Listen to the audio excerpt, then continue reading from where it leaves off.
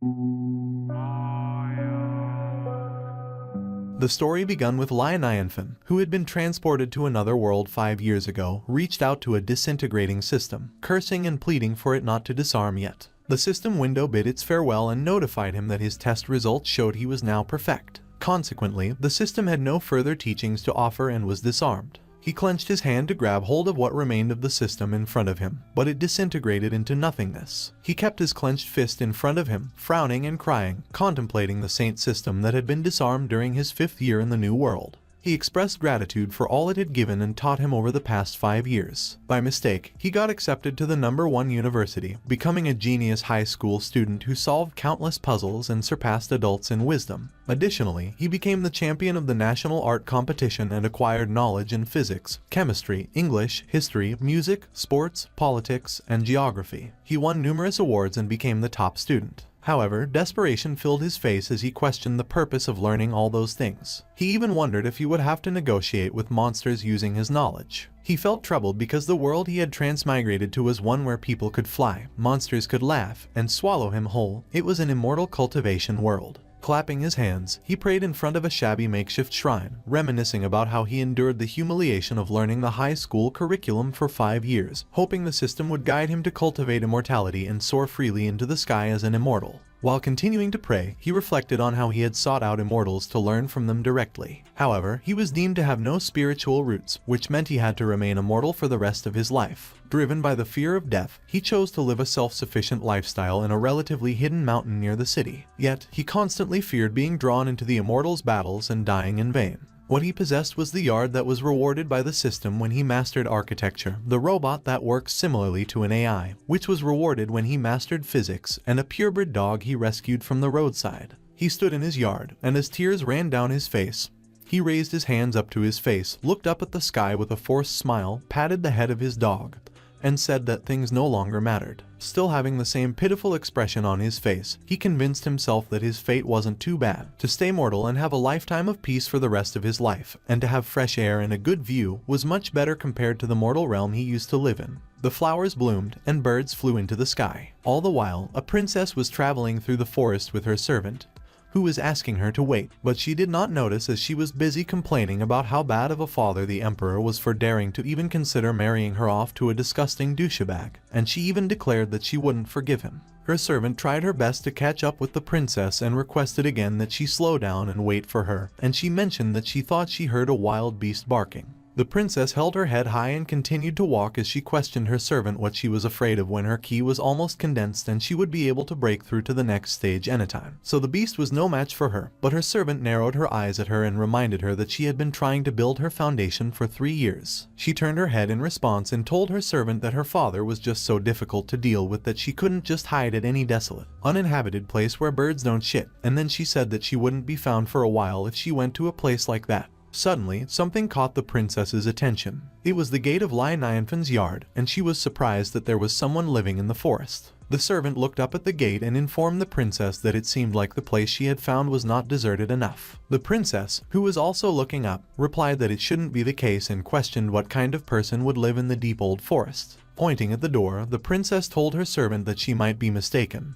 but the architecture of it was not inferior to the palace. This made her suspect that a hidden expert must be living there. Consequently, she decided to enter and check it out. However, before they went inside, she reminded her servant not to address her as a princess. The servant readily agreed and complied. She knocked on the door, and quickly, Lai Nianfen opened it and took a peek. He asked the princess who she was, and she introduced herself as Luo Shiyu, a passerby who had noticed his house in the forest. She inquired if she could come in. Lai Nianfen had a funny expression on his face, and his heart raced as he thought that Luo Shiyu seemed to be a cultivator, as she emanated an ethereal sense of ki. He wondered if the spirit of the system in the heavens had sent him a girlfriend. Luo Shiyu mentioned that she was a little tired after walking for a long time and asked if she could go in and sit down. Cherry blossoms bloomed around her and her servant, sparkling in Lai Nianfen's eyes, a vision of a beautiful woman and a young girl. He then moved his left foot in the opposite direction, towards the entrance. Extending his arms, he assured her that she definitely could enter and asked how many days she was planning to stay. Luo Shiyu clarified that she was not planning to stay there. She would just take a short break and then leave. This surprised Lai Nianfen, but he managed to regain his composure. He offered them something to eat or drink, explaining that he hadn't had any guests for 5 years, so he wasn't sure what he could use to serve them well. Lai Nianfen called for Xiao Bai and asked it to cut a watermelon to serve their guests. Luo Shiyu said that she couldn't eat the watermelon because it was just a fruit for ordinary people and there was no use for her to eat it. Meanwhile, as she inspected the yard, she felt that it was special, as if it had some kind of mysterious power to calm the soul. The AI robot, Xiao Bai, came in carrying the sliced watermelon as it welcomed the guests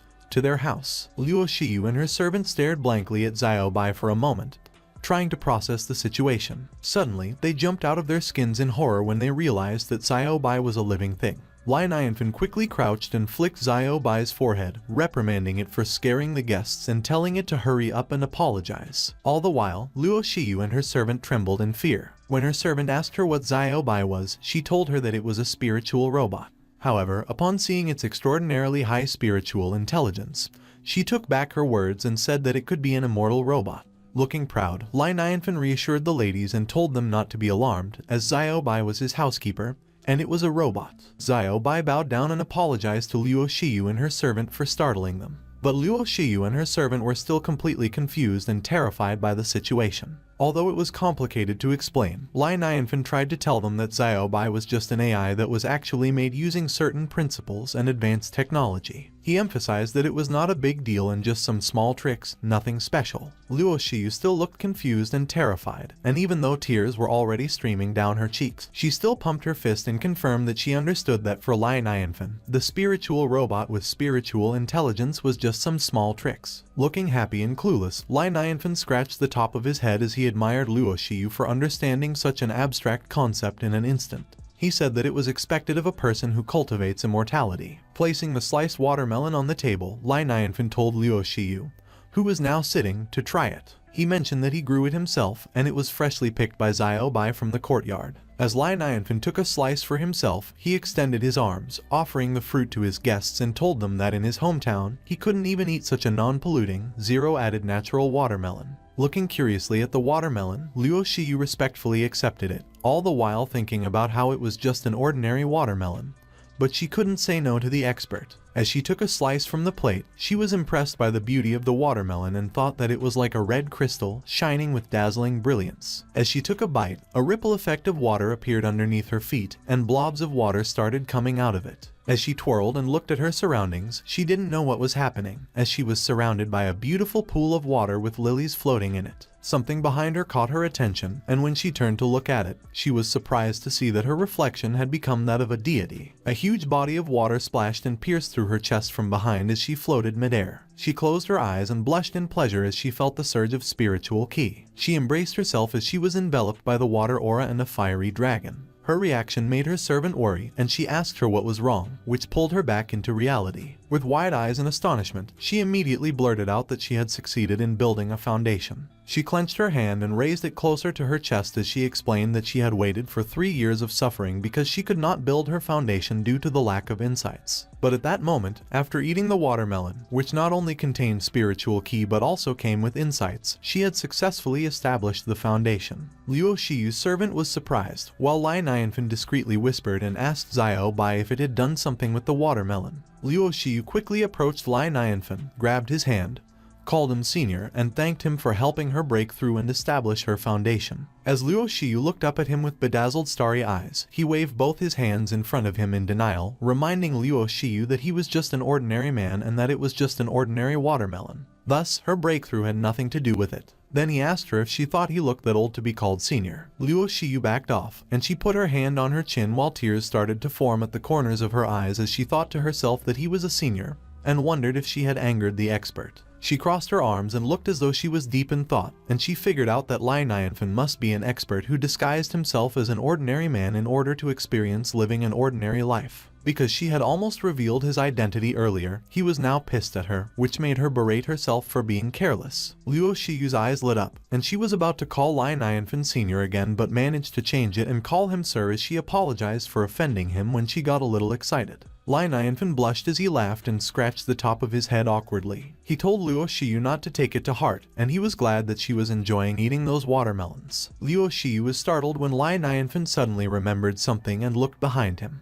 Lai Nianfen called Blackie, and quickly, his dog came running towards him with its tongue hanging out of its mouth. Luo Shiyu and her servant were surprised when Lai Nianfen took a slice of watermelon and tossed it to Blackie, saying he could have it.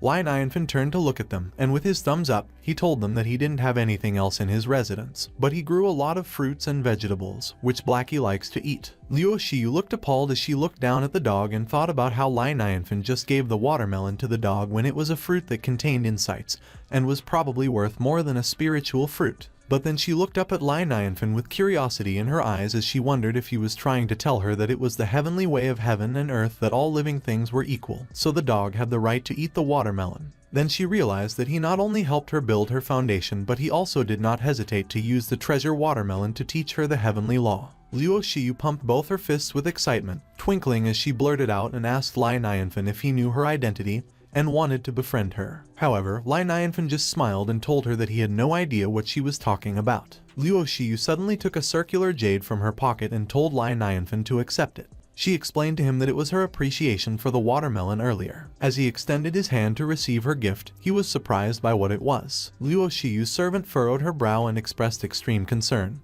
telling Luo Shiyu that she couldn't give that item away. Flowers bloomed around her, and she twinkled as Luo Shiyu reassured her servant that it was just an ornament, expressing her gratitude for Lai Nianfen's kindness. She then asked him if she could come there often to eat watermelon in the future. Lai Nianfen stared intently at the jade in his hands and told Luo Shiyu that if she just wanted to eat watermelon, she was welcome anytime. He mentioned that there was no need to be too polite and that she didn't have to give him the jade. Upon hearing this, Luo Shiyu interpreted it as her being rude again, while her servant remained focused on the preciousness of the jade. A few moments passed, and the sun rose over Lai Nianfen's roof. Luo Shiyu and her servant now stood at the gate, thanking Lai Nianfen for his time and bidding farewell. Lai Nianfen waved and told her that he would see them later. While Luo Shiyu walked away happily, her servant asked her why she gave her precious jade to Lai Nianfen. She smiled and confidently told her servant that she didn't know that many former senior cultivators of transcendent saints like to pretend to be mortals and live ordinary lives. She then raised her hand to her chin, appearing deep in thought as she explained to her servant that Lai Nianfen was a peerless expert, and it was the duty of a princess to make friends with experts. She further added that even if Lai Nianfen had a great heart and extraordinary strength, upon seeing the unknown jade pendant, he must have sensed her identity and sincerity as a princess. Her servant stared blankly at Luo Shiyu while sparkles surrounded her, and her hair and clothes were gently blown by the breeze as she laughed at how lucky she was that day because Lai Nianfen accepted her jade, which must mean that a good relationship had been formed.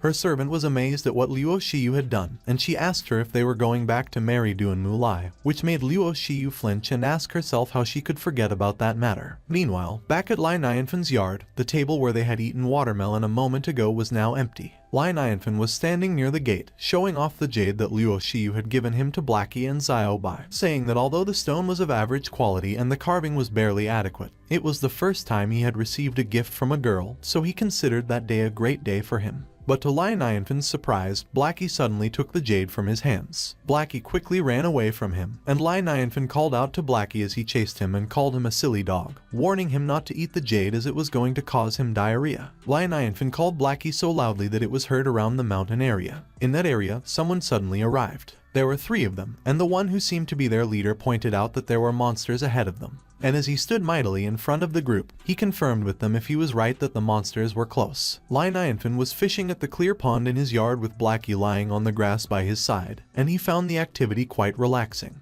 A few moments later, the sun had already set, and Lai Nianfen was still fishing in his pond, speechless. Confusion was evident on his face as he wondered why he wasn't able to catch even a single fish. Blackie, who was still lying on the ground beside Lai Nianfen, was startled when Lai Nianfen looked at him, saying that he found it strange that he couldn't get any fish when he always put in lots of krill every month, and proceeded to ask him if he had eaten them all. Blackie started to sweat, and his face was filled with terror as he started to crazily shake his head when Lai Nianfen loomed over him and told him that he remembered putting in a golden carp, but no longer saw it anywhere. Lionifin stared at Blackie intensely and doubtfully, while Blackie sweated profusely as he wagged his tail and was attentive to Lionifin. Blackie had a deadpan expression when Lionifin suddenly smiled, scratched his head, and said that he guessed he would have to go downtown to buy some krill. When morning came, Lionifin went out, and as he told Zeo to stay back and guard the house, it waved him goodbye and confidently affirmed that it understood his command. Somewhere in a walled community, someone exclaimed and announced when they saw Lionifin arrive. A lot of people seemed to recognize Lionifin, and they all greeted him. Some even invited him to come and sit with them. As Lionifin smiled and waved to everyone, a vendor aggressively waved at him and told him to come check out his freshly baked steam buns that were free of charge, and Lionifin quickly turned to look at him and gave him confirmation that he would check them out later. As Lionifin continued to walk around the community, he smiled brightly when someone reminded him that he had helped cure their daughter's illness, but they hadn't had time to thank him. All the while, in Lionifin's mind, he was thinking that although he was not able to cultivate immortality, the system had taught him some useful things so he could help others. He continued to smile as he thought that the people in the community thought he was great, but it was just basic science, and then he quickly turned gloomy when he was reminded that he couldn't even keep a fish alive. As he approached the stall, the vendor immediately recognized him and questioned if he was there for some krill again when he had just bought some not too long ago. Lionifin told the vendor not to remind him as he remembered putting all the krill into the pond. But he couldn't catch any fish. The vendor scratched his temple and asked Lionifin if he had checked the water quality, environment, and feed, to which Lionifin confirmed that he had checked and there was no problem. Ominous energy surrounded them when the vendor quickly leaned in to whisper to Lionifin that there might be a monster lurking in his pond, which incredibly terrified Lionifin. The vendor grabbed a tortoise and offered it to Lionifin, while Blackie just sat beside Lionifin and watched the transaction. The vendor held out the tortoise and told Lionifin that that kind of tortoise would remain in its place in the pond and would only surface for some sunlight every afternoon, so he could put it inside the pond. If the tortoise was safe, it meant that his pond was safe. While the vendor told him that the tortoise was like keeping guard for him, Blackie and Lionifin looked at it intently, saying that if it did not come out of the pond, then it would most likely have been eaten by the monster, and the vendor called him out to get him back to his senses. Lionifin cheerfully responded and said that he would buy the tortoise while he handed out his bag of money. But the vendor did not accept it and waved it off, saying that if it were not for him, his stall would have shut down a long time ago, so he would give the tortoise to him free of charge as it was young and not a precious breed. Lionifin thanked the vendor and went on his way. Lionifin noticed a crying middle-aged woman as he was walking his way through the crowd. She was surrounded by other women who were comforting her, and she asked them what she should do as Nanan had been captured by a monster in the mountains. Lionifin seemed to know who they were, as he was surprised to hear that Nanan had been captured by a monster. Lionifin then got a mental image of a cute little girl, which was Nanan, Auntie Zhang's daughter, who would always call him Big Brother whenever she saw him, and she was so lovely, like an angel. One of the women tapped crying Auntie Zhang on her shoulders and comforted her, saying that she shouldn't worry too much as there were already 3 cultivators making their way up the hill, so they would save Nanan for sure. But, while still crying, Auntie Zhang turned her head to look at the woman and told her that the cultivators were good but from somewhere else, so they were unfamiliar with the place. And since the mountain was so big, she was afraid that by the time they found Nanan, it might already be too late. The woman comforted her more and told her not to worry, as the 3 of them were not ordinary people. As the woman continued to comfort Auntie Zhang and tell her that Nanan would be fine, Lionifin was listening in on the conversation. He then smiled brightly while scratching the back of his head as he joined the conversation and told them that he knew the mountains well, so he volunteered to go there and show those cultivators the way. The people were surprised. The people turned to look at Lionifin with worry written all over their faces, and Auntie Zhang was startled when he said that he would follow the trail of the cultivators when they entered the mountain, so he should be able to catch up to them. One of the men voiced everyone's concern and told Lionifin that it was dangerous to go since the monsters have evil spirits. But even though he was terrified and trembling, Lionifin gave them a thumbs up as he reassured them that he would try to be careful and, in case of danger, he would just run away. Lionifin started to walk through the forest, and although he knew very well where the monsters resided as he had walked through the forest countless times, he was still hunched over in fear as he cheered and comforted himself while Blackie walked beside him. Blackie had an annoyed look on his face as Lionifin walked behind him, completely terrified. He was holding out the jade that Luo Shiyu gave him, hoping that it would help him out when needed, since she was also a cultivator. He wondered if it would work against the monsters too. Something suddenly caught Blackie's attention, and he barked, prompting Lionifin to ask him what was up.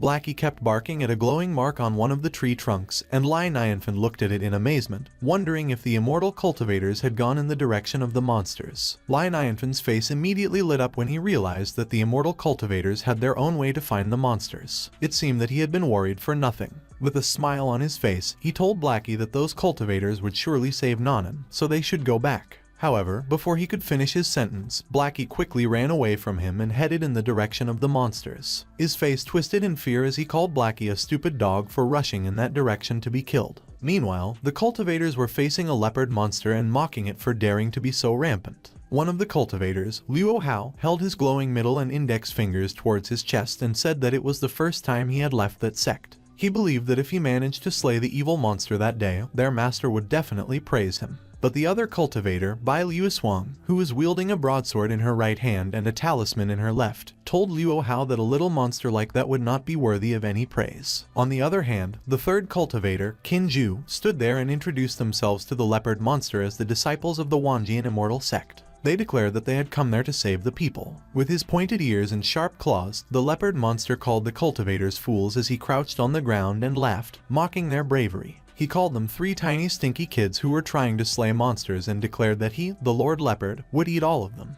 Luo Hao quickly released his golden aura, which encircled him, and called the Lord Leopard arrogant as he commanded Bai Liusuang and himself to line up. He raised his index and middle fingers, summoning his sword to rise, but the Lord Leopard was running toward them at a very fast speed, commenting that they were too slow. As the Lord Leopard continued to charge toward the cultivator, multiple swords started to twirl behind Luo Hao, and he commanded them to form up. While Luo Hao maintained the position of his left hand right in front of his chest, he extended his right hand toward the Lord Leopard and commanded his swords to go. Multiple golden swords came flying toward the direction he was pointing at. However, those swords were quickly destroyed as the Lord Leopard passed through them, repeatedly stating that they were too slow. He then mocked them for thinking that they could be heroes after only cultivating for a few years, emphasizing that he could easily kill the 3 of them with one finger, having cultivated for 200 years. Luo Hao and Qin Ju lay on the ground, and upon seeing her senior brother lying there, Bai Liusuang called out to them with worry written all over her face. Luo Hao responded and told her to hurry up and defend herself. Bai Liusuang immediately complied, shrouding herself with glowing talismans. Her brows furrowed as she could not believe that the Lord Leopard had knocked down her senior brother in one move. Bai Liusuang's eyes widened with terror when she noticed something above her. It was the Lord Leopard, looming above her while humming, easily breaking her barrier. He commented that female humans had yummy flesh and was sure that she would taste delicious. Bai Liusuang closed her eyes and turned her head away from the Lord Leopard as she called out to her senior brother for help. Luo Hao and Qin Ju were now standing. Luo Hao yelled at the Lord Leopard, threatening to kill him if he dared to lay a finger on his junior, Bai Liusuang, and declaring that they were disciples of the Wanjian Immortal sect. He asserted that their sect would fight him to the death. The Lord Leopard just laughed at them and told them to look at their desolate surroundings, where there was nothing he could be afraid of. The Lord Leopard then drooled and blushed in anticipation as he reached out his huge paw at Bai Liusuang, and then he laughed and declared that he would eat their beautiful junior right in front of them, one bite at a time. Meanwhile, Bai Liusuang was trembling in fear and pleaded with the Lord Leopard to let them go. Suddenly, a strange sound came from the forest, catching the Lord Leopard's attention. He wondered who it was and couldn't believe that someone had approached silently. Bai Liusuang furrowed her brows and couldn't say anything, while Qin Ju was still apprehensive, wondering if someone had come to save them. Luo Hao's face had already lit up. He smiled, expecting that their master must have sensed their danger. The creature passed through the woods in a zigzag motion so quickly that it couldn't be seen. The Lord Leopard gritted his teeth as he saw the silhouette behind him, which they assumed was the master of the tree cultivators, the sect master of the Wanjian Immortal sect. But to their surprise, it was just a passing dog, Blackie, strutting towards them with his tongue out. With his head turned towards Blackie, he was a bit annoyed that he got scared for nothing. He wondered what an ordinary dog was doing there. He then told Blackie that he was in a good mood that day, so he wasn't going to eat him and asked him to get out of the way. Meanwhile, Bai Liusuang was still frozen in front of the Lord Leopard. Blackie confidently glared at the Lord Leopard and suddenly talked, threatening him to surrender before it was too late. Luo Hao and Qin Ju were both surprised that Blackie could talk so confidently. Bai Liusuang warned Blackie that the Lord Leopard was very powerful, so he should run. Meanwhile, the Lord Leopard looked at Blackie with a deadpan face and was speechless. The Lord Leopard then grinned when he realized that Blackie was a little monster dog. He asked him if he had turned crazy from cultivating. Blackie's teeth twinkled as he smirked and raised his paws to his head, saying that he didn't usually go out much, so he really didn't know. With a confident grin on his face, Lord Leopard raised his index finger and said that he would give Blackie a blow that would wake up his brain, so afterward, Blackie would know. The Lord Leopard released a huge wave of purple aura and told Blackie to taste his power. Still emitting that wave of purple aura, the Lord Leopard laughed maniacally as he told Blackie that he should not be a stupid dog in his next life. The aura was so powerful that even though Luo Hao had protected himself with his aura, it still grazed his cheeks while he was just a bystander. As the wave of aura reached Blackie, he started absorbing it through his mouth effortlessly. After finishing devouring that huge amount of aura, he sat on the ground with his protruding belly and expressed his pain, saying that he was full. The Lord Leopard froze in place and was left speechless. Confusion filled his eyes as he couldn't believe that his attack had actually been eaten. Blackie then stood up to get back to business and shook off his body. His eyes lit up with aura, and he looked ferocious as he said that his master was coming soon, so he didn't want to waste his time with the Lord Leopard. As Blackie continued to release his aura, the sky suddenly turned black as clouds gathered and lightning struck, which terrified the Lord Leopard, who couldn't understand what was happening. Shrouding himself in aura, Blackie raised his right paw and told the Lord Leopard that he had done something he didn't like, so he must be punished. The Lord Leopard was greatly astonished as a gigantic paw made of aura towered over him like a huge building. His body shivered, and terror was evident on his face as he saw the gigantic dog paw above him. Still emitting and shrouding himself in aura, Blackie extended his paw forward. He jumped into the air as he swung his right paw, followed by the gigantic dog paw, as he told the Lord Leopard to die. The Lord Leopard was on all fours, his hair raised in terror, and tears were dripping down his eyes as he begged Blackie to forgive him and let him go, as he was just a small monster leopard. Blackie just glared at him and told him that it was too late. The gigantic dog paw slammed into the ground where the Lord Leopard was. As the gigantic dog paw dissipated, a huge dent on the ground remained with a silhouette in its center. It was the squished and bloody body of the Lord Leopard. As the clouds started to clear, the three disciples quickly bowed to the ground behind Blackie, thanking him for saving their lives. Blackie glanced at them and said nothing, then quickly turned around to face them. He commanded the bowing cultivators to get up and told them that his master likes to experience the life of a mortal with an ordinary identity, so they should remember that the three of them killed the monster leopard, and he had nothing to do with it. As Blackie continued to instruct them, when his master arrives, they should not mention anything about what he did. Bai Luoswang tilted her head in confusion when she heard that Blackie has a master. Blackie instructed them to treat his master like an ordinary man and to treat him like an ordinary dog. The three cultivators were flustered as Blackie raised his left leg and peed on the ground, confirming with them if the instructions were clear. The three of them were speechless for a moment as they processed the information, while Kinju was wondering who could possibly be the master of such a powerful monster dog. But then they recovered and bowed down to Blackie, assuring him that they would remember his instructions, which satisfied Blackie. After a moment, Lai Nianfen could be heard as he traversed through the tall grass and called for Blackie. Bai Luoswang and Luo Hao quickly looked in the direction where the voice was coming from, full of anticipation as they were about to meet an extraordinary person. Lai Nianfen looked pale. He was sweating and out of breath as he approached the group, reprimanding Blackie for not listening to him when he called out and for running so fast, which made him exhausted after chasing. Kinju, Luo Hao, and Bai Luoswang were all expectant and excited to see the extraordinary expert who was living the life of a mortal. On the other hand, Lai Nianfen did not notice them. He was so mad that he yelled at Blackie, asking if he did not hear him when he told him to stop, and slapped him at the same time. Blackie did not dodge or fight back, he just took the slap, and his head jerked back in response to the impact, with his drool flying in the air. Blackie bent over and started licking Lai Nianfen's feet. But Lai Nianfen was still so fuming mad that he just crossed his arms and sarcastically acknowledged that Blackie just knew how to lick at that moment. Luo Hao was frozen in fear, and sweat ran down his face as he asked himself what kind of high-level expert Lai Nianfen was, to be able to treat an immortal dog just like an ordinary beast. Bai Luoswang was startled as well. Her face turned pale as she told Luo Hao that even their master may not be able to catch the Lord Dog's paw, which covered the sky. However, Kinju disagreed with her and told her that she was underestimating their master. With a serious look on his face, Kinju said that their master was the sect master of Wanjian Immortal Sect, so he would surely be able to take the dog paw. However, he would need to rest for a couple of months to recover from the injury. Luo Hao did not pay them any mind as he was intently looking at Lai Nianfen, and he placed his hand under his chin as he thought that something was not right because there was no spiritual power fluctuation in Lai Nianfen. As Lai Nianfen squished Blackie's face and played with it, Luo Hao thought that no matter how he looked at Lai Nianfen, he definitely was immortal. Lai Nianfen turned to look at them when he finally noticed the three cultivators, and Blackie turned to look at them too. Blushing and full of excitement, Lai Nianfen shook Luo Hao's hand and apologized,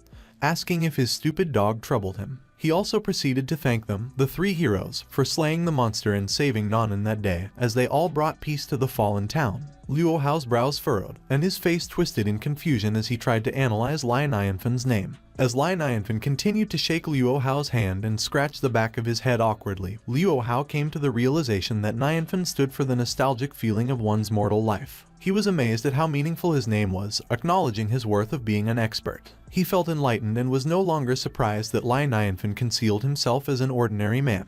Then suddenly, Luo Hao grabbed Qin Zhu's head and forced him to bow, which surprised him. Luo Hao bowed at Lai Nianfen and said that it was a pleasure meeting him. Bai Luoshuang, on the other hand, closed her eyes and bowed gracefully at Lai Nianfen as he introduced her seniors. She then looked up at Lai Nianfen and introduced herself as Bai Luoshuang, the daughter of the sect master of the Wanjian Immortal sect, and said that it was fate that she met him that day. But to Bai Luoshuang's dismay, Lai Nianfen ignored her charm as he walked past her and started to inspect the flattened Lord Leopard on the ground. He asked for permission to take a closer look. The three of them were confused when Lai Nianfen pointed at the Lord Leopard and told them that in his previous life, it was a protected animal. Suddenly, something caught Lai Nianfen's attention. It was a golden bead, and he asked the cultivators what it was. The three cultivators approached him, and with a smile on his face, Luo Hao, who had a full score in the Wanjian Immortal Sect Theory test, explained that it was the monster leopard's demon dan. For a powerful monster like that, its demon dan was very valuable. If used to enhance cultivation, it could raise at least 3 levels of the realm. As the demon dan floated in front of Lai Nianfen, his eyes twinkled with awe. He had only seen it in a TV series in his previous life. Then he said that the original one looked so precious. Lai Nianfen then turned towards Bai Luoshuang. She was startled when he grabbed her hand and placed the demon dan in her hand, saying that she should keep it well and not let it float around like that. Bai Luoshuang's face lit up when she realized that Lai Nianfen had given the demon dan to her. But Luo Hao chimed in and told Lai Nianfen that the monster leopard's defeat was pure luck, so they did not dare ask for it. This left Lai Nianfen confused. With a firm look on his face, Lai Nianfen told them that the demon dan was naturally theirs since they had all defeated the monster leopard. Bai Luoshuang was startled upon hearing what he said. Lai Nianfen smiled cluelessly in front of her as Bai Luoshuang contemplated and came to the conclusion that Lai Nianfen was testing her honesty. If she took the demon dan, she might as well be dead. Her brows furrowed, her mouth upturned, and tears filled her eyes as she thought about how she couldn't bear to part with the demon dan. But she must. Bai Luoshuang's expression quickly changed to a humble one as she faced Lai Nianfen and offered to let him keep the demon dan. However, she could not finish her sentence as Blackie interrupted her by barking. Lai Nianfen was confused and turned to look at Blackie, who continued to bark.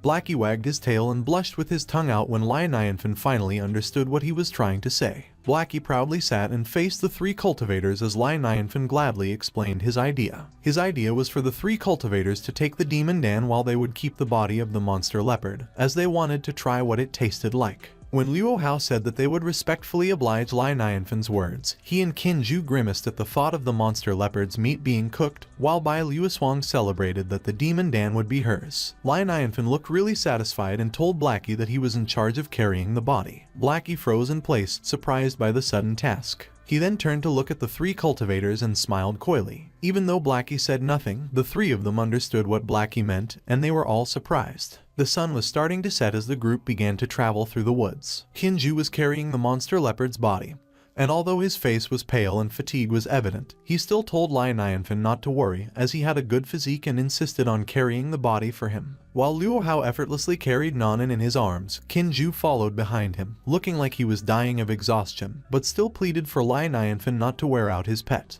Lai Nianfen was awkwardly scratching the back of his head as he accepted Qin Zhu's insistence and thanked him. When Bai Luoshuang approached him with a gleeful smile and asked if he had been to the Wanjian Immortal sect, offering to take him there next time as the Lord was his father. This made Lai Nianfen wonder if all immortal cultivators were so friendly these days. He smiled contentedly and thought that he may have crossed over to a harmonious world of immortal cultivation. Back in town, the people greeted them with smiles. They were all glad to see the 3 master immortals back together with Lai Nianfen, and that they had brought Nanan back safely. Nanan immediately ran toward her mother as she called out to her, and her mother responded by calling her back. Lai Nianfen was glad that everything was alright, and while Auntie Zhang cried with happiness as she hugged Nanan tightly, one of the women thanked Lai Nianfen. However, he corrected them and said that he had not done anything as it was the 3 cultivators who had slain the monster. The townspeople started giving small gifts to Bai Luoshuang and Qin Zhu, who politely refused them, while Luo Hao looked at Lai Nianfen with awe for being unwilling to take credit, even when he had given the demon Dan to them.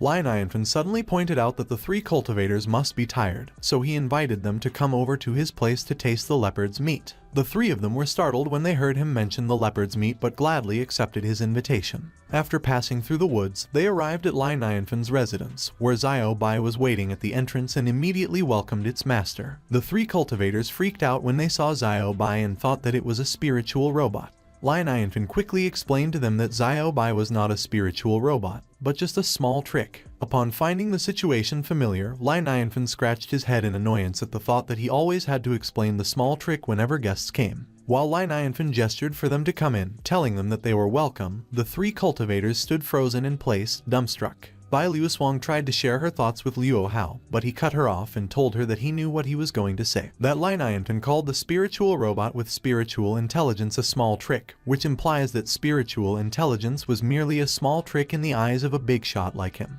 As they entered Lai Nianfen's house, the 3 of them sat stiffly in his living room, observing that everything in the house displayed extreme perfection in terms of squares and circles. They also noticed that the floor was much smoother than a bronze mirror, and their expressions took on a rigid posture as they felt the chairs were so soft that it felt as if they were gripping their own asses. The 3 of them furrowed their brows, their expressions filled with astonishment as they realized they were in the world of big shots. It was already evening, and Lai Nianfen served his guests some tea and mentioned that he lived in a remote area, so he didn't have many guests. Lai Nianfen told them that the 3 of them didn't have to feel constrained and should think of the place as their own house. However, the 3 of them sat there nervously, sweat running down their faces. Luo Hao nervously thanked him and commented on how wonderfully furnished his home was. Unaware of his guests' discomfort, Lai Nianfen stood there with his hands on his hips, smiling proudly at his decor style, which was from his past life. He knew that even though his guests were eternal cultivators, they had never seen anything so fashionable. Lai Nianfen was surprised when Kinju suddenly spoke up and nervously pointed at something while asking what it was. He was pointing at the device beside the sofa that had an LED screen on it, displaying the temperature and other numbers. Luo Hao and Bai Luoshuang looked at Kinju expectantly as he had asked the question they wanted to ask. Lai Nianfen proudly told them that it was an air purification humidifier, and its function was to make the air quality fresher. Kinju was so surprised by Lai Nianfen's response that he blurted out that the device made the air more than fresh. But he couldn't finish what he was about to say because Luo Hao dramatically fell onto his lap and claimed that he accidentally fell, which angered Kinju, who questioned him about how he could fall when he was sitting. Luo Hao looked ominous as he slowly sat up, which made Kinju nervously call out to him. Luo Hao's face twisted in fear, and he was sweating profusely as he asked Kinju if he had gone mad. He proceeded to remind him of what Blackie had told them, that Lai Nianfen wanted to live the life of a mortal, so they must treat him as a mortal. The moment Luo Hao told him that if Lai Nianfen said it made the air fresher, then it could only freshen up the air, Kinju was struck with realization. His face twisted in fear as he realized that he had been too careless. As Lai Nianfen asked Kinju what he had just said, Luo Hao sat up straight with his arms crossed, while Kinju scratched the back of his head, trying to wriggle out of the situation, and said that it was indeed a breath of fresh air for them. Lai Nianfen laughed and agreed with what Kinju had just said. Afterward, he proudly informed them that a water purifier was also used to purify the water in the house. He demonstrated by pressing a button, causing water to pour into the teapot he held. As Lai Nianfen poured hot water from the teapot into the teacup, the 3 cultivators leaned forward simultaneously, savoring the aroma emitted by the hot water. They were extremely delighted, feeling the essence of the spiritual water, the spiritual air, and the holy item. Seeing their reaction, Lai Nianfen smiled brightly, glad that they liked what he served. As he walked out the door, he informed them that he would be cooking in the backyard. If they wanted more tea, they could simply pour it themselves. Luo Hao cupped his fist to Lai Nianfen and apologized for the trouble. Beside him, Kinju and Bai Luoshuang smiled brightly at Lai Nianfen. They maintained the same facial expressions until they heard the door close. Their faces immediately turned grim. Kinju reflected on his earlier carelessness, and Luo Hao told him that he appeared to have a terrific character. Bai Luoshuang reminded him to be careful, stating that she wouldn't defend him if he provoked Lai Nianfen. Luo Hao closed his eyes and lectured Kinju, emphasizing that making friends with Lai Nianfen would be their greatest blessing in life. He warned Kinju not to offend him under any circumstances. Bai Luoshuang closed her eyes and crossed her arms beside Luo Hao, silently agreeing. They were unaware that Kinju had already stood up from his seat. As Kinju stood near the water purifier, he raised the scroll, leaving Luo Hao astonished. Luo Hao asked Kinju if he had been listening and told him not to touch Lai Nianfan's things without permission. Kinju appeared unfazed and told Luo Hao not to be angry. He reassured him that since he had given him an order, he would not act recklessly. Referring to the trash bin in front of him, Kinju stated that the scroll had been discarded there, making it seem like trash. Despite Kinju's reassurance, Luo Hao still looked nervous as he reached out to him and told him that he must still be careful, but Kinju paid his warnings no mind and asked if they should open the scroll up and have a look. Luo Hao was alarmed at Kinju's suggestion. He asked him how he could think like that and reprimanded him, asking if it was something a cultivator would do. Someone's hands were trembling as they opened up the scroll while someone was telling them to be careful. It was Luo Hao who was nervously opening the scroll with his sleeves rolled up and tied around his armpits. And while Bai Luoswang was trembling in anticipation beside him, Kinju was on his other side, and he seemed to be unfazed and was focused on the scroll. Luo Hao's eyes widened in surprise as he felt something strange. Suddenly, the scenery changed, and there was a person traversing through the river between huge mountains with a boat. The person noticed something, and they quickly drew their sword out. They jumped off their boat and lunged to attack the person standing by the riverbank. The person stepped on water to give themselves another driving force. The person standing on the riverbank was Luo Hao,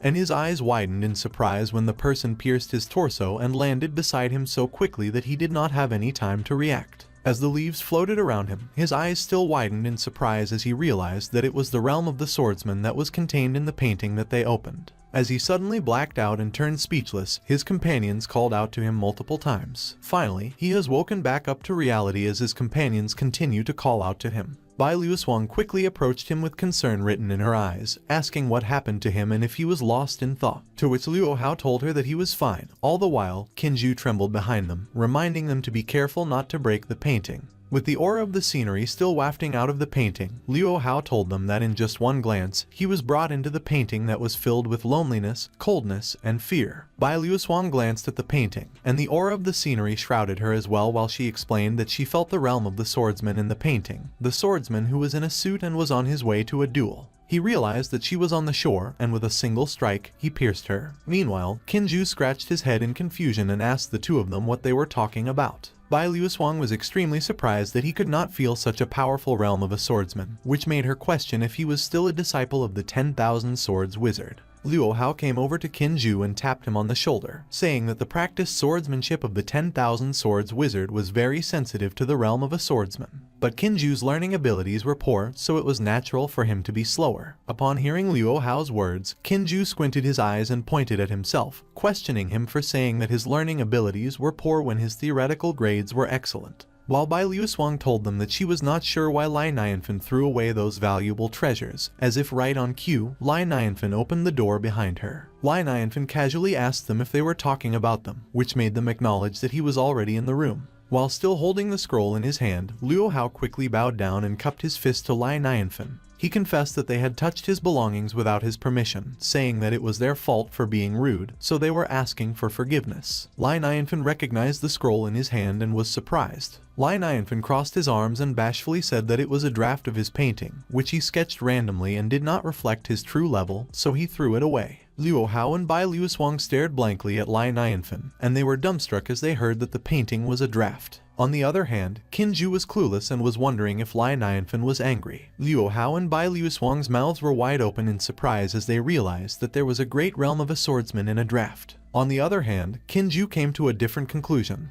That Lai Nianfan was angry and he doesn't know what he should do. While shaking and tears forming at the corners of his eyes, Luo Hao cupped his fist to Lai Nianfan and asked politely if he could have the valuable draft since the painting was a draft. Upon hearing Luo Hao's request, an arrow struck Lai Nianfan's heart, and he smiled brightly as he asked if they all liked the painting. Lai Nianfan was so flustered that he awkwardly scratched his temple as he looked the other way. He told them that if they liked it, they could take it, as he was flattered. Then he started to ramble about how no one had liked his paintings since the system taught him, so he was glad that some people enjoyed his work. He was not able to continue with his rambling as he was startled when the three cultivators bowed down to him and paid him such huge respect, thanking him for the painting. Luo Hao quickly straightened up and turned to call for Bai Luoswang, telling her that without any delay, they should bring the valuable painting to their teacher's door right away in case of an emergency. Confused about what emergency Luo Hao was talking about, he asked him if he was afraid that he would go back on his word. Luo Hao laughed and told Lai Nianfen that what he said was ridiculous, which made Lai Nianfen laugh as well. But Luo Hao quickly turned to look at Bai Luoswang and anxiously ordered her to hurry and keep the painting properly, which startled her. Luo Hao bowed and cupped his fist to Lai Nianfen as he bid him farewell. He told him that the wonderful grace of that day would not be forgotten and that they hoped Bai Luoswang's cultivation base would benefit and improve more from that day's experience. He also told him that the next time, they would be the hosts and would invite Lai Nianfen to an apology ceremony. As the three cultivators flew into the skies riding their swords, Lai Nianfen stood in his yard, speechless as he looked up at them. Lai Nianfen wondered if that was what a cultivator was because they had rescued Nonan without expecting retaliation, and merely wanted a drafted painting. Lai Nianfen smiled as he patted both Xiao Bai and Blackie with both hands and said that he was clearly inferior compared to their attitude, so he was no longer surprised that the system said he didn't have the talent to cultivate as an immortal. Then he asked Blackie for validation of his statement. Blackie looked up at him with confusion in his eyes but did not say anything. As the night continued to unfold, the moon cast a gentle glow over the landscape, and the birds traversed through the mountain with the waft of Lai Nianfen's cooking traveling with them. Lai Nianfen mentioned that he really wanted to be a hero to help the world, and in response, Blackie barked. On the other hand, someone was ascending a set of stairs and asked Luo Shiyu if she was sure that she wasn't dreaming.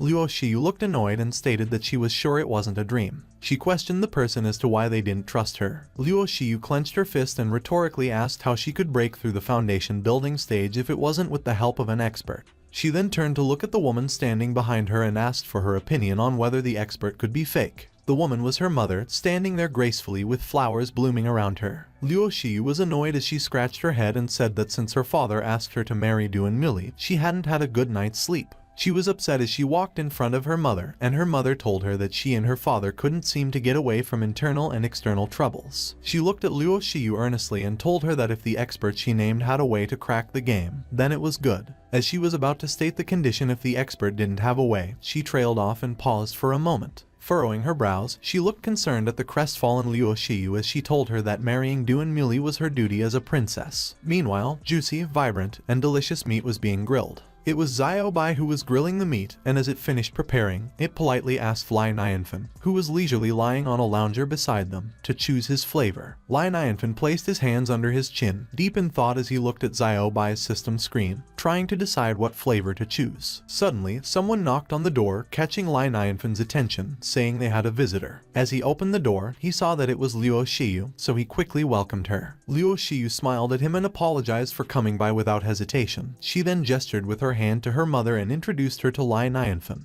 Lai Nianfen quickly turned his head to look at and acknowledge her mother, but he trailed off and did not finish his sentence. As he looked at the beauty who was staring back at him, he wondered if she was also a hidden expert. Luo Shiyu's mother, Zhongzhu, introduced herself while glowering at Lai Nianfen. Lai Nianfen was surprised at her expression and thought that she didn't appear to be friendly. But then his eyes twinkled, and he smiled as he thought that she was a beauty, so it was okay to be a little ferocious. Lai Nianfen then extended both his arms, gestured, and told them to come in, saying that he had just finished making lunch. As the three of them made their way towards Xiao Bai, who was grilling, it turned its head in Lai Nianfen's direction to inform him that it was done grilling. Lai Nianfen quickly ran ahead of the guests to inform Xiao Bai that they had visitors coming in. Xiao Bai sounded excited and quickly asked Lai Nianfen if they were going to have lunch together. When Lai Nianfen confirmed, Xiao Bai responded that it seemed they would need to prepare 2 extra pieces of cutlery. While Xiao Bai and Lai Nianfen were talking, Zhongzhu looked at Luo Shiyu with a horrified expression as she pointed at Xiao Bai. Luo Shiyu nonchalantly waved her hands and, while looking sideways, told Zhongzhu that those were simply gadgets found in the houses of experts. She explained that Zhongzhu was making a big deal out of nothing because she had never seen them before. Zhongzhu was speechless when she saw Xiao Bai approach Luo Shiyu, bow to her, and tell her that it was a pleasure to meet her again. Luo Shiyu snickered and told Xiao Bai that it was very interesting. Zhongzhu was so surprised that it seemed like life was drained from her face. She wondered what kind of tool Xiao Bai was, as it couldn't only cook but also tease girls. In comparison, the treasure of the dynasty's Zhenchao seemed like total trash. Zhongzhu then managed to calm down as she smiled and tucked her hair behind her ears. She sat down near the grilled meat with Luo Shiyu, thinking that there still seemed to be a need to take Lai Nianfen seriously. Luo Shiyu leaned over and grabbed the grilled meat by its stick, asking Lai Nianfen if it was really delicious. Zhongzhu quickly turned towards Luo Shiyu, her face looking scary,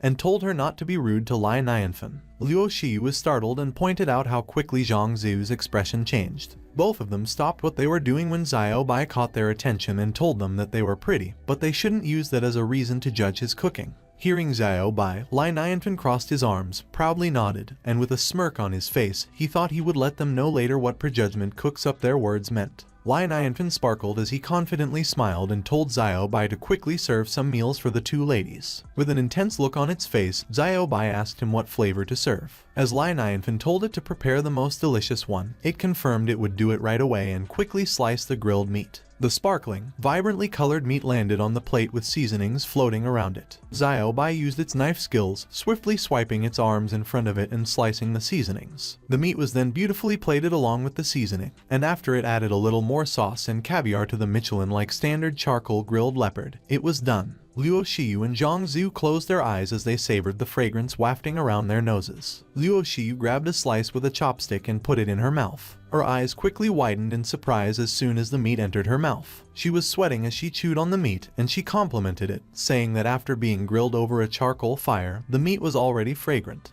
On the other hand, Zhang Zu grabbed one slice of meat using her chopsticks, aggressively biting at it, and one with her hand, and tears ran down her face as she said that the meat also became tastier as a result of being seasoned with various seasonings. On top of that, it was tender, crispy, fresh, and spicy. The perfect blend of flavors erupted in her mouth in an instant. The two ladies were overwhelmed by the deliciousness of the meat, and they were stuffing their mouths with it, throwing their etiquette out the window. Lai Nianfen looked at them with amusement as he told them that he didn't expect them to like the leopard meat so much that a whole platter of it was consumed. Holding a beautifully plated slice of meat in his hand, Lai Nianfen told them that it was the last piece of meat that he was supposed to keep for dinner, and then he offered them the plate and asked if either of them wanted it. Zhang Zu and Luo Shiyu quickly glared at each other as if they were in a duel. As they fought over who would be the first to grab the grilled meat, the scenery changed, and both of them were naked with just a few fabrics on their bodies, surrounded by blooming flowers as they extended their arms and reached out to grab the flying grilled meat. The scenery returned to normal, and Zhang Zu put the meat in her mouth using her hands, chewing it loudly, while Luo Shiyu trembled with anger in front of her, protesting that it was obvious that she was the one who noticed it first. Lai Nianfen suddenly interrupted them and asked about the purpose of their sudden appearance at his house that day. While Luo Shiyu was still grieving over the last meat, Zhang Zu had already regained her composure. As she realized that she was so preoccupied with the meal that she had almost forgotten about their real business, she requested that Luo Shiyu tell Lai Nianfen their true identity. Upon hearing Zhang Zu's words, Luo Shiyu came back to her senses, remembering what they had come for. She quickly bowed to her mother, confirming that she understood.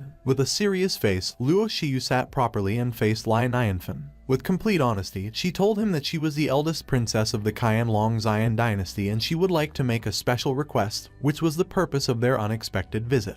Luo Shiyu closed her eyes and brought her clenched fist to her chest as she confessed to Lai Nianfen that she didn't mean to hide her identity. Zhang Zu calmly sat down beside her while Luo Shiyu told Lai Nianfen not to be startled when she revealed her true identity, which ironically startled Lai Nianfen. He was nervous as he told Luo Shiyu that if it was too frightening, she didn't have to say it. Luo Shiyu looked earnestly at Lai Nianfen and told him that she was the princess of the Qianlong Celestial Dynasty, to which Lai Nianfen flinched and made a remark that she wasn't listening to him at all. Luo Shiyu continued to say that her father had recently ascended to the throne, but his kingship was unstable. They were in unspeakable misery because two powerful ministers were in charge, depicting the image that her father was in the palm of their hands. As she continued telling the story, Luo Shiyu recalled the time when her father reluctantly agreed, under force, to marry her off to the son of one of those traitors. She saw the face of her extremely troubled father while the minister walked away with an evil grin on his face. Her eyes filled with sorrow as she told Lai Nianfen that they wanted a moment of peace. Lai Nianfen stared at her with a blank expression, and Luo Shiyu was taken aback that he wasn't surprised in the least. She balled her hands into fists while gripping her skirt, thinking that Lai Nianfen was an expert in the wild, so he must have seen through everything.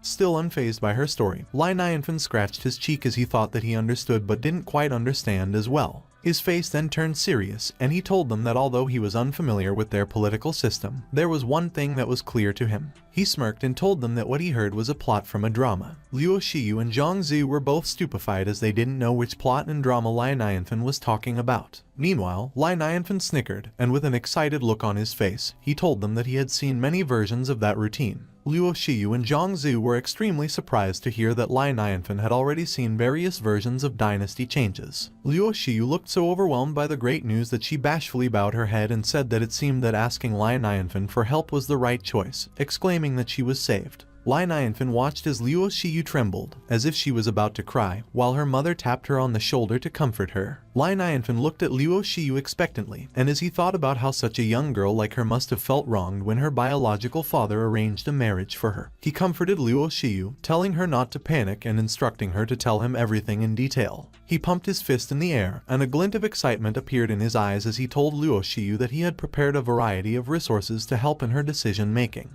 Upon seeing his expression, Luo Shiyu wondered why Lai Nianfen looked excited. Luo Shiyu started to explain that the main forces in the immortal world were divided into the Celestial Dynasty and the Sect. The Celestial Dynasty was a dynasty ruled by cultivators. It was composed of immortal cultivation resources, and its soldiers were immortal cultivators who ruled over the human beings and also kept them safe from the wrath of monsters. While recalling her struggles with meditating to build her foundation while her parents cheered her on from behind, she said that the Qianlong Celestial Dynasty was one of the numerous immortal dynasties in the world and that it prioritized immortality above all else. Recalling how her parents studied earnestly, she told Lai Nianfen that most cultivators were simple-minded and not good at power skills, which resulted in the alliance of two powerful ministers and her father, the Holy King, who existed only in name. While her father, the king, sat on his throne, the two powerful ministers stood in front of him as if they were guarding him. But Luo Shiyu knew that the prime minister, Keozhong, was a haughty person, and although the national teacher's influence was slightly less than that of the prime minister, they had ulterior motives as well. Remembering their evil grins, Luo Shiyu told Lai Nianfen that the two of them colluded to do wicked things, and her father has tried to persuade them countless times but failed, so there was no other way in their current situation. Luo Shiyu stood up, raising her hands to her chest and clenching them into fists,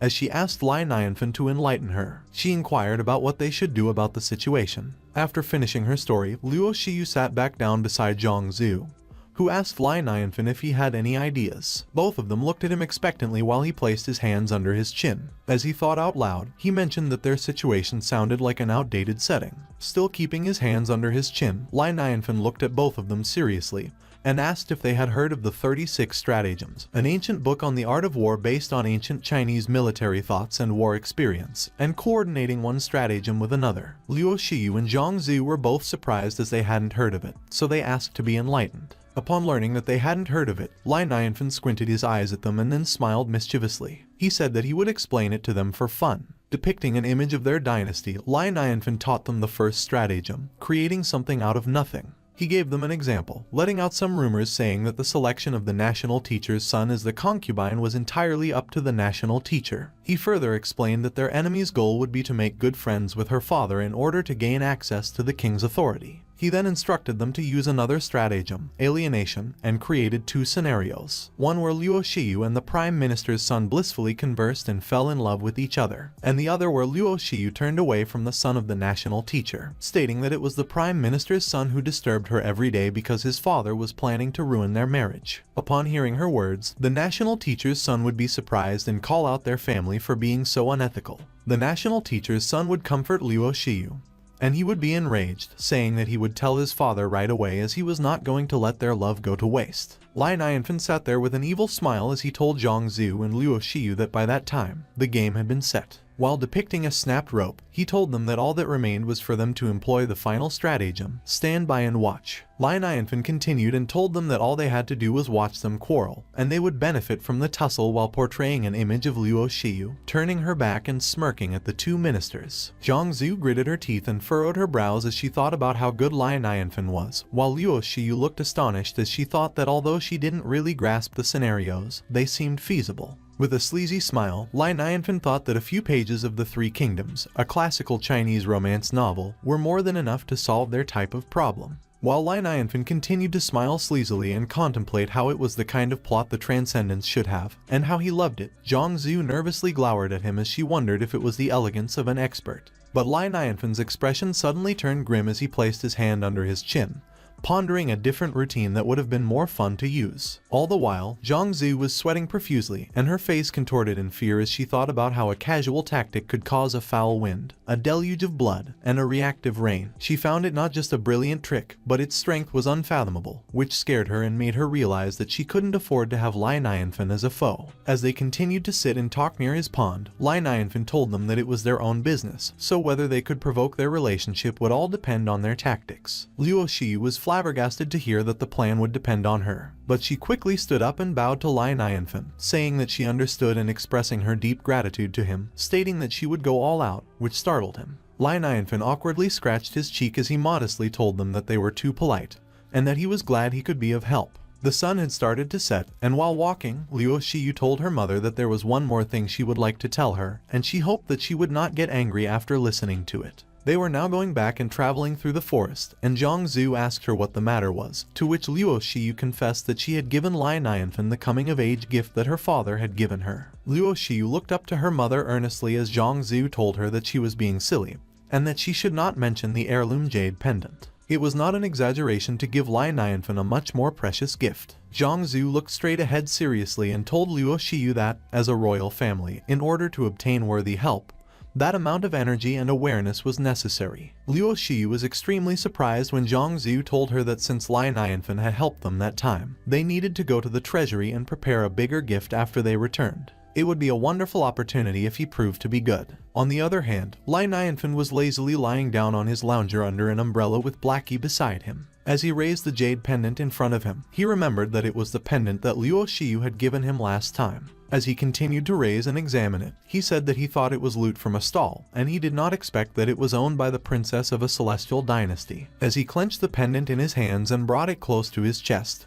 he said that although it was a so-so thing, it was a token of gratitude from Luo Shiyu, which would still be considered a good fate benefit with the Qianlong dynasty, so he hopes that they will support him in the future. He suddenly stood up when he got the idea to reshape the pendant since he was also practicing carving. This made Blackie look at him and observe him. Blackie continued to look up at him. A few moments later, Blackie yawned and stretched as Lai Nianfen announced that he was done. He hung the jade pendant beside the entrance to his residence and stated that that is how it should look. Looking closer at the jade pendant, an intricate detail had been carved into it. The petals were gently carried away by the wind, fluttering through the air, showcasing the serenity at Lai Nianfen's residence. The tortoise he had purchased back in town peacefully rested on a rock in the middle of the pond. While it relaxed, three silhouettes observed it from a distance, and the piercing eyes of one even glinted. It was Lai Nianfen, his face twisted in anxiousness and anticipation as he observed the tortoise, unaware that he was grabbing the bush in front of him. Lai Nianfen trembled as he continued to observe the tortoise from afar, while Xiao Bai and Blackie observed behind him, both speechless. Suddenly, tears welled up in Lai Nianfen's eyes. He snarled at them and stated that it was normal for him to be scared of monsters, as he was not a cultivator. Therefore, there was nothing wrong with what he was doing.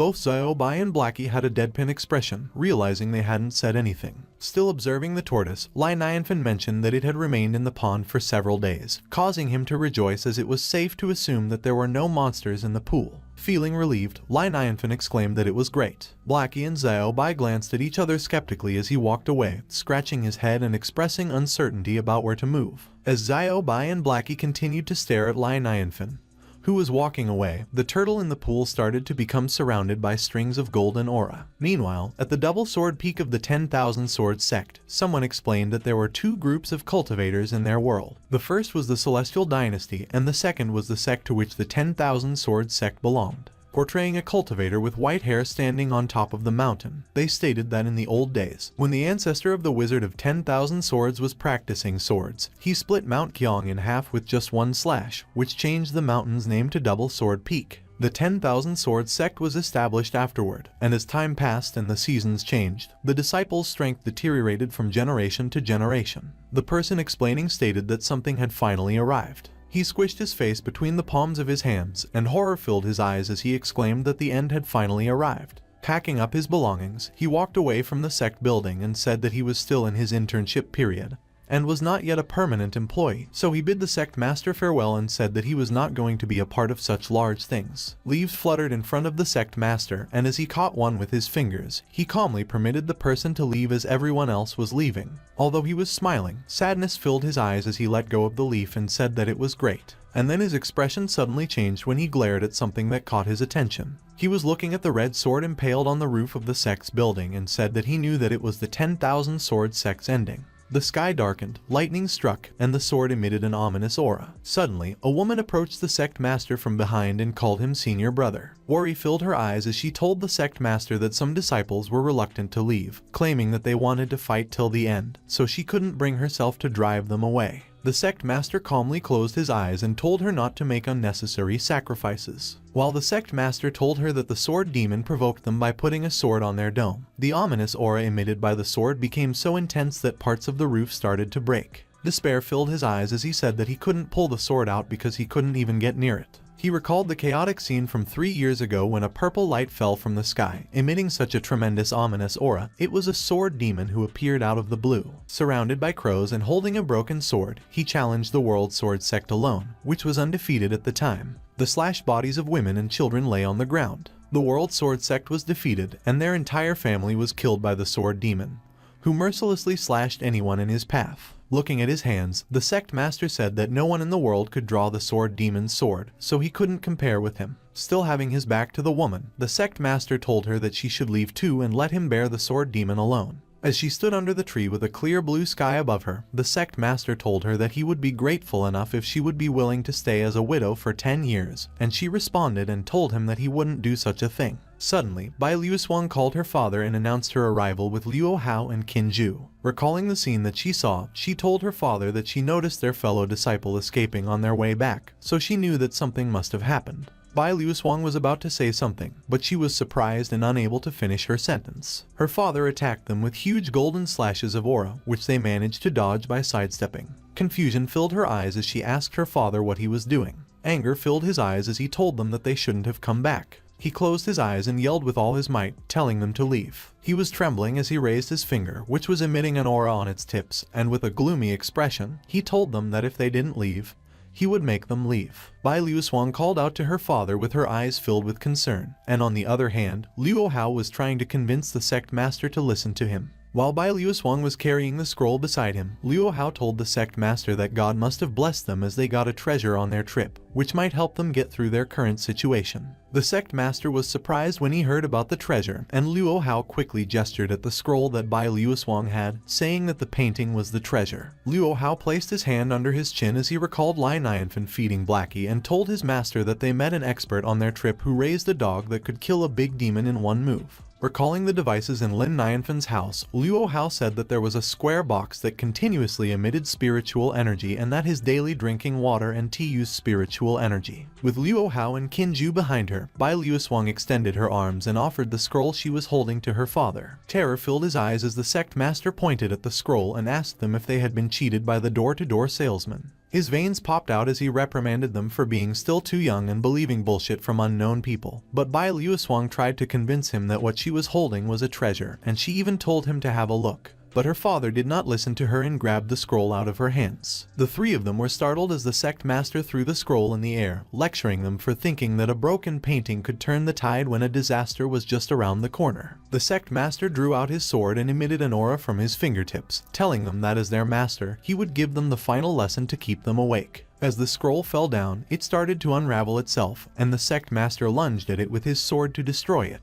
Luo Hao and Bai Liuswang tried to stop him, but his aura was so strong that all they could do was scream their protest. The sect master continued to attack when suddenly, a finger stopped his sword effortlessly by touching the tip of it. The man was wearing a hat, and he seemed to be the swordsman from the painting who had come out of it. The swordsman just stood there and said nothing. The sect master was so surprised at his appearance that he asked him who he was, which made the swordsman open his mouth, but no sound came out. Suddenly, a huge amount of aura surged from the double sword peak mountain and pierced the sky. The ground shook, and the disciples who were running away almost stumbled on the ground, not knowing what was going on. One of the disciples' faces was filled with horror as he thought that the sword demon could have arrived a day earlier, but his fear turned to confusion when the other disciple told him that he was wrong. Looking back at the Double Sword Peak Mountain, the other disciple told him that it was not the sword demon, it was their master who had a breakthrough. Someone mentioned that the cultivation realm from low to high is divided into Kai practicing, building base, savor, yin yang, ob, out-of-body experience, distraction, merging, God's test, and Mahayana, and once they reached the realm of yin yang, they could hardly call themselves a strong person. It was Luo Hao, and while he remarked that their master only gave the painting a quick glance and he was able to advance from yin yang to ob, Bai Luoswang worried about her father. Meanwhile, their master looked at peace as he cultivated and released a small amount of his aura at the tip of his fingers. He released his powerful aura that surged through the area and created a strong gust of wind. Qinju noted that thank goodness their master's strength increased drastically and that even if they had to confront the sword demon the next day, they should be able to prevail, while Luo Hao remained speechless. Their master seemed to be deep in thought, and suddenly he noticed something.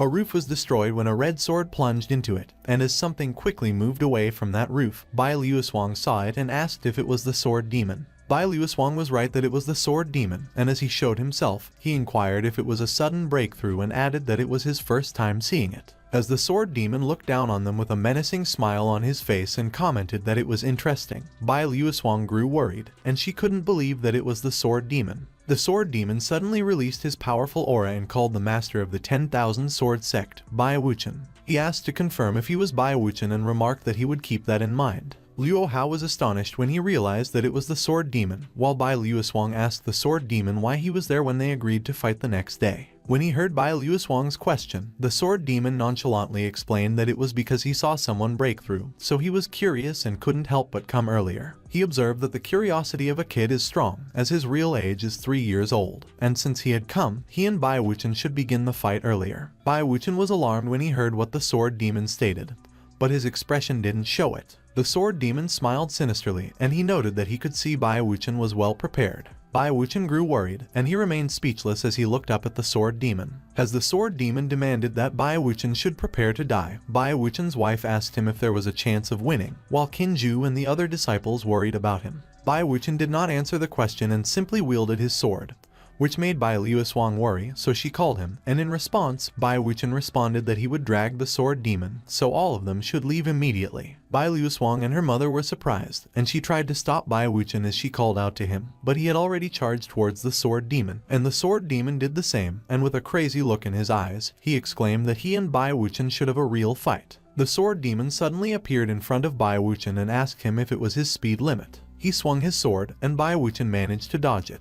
But Bai Wuchen was surprised when the sword demon started to disappear, and he inquired if it was an illusion. Suddenly, the real sword demon appeared behind Bai Wuchen, and Bai Wuchen was astonished. Bai Wuchen blocked the sword demon's attack using his sword. The sword demon mocked Bai Wuchen and commented that he had great arm strength, and that he was curious how long he could withstand it. The two of them exchanged multiple blows until one of them crashed into the ground. The sword demon hovered over the ground where the crash happened, and his sword was filled with blood. It was Bai Wuchen who crashed, and he was lying on the ground in his own pool of blood. The sword demon was disappointed, and as he questioned if that was it for the breakthrough, he mentioned that he was excited for nothing. Bai Luoswang was worried for her father, and while Luo Hao pointed out that the power gap was too big and that even if Bai Wuchen broke through to Ob, he was powerless against the sword demon's 10 tricks. The sword demon boasted that it was awesome that his sword domain was truly invincible because the 10,000 sword sect was a powerful name, but it merely turned out to be so-so. While the sword demon was celebrating in the air and proclaimed that he was too awesome, Bai Wuchen's wife grieved for him, and Bai Wuchen lamented that it was a pity because if the sword demon had given him 2 more days to comprehend the picture scroll, he would have been able to protect the 10,000 swords immortal sect. Bai Wuchen added that all he could do at the moment was ask his wife to die along with him, and it was such a pity because he just needed a little more, and the sword demon grew curious when he heard what Bai Wuchen mentioned. The sword demon pushed Bai Wuchen's wife away while he grabbed Bai Wuchen by the collar, and as he mocked that the old man shouldn't just die yet, he asked him how he claimed that it was just a little more when he code him in seconds and if he didn't count it. Bai Wuchen coughed, and he pointed out that although the sword demon's sword awareness was strong, compared with the painter of the painting, it was just like a speck of dust. The sword demon grew curious about the painting, and as he grabbed it, he quickly turned around to look at it, and he remained speechless. He slammed the painting on the ground in a fit of rage, and he yelled that it was fake. The sword demon destroyed the painting by plunging his sword into it multiple times. He was in tears, and he claimed that it must be fake because there was no way anyone in the world could draw such sword awareness. The sword demon was crestfallen, and it seemed like there was a huge weight on his head. His expression suddenly turned dark, and as he released his menacing aura, he demanded that they bring him to see that person. The sword demon grew sinister as he declared that he wanted to kill that person. Kinju stepped forward and offered to bring the sword demon, but Luo Hao stopped him and refused, stating it was the doom of the 10,000 Swords Immortal sect, so he couldn't get Lai Nianfen involved. But suddenly, someone offered to bring the sword demon to Lai Nianfen, and the sword demon was amused. It was Bai Luoshuang, and she proposed that the sword demon had to promise her to spare all of the sect's disciples and her father and mother in return. The sword demon snickered and refused, but he offered to at most promise to kill the painter of the painting first, and he would return and kill the rest of them. Bai Luoshuang trembled, but she still agreed. Luo Hao called Bai Luoshuang and warned her that if they angered Lai Nianfen, he was afraid that a bigger problem would emerge, but Bai Luoshuang asked Luo Hao if he had any better ideas. Luo Hao remained speechless, and Bai Luoshuang insisted that it was the one and only chance they had, so they should stay there as she would take the sword demon by herself. Luo Hao and Kinju were both dejected, while Bai Luoshuang declared that even if Lai Nianfen blames them, it is entirely her responsibility, so she will dedicate herself to him and she will not involve the 10,000 Swords Immortal sect.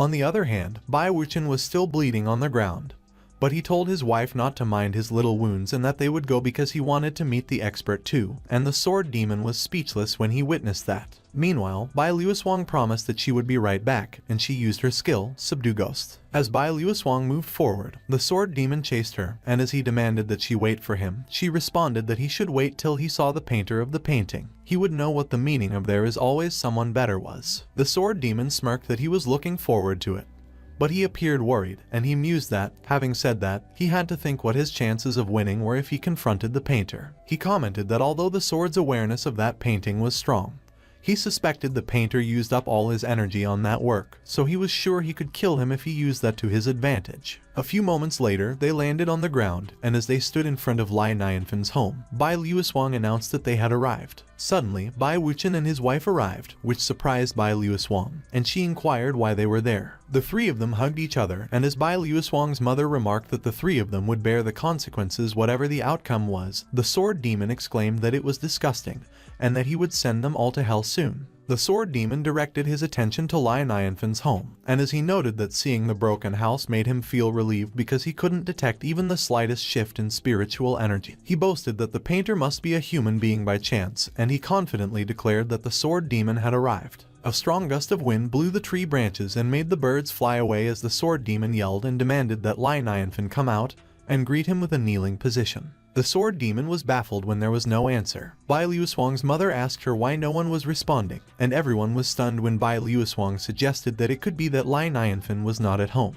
Bai Wuchen's wound squirted out blood as he asked if they were screwed, which startled his wife, and she requested that he calm down. On the other hand, the sword demon clicked his tongue, and as he inquired what he meant by saying that Lai Nianfen was not at home, he bragged that Lai Nianfen must have become terrified and fled when he sensed the presence of his sword's awareness. The sword demon released his powerful, sinister aura and declared that just in case, he must leave no chance for revival, so he would destroy Lai Nianfen's land and kill his Naominan. Bai Luoshuang tried to stop the sword demon and shouted no, but he had already charged forward. The sword demon jumped into the air and proclaimed that what he wanted had always been at his fingertips, and there was nothing like can or cannot. He swung his sword powerfully while having a menacing smile on his face. But Lai Nianfen's home was protected by a huge barrier, and it blocked the sword demon's attack, creating a huge explosion. As the smoke from the explosion dissipated, the sword demon saw that Lai Nianfen's home was unharmed, and he was puzzled. The sword demon asked if it was enchantment, and he stated that it should not be like that. Suddenly, he noticed a red, fiery feather fly past him. The sword demon looked behind him, and he was alarmed when he saw that there was a phoenix. The sword demon was startled, and he asked why a phoenix was there. The phoenix ferociously charged towards the sword demon, and he complained that the three rookie immortal cultivators made a fool out of him. The sword demon's hair came undone while he released his aura and gave it his all, and he declared that it was enough because he is the eternal magic sword and he would rather be killed than humiliated. He jumped over the phoenix and vowed that he would fight to the death even if it's a phoenix. The sword demon's veins popped out as he used all his force, and he shouted that the phoenix should drop dead while the phoenix began to gather its aura on its beak. The phoenix fired the aura it gathered towards the sword demon and hit him head on. A soft breeze blew against the flowers, and the jade pendant hanging in front of Lai Nianfen's door swayed with the wind. Everything was serene, and it was as if nothing happened in the area. On the other hand, Bai Luoswang and her family hid behind a tree trunk, and as Bai Luoswang called her father, she mentioned the sword demon. The three of them were astonished as they wondered if the sword demon was gone. Bai Wuchen was surprised that his eyes rolled back and tears welled up at the corners of his eyes as he exclaimed that there was a peerless expert. He added that the mighty sword demon slaughtered thousands of people, but he didn't even get a glimpse of the opponent's face and got killed by the jade pendant. Bai Wuchen cried as he remarked that there is always someone who is better than them, and people who do bad things get bad ends. His wife responded that it was good that the sword demon was gone.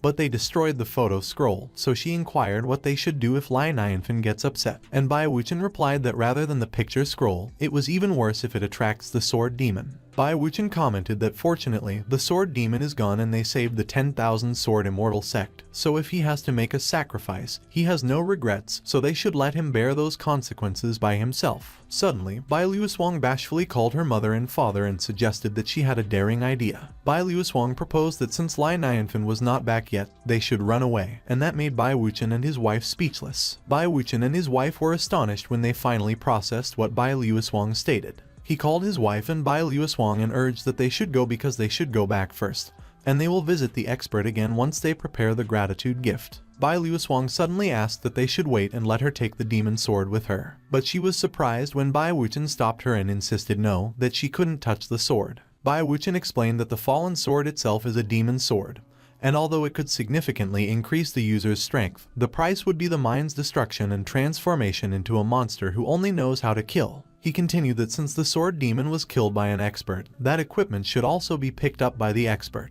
As the three of them flew away, Bai Wuchen reminded that Bai Luoswang should avoid the habit of picking up everything she sees, to which she agreed. The sword demon was left there, stuck in the middle of the road, underneath the blossoming tree, when someone suddenly approached it. It was Lai Nianfen, and he got curious when he saw the sword. He immediately called around and asked if anyone dropped the sword. But no one answered, so he inquired if no one wanted it and grabbed the sword. The aura on the sword activated, and as Lai Nianfen took a closer look at it, he commented that it looked like something. He slashed the tree branch near him and observed that it looked very sharp, so in the future, he will use it to chop wood. As Lai Nianfen was about to enter his home, Blackie barked, and he reassured that nothing would happen. But Blackie kept barking at the sword, so Lai Nianfen explained that it was just a sword that nobody wanted, but if the owner comes to ask for it back, he will return it to him. Lai Nianfen sighed that Blackie really worries a lot, but he was cut off when the sword began releasing its aura. The dark aura shrouded the sword, and Lai Nianfen was surprised when he noticed it. Lai Nianfen looked excited as he raised the sword up and exclaimed that it became hot suddenly and he couldn't believe that it could self-heat, which was amazing. Suddenly, a skeletal figure, which seemed to be the sword demon, emerged from the dark aura, and it snickered while it stared at Lai Nianfen. The sword demon began seducing Lai Nianfen, and he tempted him if he craved strength, wanted to be invincible, as well as stand on top of the world. He held Lai Nianfen's hand and asked if he longed for endless wealth and if he wanted to sit on the world's beauties. The sword demon continued to enchant Lai Nianfen, and he queried if he wanted revenge on those who looked down on them and stepped on their feet. Lai Nianfen was alarmed, and he quickly looked behind him, but his expression turned back to being clueless again. And while he wondered if the sound he heard was mosquitoes, the sword demon remarked that it was such 3 deadly offers, but Lai Nianfen was not moved at all, so he wondered if Lai Nianfen was a lying flat salted fish. A few moments later, the sword demon was placed in a room along with the woods Lai Nianfen collected. The sword demon was speechless when Lai Nianfen walked away looking so content, and muttered that Xiao Bai mentioned that he would be lucky that day, and he couldn't believe that it was true. The room was filled with silence, and the sword demon called out for Lai Nianfen. He inquired if he was there, and he was met with silence. Tears began to well up at the corners of the sword demon's eyes, and he groaned that it was such a humiliation. But he came out of the sword once again, and with an evil grin on his face, he boasted that he was a majestic magic sword. The sword demon was proud as he proclaimed that there was no way that minor setback could affect him. His eyes glimmered as he smiled sinisterly, and he murmured that Lai Nianfen was an ignorant human being who dared to be so disrespectful to him, so he would make him feel the real beating. The sword demon looked at the other end of the room and noted that Lai Nianfen and Blackie just walked out of that door. He dug his feet for driving force as he agreed, and as he repeated, he charged forward and demanded that Lai Nianfen should repent for his ignorance. The sword demon moved at an extreme speed towards the door, but he was alarmed when he noticed something behind him, and before he could react, something hit him and his body shattered. The sword demon completely disappeared from the room. Meanwhile, the sword was just perfectly still, leaning on the wall beside the gathered woods. Suddenly, the sword demon appeared again, and he inquired what the situation was. He was nervous as he looked to his side and inquired what just hit him. The sword demon was surprised when he saw the brush hanging on the wall, but he denied it, saying no, that it was not right, because it was not an ordinary brush as it was a brush to write the ending line. Staring intently at the brush, the sword demon asked how such a high-class magical item could be in a human being's house. The sword demon gave it some thought, but he decided to not mind it and commented that maybe it was just a coincidence and all he has to do is go over the brush. He planned a different route to walk by the wall opposite to the brush, and he calculated that he could still go to the door using that way. The sword demon quickly jumped over the cabinet and began to tiptoe, but he was hit by a powerful force again, and as he shattered, he exclaimed that even the cabinet was a magical item. The sword demon appeared again from where he started, and he was dejected. He began crawling forward and mumbled that he was a professional demon and a high-class treasure. The sword demon insisted that he wouldn't believe that he couldn't get out of that door, but he was alarmed when he noticed another powerful force coming at him again. But the sword demon managed to dodge the attack that time. He stuck out his tongue and proudly announced that he was a majestic magic sword, so there was no way he could fall down 3 times in the same spot. But he noticed something behind him. The sword demon was shattered by a powerful force again, and he questioned what it was that time. Tears began dripping out of the sword demon's eyes as he began to sob. The sword demon appeared once again from where he started, and he was worn out as he wondered what that place was because he was the lowest level in the entire field. The sword demon began to tiptoe again, and he was dejected as he asked if he would get the chance to escape from there. He charged forward and declared that it was still his world while laughing sinisterly with a horrifying look on his face. But suddenly, some sort of golden liquid emerged from the floor around his feet, and the sword demon was astonished when he noticed it.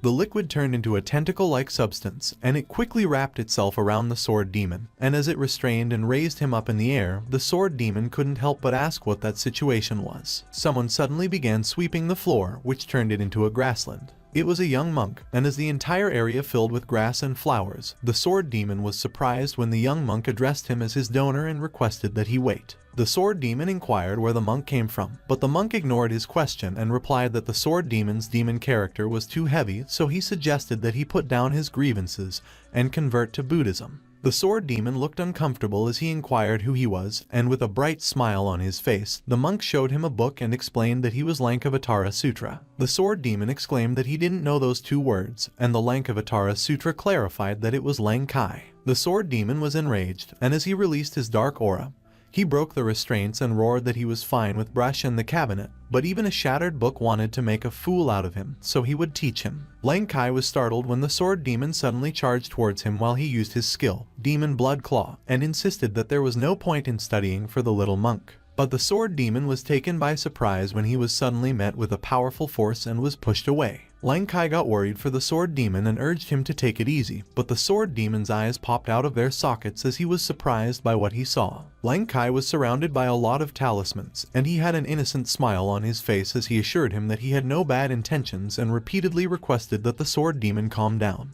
The sword demon was about to ask Lankai what he was, but he got hit by a powerful force across his face. He got hit by 6 more powerful forces, and some of them he managed to dodge while others he didn't. The sword demon was blown away, and he crashed onto the grassy plains when he was hit by the 7th strike. As the sword demon dramatically fell on his back, he complained that it was too much and that Lankai claimed that he had no bad intentions, but was still beating him. Lankai explained that it was all to calm down the sword demon, and the sword demon lost his energy and was defeated. The sword demon was taken by surprise when Lankai's expression suddenly turned dark as Lankai asked him if he could think about converting properly because if he converted immediately, many benefits awaited him. Lankai suggested that the sword demon think about it and pleaded, and the sword demon, who was filled with injuries, was taken aback. The sword demon yelled and inquired what on earth that dreadful place was, and his voice echoed through the entire house. On the other hand, Leinyanfen was watering the flowers in his garden, and he was happy. He was humming while he watered his plants when suddenly there was a rustling sound behind him.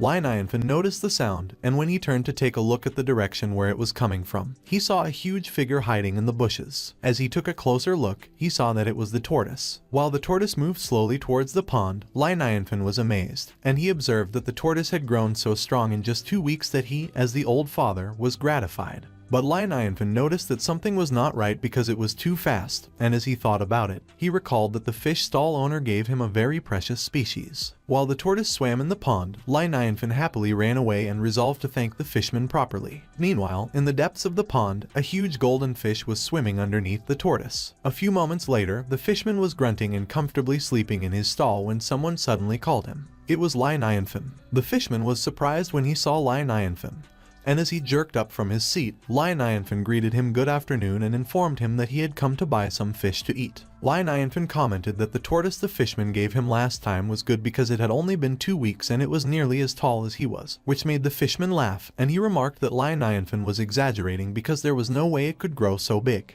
But the fisherman excitedly boasted that his fish was better than the tortoise because, in order to eat his fish, the Celestial Dynasty's grandson would fight to get it, and it only happened the other day. The fisherman recalled that Luo Shiyu came shopping, and both the son of the Imperial Preceptor and the Grand Chancellor were fighting while they followed her. The son of the Grand Chancellor demanded that the son of the Imperial Preceptor stay away from his fiancée, but the son of the Imperial Preceptor retorted that Luo Shiyu does not like fat pigs like him. He mentioned that when Luo Shiyu passed by, she stated that she enjoys eating fish, and that she suddenly remembered that her father always grilled fish for her mother. A few moments later, Lai Nianfen was done with his business with the fishman, and as the fishman requested that he come again next time, he thanked the fishman. On the other hand, in a gloomy part of town, there were crows flying over a residence, and a lot of paper money was scattered in the air. The skies were dark, and as someone urged everyone to move away, Lai Nianfen got annoyed as the people crowded around him, and as he warned them to be careful of his fish, he inquired why there were so many people on the street that day. Suddenly, Lai Nianfen noticed the paper money floating in the air. He wondered if there was a funeral in town that day. Lai Nianfen noticed the girls carrying poles of paper strips walking through the streets in line. Paper that was carefully crafted and designed filled the street while the paper money continued to float in the air. Seeing the funeral ceremony taking place, Lai Nianfen murmured that Madame Tan was being carried in a coffin to the cemetery.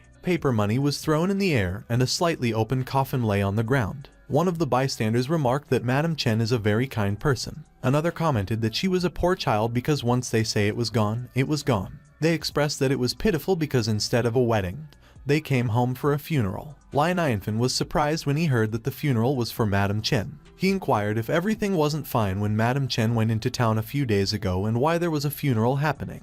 One of them recognized Lai Nianfen, and as she questioned how he didn't know about it when it happened only a few moments ago, she explained that Madame Chen's labor was critical, and even the best midwife doctor couldn't save her, adding that a person who dies with a kid in her womb will transform into a malicious ghost. Lai Nianfen wondered how it happened, and he mentioned that Madame Chen was kind, and she was covered in a coffin before even her boy became cold, which was a pity. The bystanders suddenly warned that Madame Chen was out, so they should be careful to avoid her. The attendants announced that they were sending Madame Chen and their young master out of the house. Lai Nianfen noted that Madame Chen was gone, so he feared that those homeless children would go hungry again in the future, and alas, he believed that Madame Chen was the only one who could get everyone in town to come to see them off. Suddenly, Blackie started barking at Madame Chen. Lai Nianfen instructed Blackie to be quiet and questioned how he could bark loudly in that situation. But Blackie continued to bark, and Lai Nianfen was surprised as he asked Blackie if he was telling him something about Madame Chen. Lai Nianfen suddenly requested the attendants to stop and insisted they shouldn't cover the coffin yet.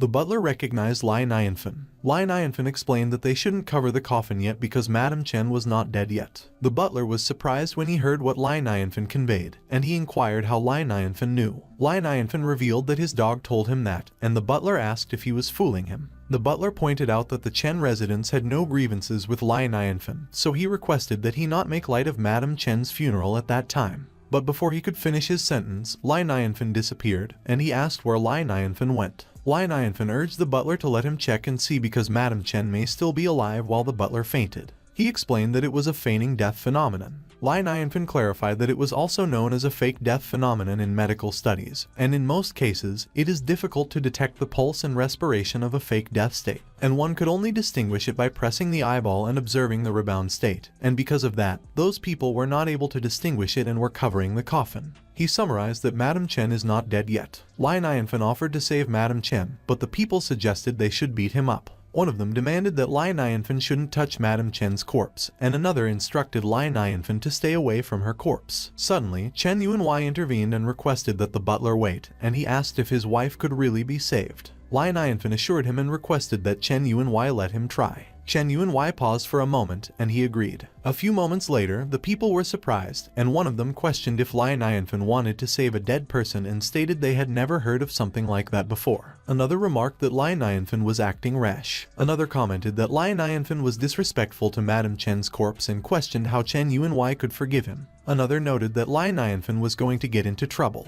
Meanwhile, Lai Nianfen prepared his medical tools and wore his gloves. Lai Nianfen had prepared himself for an operation. One of the people inquired where those things came from. One of the funeral participants asked the midwife if she had seen it before, and the midwife confirmed that if she was not mistaken, those things were taken out of Lai Nianfen's pocket. The funeral participant paid attention to Lai Nianfen's pocket. Lai Nianfen suddenly pulled out an operating light, and the people asked if something that big could fit in a pocket and what the hell that thing was. Lai Nianfen expressed gratitude, saying thank goodness he had learned something before the trashy system ran away. He acknowledged that the system had taught him modern medical studies for the past 5 years, so he will forgive the trashy system in the meantime. One of the attendants admired Lai Nianfen, and Chen Yuanwei speculated that maybe Lai Nianfen could really save Madame Chen and the young master, so they needed to believe in him. Meanwhile, Lai Nianfen reassured everyone that it was okay, so they shouldn't panic because it was nearly similar to the last time he assisted the mountain monkeys in giving birth. Lai Nianfen expressed confidence and began slicing Madame Chen. Chen Yuanwei was horrified by what he saw, and he questioned if he had made an irreversible decision. Suddenly, Lai Nianfen called the midwife and requested that she come and help him, which startled her. Lai Nianfen informed her that he was going to perform a cesarean section to extract the baby, and the midwife was horrified as she imagined an overly bloody scene in her head. He explained that the midwife could help him cut the umbilical cord and asked if she knew how to do it. The midwife stuttered and admitted she didn't know if she knew how to do it. Lai Nianfen assured her it was just like the cutting she usually does, so the midwife complied.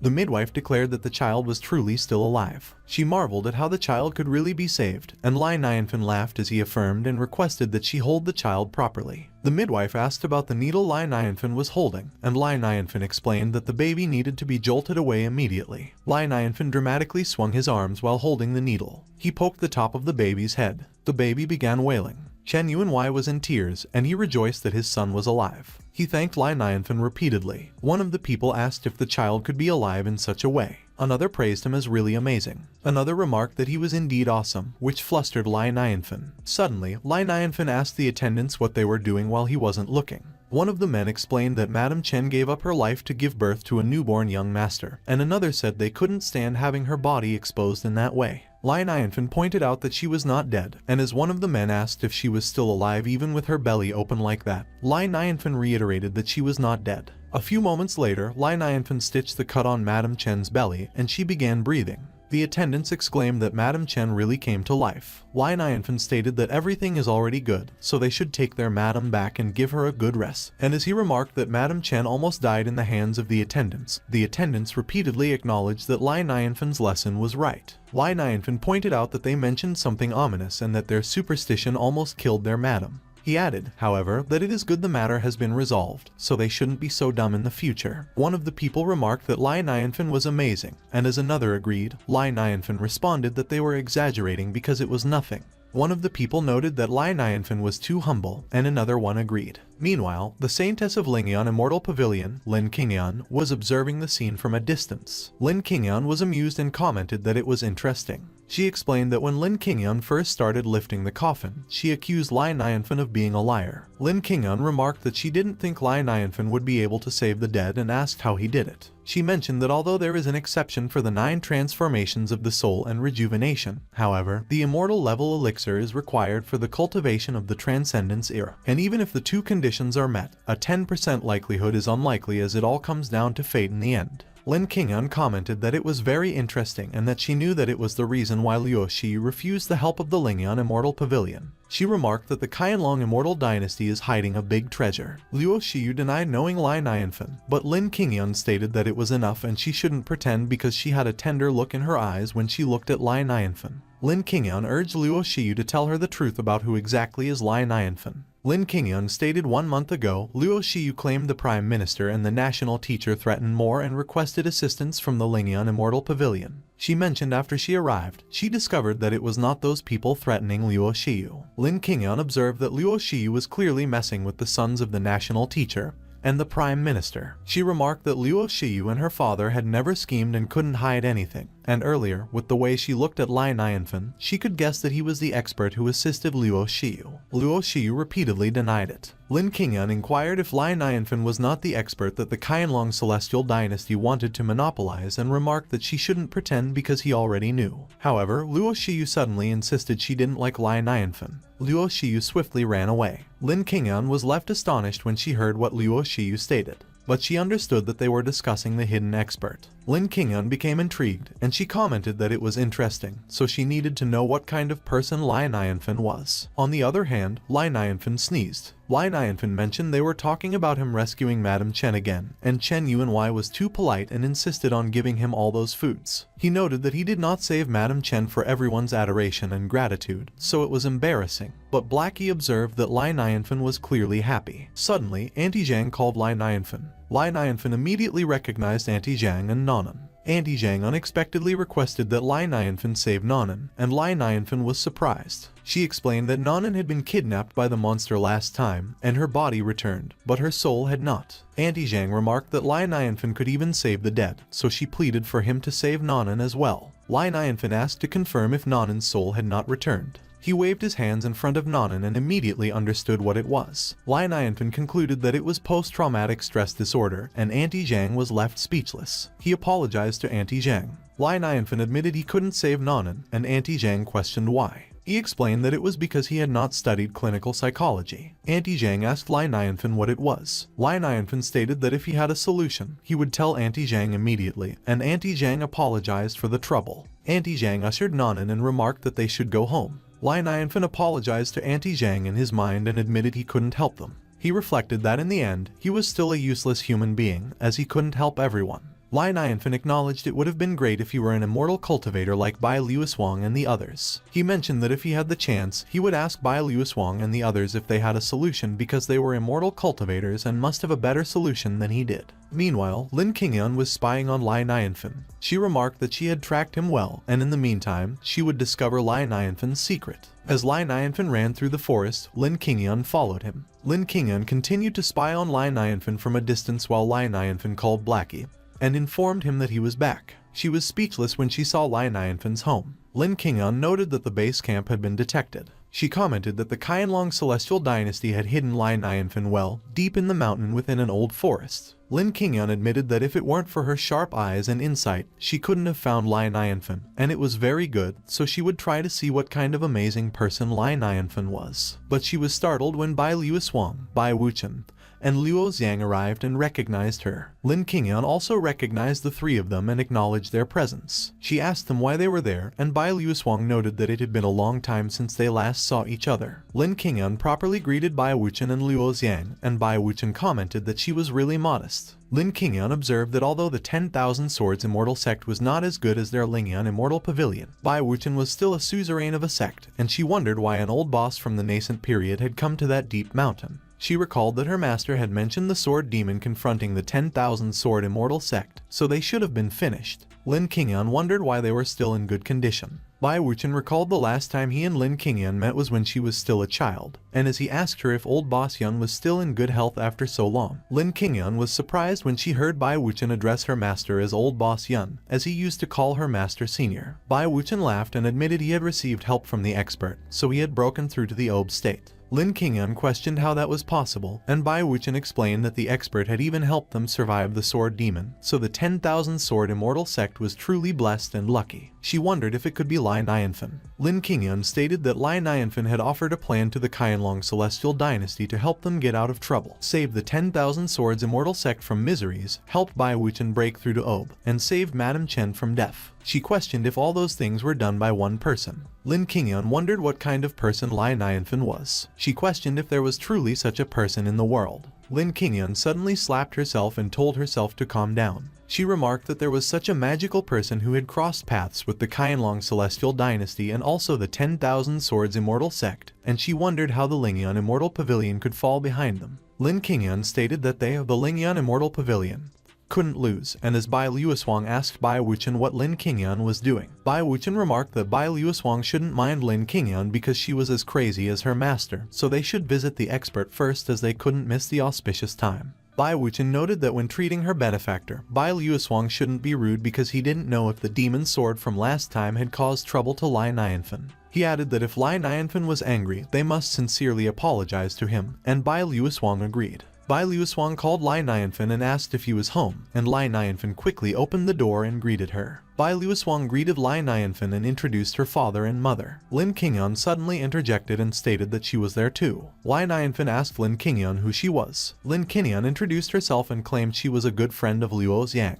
Bai Luoswang and her family were all surprised, and they cursed in their minds, wondering how Lin Qingyan ended up following them there. Lai Nianfen requested everyone to come in. Lin Qingyan was surprised and remarked that Xiao Bai was a magical item. She was also surprised about the spiritual water. Lin Qingyan also got surprised when she sat on the sofa and inquired which monster grabbed her butt. Lai Nianfen laughed and noted that Lin Qingyan is indeed lively and humorous. He mentioned he just made porridge, and it is very delicious, so they should let him bring some for them to eat. Lin Qingyan observed that she just discovered that there is spiritual energy in the air when Bai Luoswang suddenly grabbed her arm. Bai Luoswang remarked that it was common to see anything in Lai Nianfen's house. She stated that Lai Nianfen travels in the mortal world, so Lin Qingyan should not bring up the subject of cultivating immortals since it will pique his interest. And as Lin Qingyan asked her if it was her real personality, she agreed and acknowledged that she got it. A few moments later, Lai Nianfen came back with the porridge and appeared surprised. Lai Nianfen inquired why Lin Qingyan suddenly became quiet. Lin Qingyan explained she was a little weary, so she will sit down and rest. But she was thinking that she was too careless, was too surprised, and acted rudely. She acknowledged that Lai Nianfen is absolutely extraordinary, so she must make acquaintances and create a good impression. Lai Nianfen urged them to come and try the porridge. Bai Wuchen noted that a sudden visit is already troubling, so he won't drink the porridge and expressed gratitude to Lai Nianfen for his kindness. And Lai Nianfen asked Lin Qingyan, but Lin Qingyan politely declined as well and thanked Lai Nianfen for his kindness. Lai Nianfen observed that they were too polite and left. Suddenly, Bai Luoswang called Bai Wuchen and questioned him if he was sure that he didn't want to drink. The porridge was radiating and filled with spiritual kai. Bai Wuchen was surprised when he saw it. He acknowledged that it was a porridge that contains kai, so he miscalculated, and he expressed interest in trying the porridge. But Lai Nianfen had already fed the porridge to Blackie, and he inquired what Bai Wuchen remarked. Bai Wuchen stated it was nothing. On the other hand, Bai Luoswang requested Lai Nianfen to pardon her rudeness as she drank the porridge. Suddenly, she floated in the air, and a golden light shone brightly around her. Bai Luoswang was rejuvenated and her feet touched the ground. She had broken through to the building base mid-stage. Bai Luoswang called Bai Wuchen and Luo Xiang and informed them that she was in building base mid-stage already, and as Luo Xiang noted it was great. Bai Wuchen remarked that after so many years, Bai Luoswang finally advanced. Meanwhile, Lin Qingyan was completely speechless. She couldn't believe that Bai Luoswang broke through just like that. Lin Qingyan expressed relief that she found out about it today because if not, according to that breakthrough speed, the status of the Lingyan Immortal Pavilion will be jeopardized by the 10,000 Swords Immortal Sect. She concluded that she had to win Lai Nianfen over and couldn't let the 10,000 Sword Sect gain the advantage. Suddenly, Bai Wuchen called Lai Nianfen and recalled that Bai Luoswang brought back a painting from him last time, and they had greatly benefited from it, and he also gave them some precious white porridge that day. He stated that in order to express their gratitude, he had brought a little gift. Lin Qingyan wondered what it could be. Bai Wuchen requested that Lai Nianfen not be ashamed of it. Lin Qingyan mentioned it was a sect protection treasure of the 10,000 Sword Sect, the Sword Flaw Fairy Jade. On the other hand, Lai Nianfen remarked that it was a shining stone. Lin Qingyan was taken aback when she heard what Lai Nianfen noted. She explained that the reason Bai Wuchen could have a Yuan-Yin cultivation basis is that he depended solely on the Sword Flaw Fairy Jade to cultivate. And not only him, but the high-level disciples of the 10,000 Swords Sect would also rely on the annual visit to the Sword Flaw Fairy Jade to improve their cultivation. Lin Qingyan laughed and said it was a joke because it was just a shining stone in the eyes of Lai Nianfen. She observed that the 10,000 Sword Sect gave up their supreme treasure in order to gain the favor of Lai Nianfen, but it ended up with such a low review. But Lin Qingyan was surprised when Lai Nianfen remarked that he could use it as a light bulb at night, and that he liked it and thanked Bai Wuchen. Bai Luoswang stated they would give anything Lai Nianfen liked. She turned to Lin Qingyan and commented that she came for a visit, yet she came without a gift. Lin Qingyan was annoyed with what Bai Luoswang remarked. She replied, "Of course not, because the number of treasures in the Lingyan Immortal Pavilion is a lot." But Lin Qingyan explained that she went out and forgot to bring the treasure pocket. Lai Nianfen laughed and invited Lin Qingyan to make herself at home because he was already very happy that she came to his humble home. Lin Qingyan acknowledged that Lai Nianfen helped her despite her embarrassment, so he was kind-hearted. Lai Nianfen remembered something and requested their help with something because there is a little girl who was frightened and became mentally ill, and he inquired if they have any solution for it. Bai Liuswang asked if it was the little girl from last time, but Lin Qingyun suddenly chimed in and suggested they should let her answer that.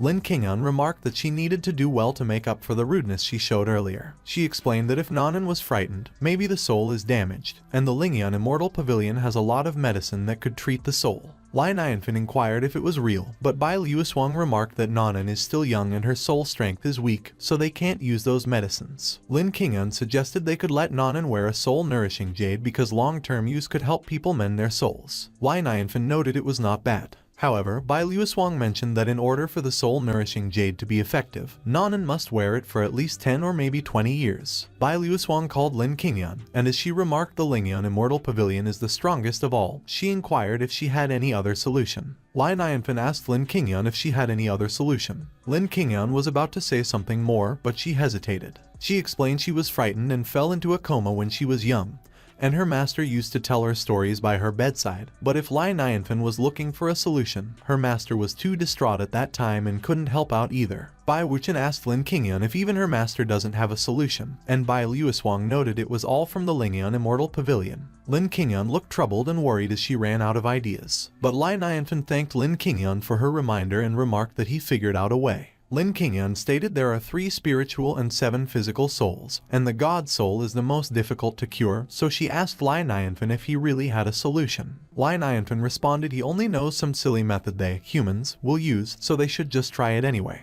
Everyone agreed it was as expected of an expert because the God soul is damaged, but he could use the human method to solve it. Bai Wuchen remarked it is a huge blessing to be able to observe that moment. On the other hand, Lai Nianfen insisted they should not delay any longer, so he would enter the city and save Nanan immediately. And as he called Xiao Bai and requested for him to watch after the house, Bai Liuswang and her family immediately mentioned Lai Nianfen was already going out. Bai Liuswang and her family requested for Lai Nianfen to wait and asked if they could go with him, so they requested that he let them know if there was anything they could do to help. A few moments later, they arrived in the city and Lai Nianfen called Auntie Zhang and explained he was there to look at Nanan's illness. Auntie Zhang acknowledged Lai Nianfen's presence. She also recognized the other 4 immortal cultivator experts. Auntie Zhang requested if they have a solution, they save Nanan. She commented after that much time, Nanan's condition has worsened. Bai Liuswang remarked Nanan was the girl from last time and it was bad, while Lin Qingyun expressed disbelief that the condition was severe. Bai Liuswang assured Auntie Zhang not to worry because Lai Nianfen would help Nanan regain her appearance, and Auntie Zhang agreed with her and thanked Lai Nianfen.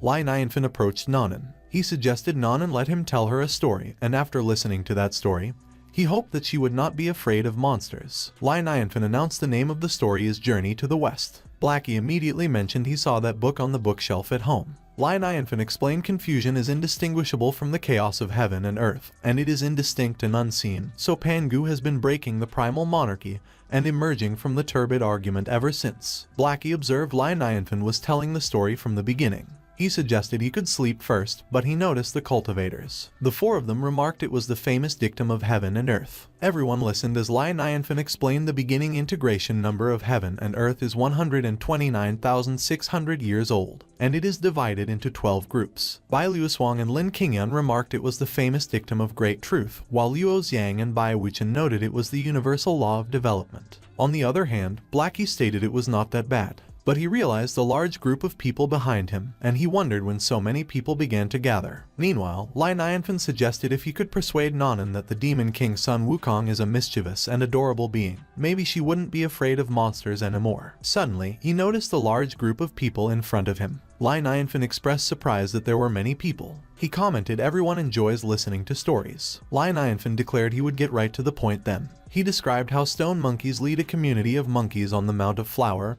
and fruits, where they live joyfully and happily. Lai Nianfen continued, later, in pursuit of longevity, Sun Wukong crossed the sea on a bamboo raft and studied art with a master. He recounted after finally becoming a disciple of Patriarch Bodhai, Sun Wukong asked if he could obtain longevity after learning those things. A kid in the audience listening to the story called her mother and remarked the monkey was interesting, and the mother commented she was a silly girl because she listened to the story and noticed the monkey, but for the immortal cultivator experts, it was the sound of great truth. The 4 cultivators were thinking that Lai Nianfen was talking about his own personal experience. A few moments later, Lai Nianfen mentioned it was all for that day. Lai Nianfen requested for the next story. They listened to the next explaining section. He explained he was going to debut as a Mr. Storyteller and he was going to be famous. Lai Nianfen was thinking that he didn't know if the method worked on Nonan when Nonan suddenly recognized him. He expressed, "Thank goodness, it worked." Meanwhile, one of the audience members expressed their surprise and remarked 2 hours had passed, so his mother was going to scold him to death, but he requested that they inform him for the next storytelling section. On the other hand, Bai Wuchen inquired if Lai Nianfen would continue the next day. He noted it was detailed and a true story, and if it weren't for Lai Nianfen's personal experience, it would have to be the story of specific higher authorities of the immortal world, so he was not sure if they, small cultivators, were qualified to hear such a secret.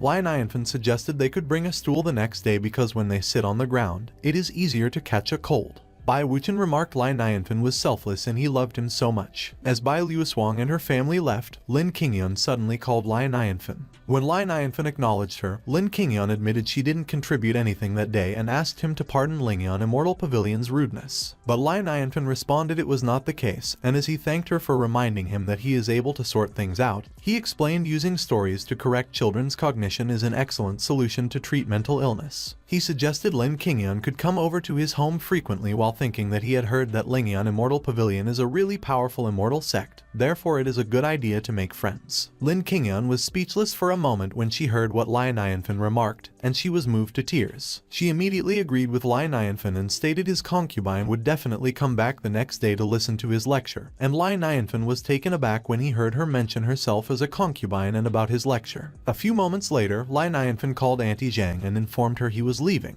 But Mingling suddenly greeted him as a master. Mingling requested for Lai Nianfen to stay. Mingling introduced himself, and he stated that he had seen Lai Nianfen before, and his story was like a distant rumbling of thunder. Lai Nianfen declared that Mingling flattered him while he considered that no one could resist the charm of Journey to the West. But Mingling remarked that he was curious about something and he wanted Lai Nianfen to enlighten him. Lai Nianfen got curious about what it was. Mingling politely inquired Lai Nianfen if there was really a way for longevity. Lai Nianfen was surprised by Mingling's question. Mingling expressed that he has been seeking longevity for a long time, and he looked through all of the books but couldn't find anything up until he heard Lai Nianfen's story, so he must have known how to live a long life. Lai Nianfen queried Mingling if he had gone crazy from reading books. Mingling questioned Lai Nianfen if he could see that, and he uttered that he was not really smart and he had always been immersed in the realm of books, but even though he read a lot, he still knew nothing. Lai Nianfen pondered that Mingling was really dumb. He related that since ancient times, no one who sought longevity has died happily. Lai Nianfen commented that in 10 years' time, when springs go and autumn come, centuries could show birth, old age, sickness, and even death, and for thousands of years, the replacement of dynasties could be lamented, and for 10,000 years, the shifting of stars could be observed. So if mortals tried to use their momentaneous vision to look into the world of millions of years, it was the same as trying to catch the moon in the reflection of a well. He conveyed that Mingling should focus on the present and act on his own will. Lai Nianfen indicated that was all he could say.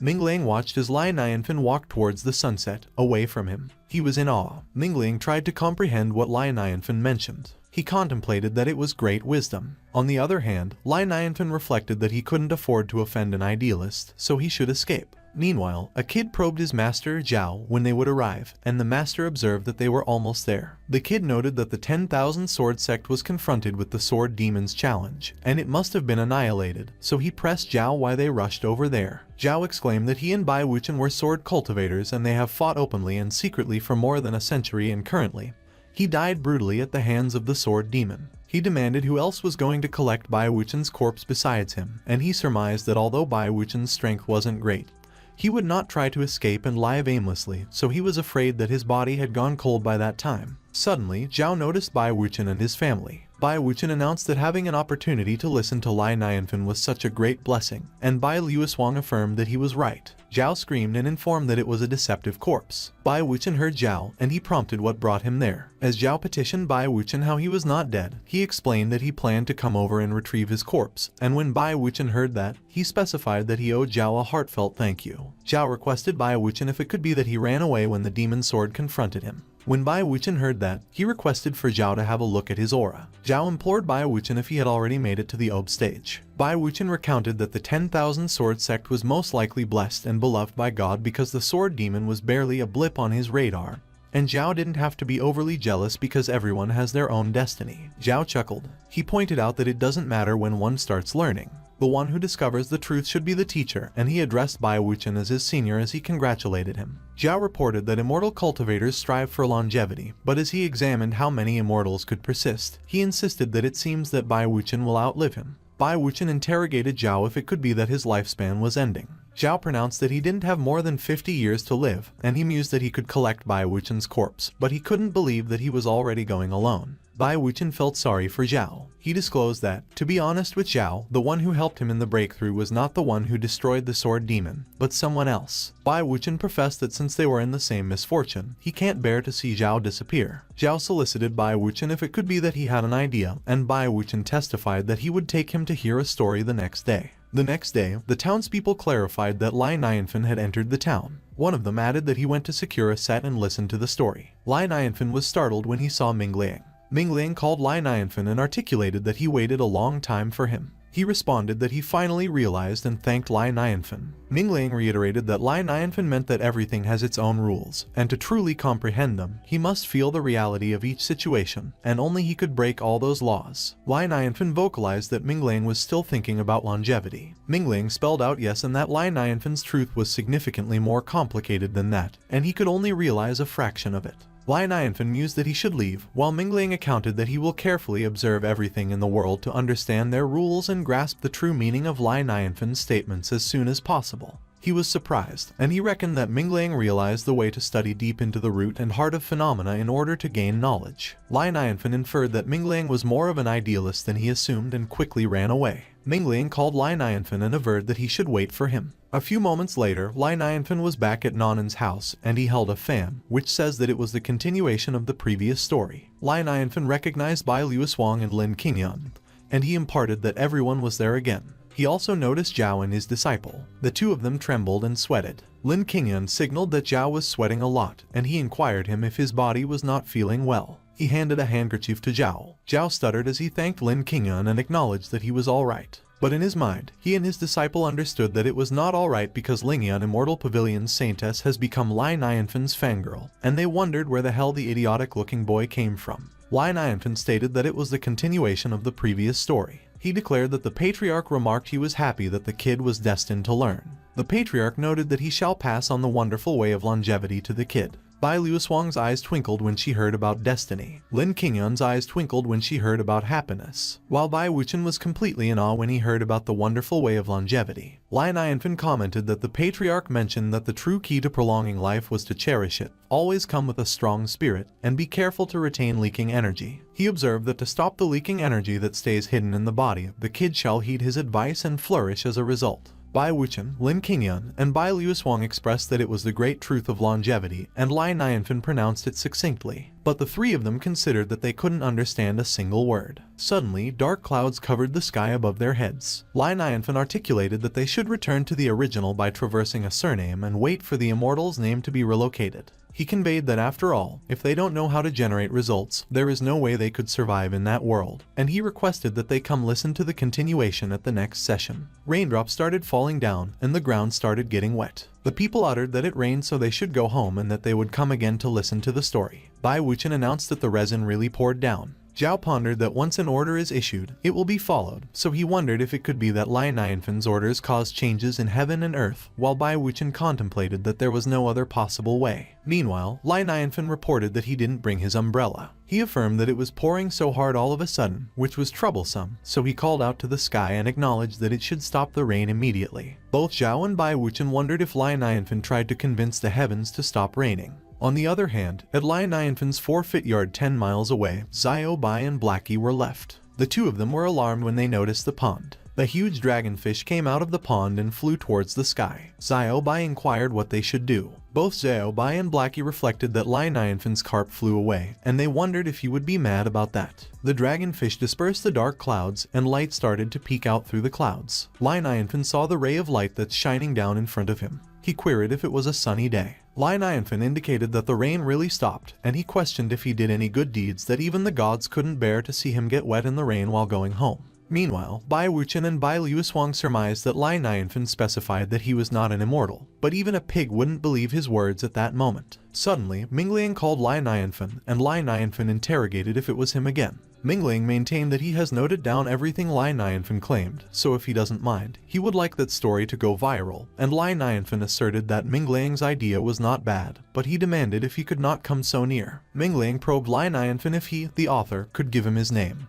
But Lai Nianfen reiterated that he wouldn't. Lai Nianfen explained that the book was not written by him, so Mingliang should write Wu Chenjin as the author's name and pressed if he understood. Mingliang suddenly recounted that he realized it once again. He recited that Lai Nianfen was a great genius, and he will go back and edit right away. Meanwhile, Zhao proclaimed that he understood that it was Wu Chenjin, and as Bai Wuchen vocalized yes, Bai Luoshuang intimated that Lai Nianfen was really amazing. Lin Qingyun suddenly signaled that it was not bad and Lai Nianfen's name was really good, so the journey to the west will undoubtedly raise a stir in the world of immortals. She elucidated that Lai Nianfen was not only willing to offer his vast knowledge but also named himself Wu Chenjin. The four of them simultaneously clarified that it meant that Lai Nianfen was not taking favors from people and won't need to do so, which is as expected of him. On the other hand, Lai Nianfen wondered what the four of them talked about. Lai Nianfen responded that time got late, so he had to return already, and he apologized to them because for the past 2 days, he took care of Nonan only and didn't treat them all particularly well. He requested they come to his house and be his guests next time. Lai Nianfen replied that they should hunt some game and eat together. When Bai Wuchen heard about the game, he inquired what that meant and if Bai Luoshuang could understand what the hind from Lai Nianfen was, and Bai Luoshuang answered that she was the one who first knew Lai Nianfen, so of course she understood what he meant. Bai Wuchen mentioned that previously, the leopard severely harmed Nonan and was turned into a game by Lai Nianfen, so it must be due to the fact that the rage has not subsided that Lai Nianfen harbors a deep aversion to monsters. Bai Luoshuang suggested that Lai Nianfen wanted them to come over with some monsters, and it also conveyed to them that the story's wisdom of the great truth should not be overlooked, so they must do something. Lin Qingyun examined if that wasn't easy, and she opined that she would kill a few big demons and send them to Lai Nianfen. Bai Luoshuang testified that she knew of a place where a tiger demon king with Yuan Ying stage resides, and as she implored Lin Qingyun if they should start with him, Lin Qingyun professed that tiger demon king is a good tonic. Bai Wuchen broadcasted that the demon king was youthful. Lin Qingyun avowed that if she could make Lai Nianfen happy, that was just a mere demon king. She imparted that she will send them all neatly, no matter how many, and as Zhao requested if it was Lin Qingyun's real personality, Bai Luoshuang divulged yes, and she wondered Zhao if he didn't know about it. On the other hand, at Mount Tiger, 100 miles away, tiger demons lounged around their territory. The tiger demon king sat leisurely on his throne. Suddenly, he noticed something. One of the tiger demons investigated the king what was on his head. Lai Nianfen gleefully hung the laundry. Suddenly, he wondered if someone knocked at the door and stated that he came. Bai Wuchen and Zhao greeted Lai Nianfen with a smile, and they offered a 2-headed wolf, a 3-tailed lion, and a huge type tiger. Bai Wuchen declared that the little gift was a token to show his respect to Lai Nianfen, while Zhao remarked that he didn't hunt much but everything he got was fresh from the woods. Lai Nianfen considered that if that happened in his previous life, he would have to spend the rest of his life in jail. He pondered that traversing to that realm was good. Lai Nianfen requested for all of them to have a seat first, and he uttered that he would go and prepare some ingredients. He inquired himself what he should do as he hopped towards the kitchen. Lai Nianfen pronounced that the cultivators paid him a visit and brought him so many wonderful gifts, so he must keep them entertained as well. He mentioned that they should eat hot pot shabu shabu. A few moments later, rolls of meat were neatly prepared. The vegetables were also neatly lined up on the plate. The pot was also prepared. Lai Nianfen observed that Xiao Bai was very good, but Xiao Bai commented that he was just so-so. He called the cultivators and noted that they should eat immediately. Lai Nianfen was worried when he saw the cultivators' reactions. The four of them all reflected that they couldn't understand at all. Bai Luoshuang queried why the meat was shaped like that, while Lin Qingyun questioned what the cake was and asserted that it was cute. Meanwhile, Bai Wuchen was astonished when he saw the pot. Bai Wuchen contemplated that it was an image of Tai Chi. He surmised that it was certainly the path of yin and yang. Zhao conveyed that he couldn't believe that pot, as it has the intention of reconciling yin and yang as well as Tai Chi chaos. He mused that it was the so-called pot that produces one, and from one it becomes two, and it further divides into soup and mala and is prepared with some meat and vegetables, as the ingredients do enjoy the essence of taste. Zhao reckoned that they would refine it in the belly, soften it in the stomach,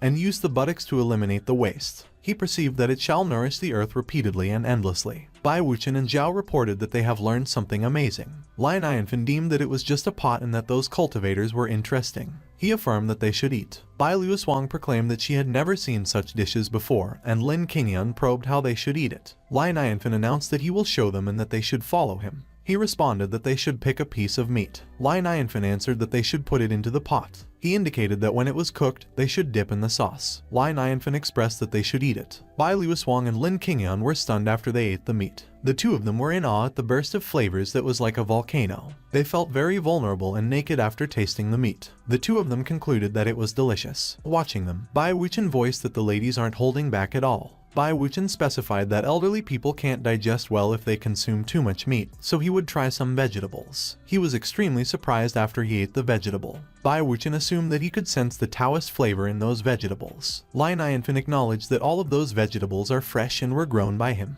Bai Wuchen admitted that he understood and that if Lin Yanfen was the one who grew it, it was not strange that it has a Taoist flavor in it. He related that Zhao should eat more because the vegetables are good for the body, and he believes that it will extend his life by a few years. Zhao was astonished when he heard what Bai Wuchen articulated. He averred that he understood, and he realized that with Taoist flavor existing in those vegetables, he might be able to break through by eating a few more bites. The cultivators inferred that Lin Yanfen was a superhuman indeed. Everyone peacefully ate as the sun slowly started to set. On the other hand, a really tall mountain was shrouded by clouds, and birds flew around it. In the forest, a fox moved swiftly from one tree to another. It landed on the grassy plains. There were two foxes, and they looked ominous. But upon closer look, they were two fox demons that rested peacefully on the grass. The smaller fox demon inquired her older sister if she could not transform and if she realized how dangerous it is to transform. She stated that transformation must go through calamity and a few claps of thunder, and if her sister doesn't pay attention, her soul will fly away and be scattered around. The older sister was speechless, and she was in deep reflection. The younger sister questioned her older sister if she pondered that she was lucky and if she could survive that. The two of them continued to walk side by side in the forest. The younger sister remarked that even if her older sister survives, her previous year of cultivation will also be lost, and she will have to start from scratch. She inquired what would happen if her older sister was picked up by a wretched uncle at that time. The older sister queried the younger sister if she couldn't say something positive, and the younger sister added that it was because if the older sister succeeded in transformation, she would be at her weakest, and cultivators from miles around would know about it and gather to grab her demon pill. The older sister inquired the younger sister if she didn't still have her around if she succeeded in transformation, and was on the verge of dying, and she noted that the younger sister had to protect her. She stated that the time was up. The older sister quickly ran away while the younger sister called her. She considered that, of course, she was aware that transformation is risky, but that transformation must be completed. The older sister believed that half-human is different, and only by transforming into human form could she only stay by her master's side and serve him. She resolved that she would repay him for saving her life. Suddenly, a powerful lightning bolt struck from the sky. Lin Yanfen inquired why it was raining again. He quickly ran to find shelter from the rain. Lin Yanfen screamed in panic when another lightning bolt struck right behind him. A few moments later, Lin Yanfen found a cave and took shelter. Lin Yanfen questioned himself how there could be such thunder in that world and if the end was approaching. But he noticed something. Lin Yanfen inquired why the thunder seems to be converging in only one spot. The thunder continued to strike. At the distance, a cultivator stated that with 9 claps of thunder, there is a 1,000-year-old fox demon transforming, and the other cultivator with him inquired what kind of silly demon that was, taking her life with her own hands. The cultivator stated that money doesn't grow on trees, and as he queried if he wouldn't be able to break through easily if he got the demon pill, the other cultivator commented that first come, first served. A few moments later, the rain stopped. A magical aura floated around the trees and converged towards an area. The fox demon finished her transformation, and she slowly started waking up. The aura converged around her, and she was surprised when she saw her body. But she was alarmed when she heard a noise coming from behind her. The bushes behind her rustled as Lin Yanfen walked through them. Lin Yanfen remarked that the firewood was wet, so that day was a busy walk for nothing. Suddenly, he noticed the fox demon. The fox demon and Lin Yanfen were both surprised when they saw each other. Lin Yanfen considered that it was a beautiful girl. He stated that the revival of Sudaji would wreck the country and bring ruin to the people. On the other hand, the fox demon hesitated as she tried to call Lin Yanfen her master. She believed that she was fortunate that she transformed and ran into her savior again. The fox demon recalled that 3 years ago, she was a 7-tailed fox. She recalled that she was gravely hurt after a bad encounter with cultivators. The fox demon considered that she was blessed that her savior came to her aid. She recalled that her body healed. The fox demon realized that not only that, it also only took 3 years for her 9th tail to grow. She reflected that she would thank the Lord for letting her transform successfully and meet her savior again. The fox demon was surprised when Lai Nianfen began removing his clothes. She queried Lai Nianfen what he was going to do. Lai Nianfen bashfully wrapped his coat over the fox demon. The fox demon was puzzled by Lai Nianfen's gesture. Lai Nianfen assured that the fox demon shouldn't worry because he is not a bad guy, so she will be fine. The fox demon was speechless. Lai Nianfen declared that the fox demon was weak at the moment, so he would take her for treatment. He carried the fox demon on his back as they walked out of the forest. Meanwhile, the bushes in the area started rustling. It was the younger fox demon. She considered that Lai Nianfen was a horrid mortal. The younger fox demon believed that although her sister survived the catastrophe, her lifeline was severed. She reckoned that her sister hung on her last breath and wouldn't be able to live more than a month. The younger fox demon surmised that if it hadn't been for Lai Nianfen, her sister would not have chosen to transform and wouldn't have to die. She concluded that before her sister passes away, she must personally send Lai Nianfen to the graveyard. The immortal cultivators present in a radius of hundreds of miles were already aware that someone had undergone a demonic transformation, and they all went in a rush. Luo Shi watched as the immortal cultivators converged into one area. She stated that it was where Lai Nianfen was. Zhang Zhu inquired Luo Shiyu if she saw the thunder earlier. Luo Shiyu mentioned yes and that the monster gave up her 1,000-year-old practice and transformed, and she queried what it was up to. She remarked that the demon pill is extremely precious, and it will definitely entice a large number of people to grab it. Luo Shiyu questioned what would happen if it disrupted Lai Nianfen's resting time if the situation got too violent. She probed if it wouldn't be bad if it harmed Lai Nianfen's health if he gets disrupted to the point where he is unable to sleep, and Zhang Zhu considered that Luo Shiyu was worried about that.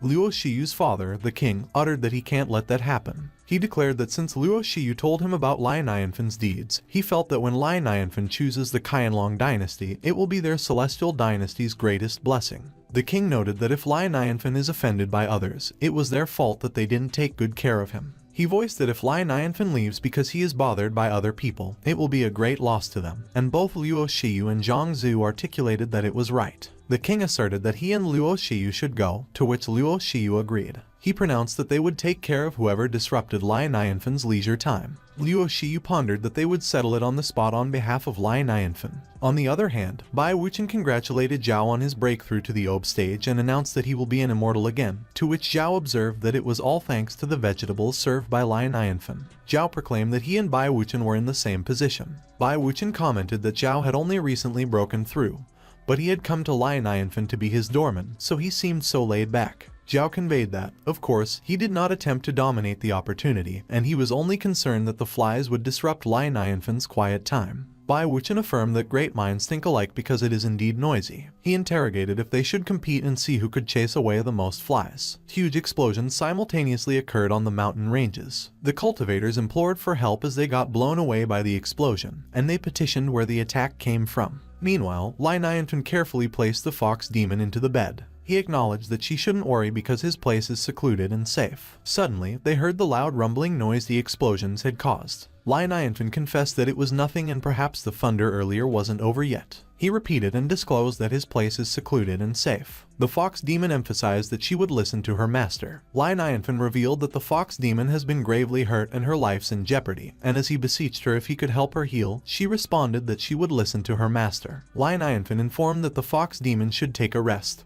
and he suggested that she stay with him for a while if she has nowhere else to go. The fox demon expressed that she would listen to her master. Lai Nianfen requested the fox demon what her name was, but she just indicated that she would listen to her master. He examined the fox demon if she was going to listen to him in that matter too and if she didn't have a name. The fox demon solicited Lai Nianfen if she couldn't. Lai Nianfen speculated what it could be. He wondered if the fox demon was the maid of a rich family. Lai Nianfen reflected that she was born without human rights, suffered a lot, and didn't even have a name. He surmised that she worked so hard to escape. Lai Nianfen contemplated that the fox demon had no home to return to and was robbed as well as badly wounded by others. He presumed that it was pitiful. Lai Nianfen wondered if he was right that it makes him her savior because he saved her that day, and he reckoned that according to the plot's progression, if he treats her better, she may repay him with her body and they will be able to live together lawfully. He placed his hand on the fox demon's shoulder. Lai Nianfen reiterated that the fox demon shouldn't be scared because no matter what she has suffered in the past, it was in the past, and from that point onward,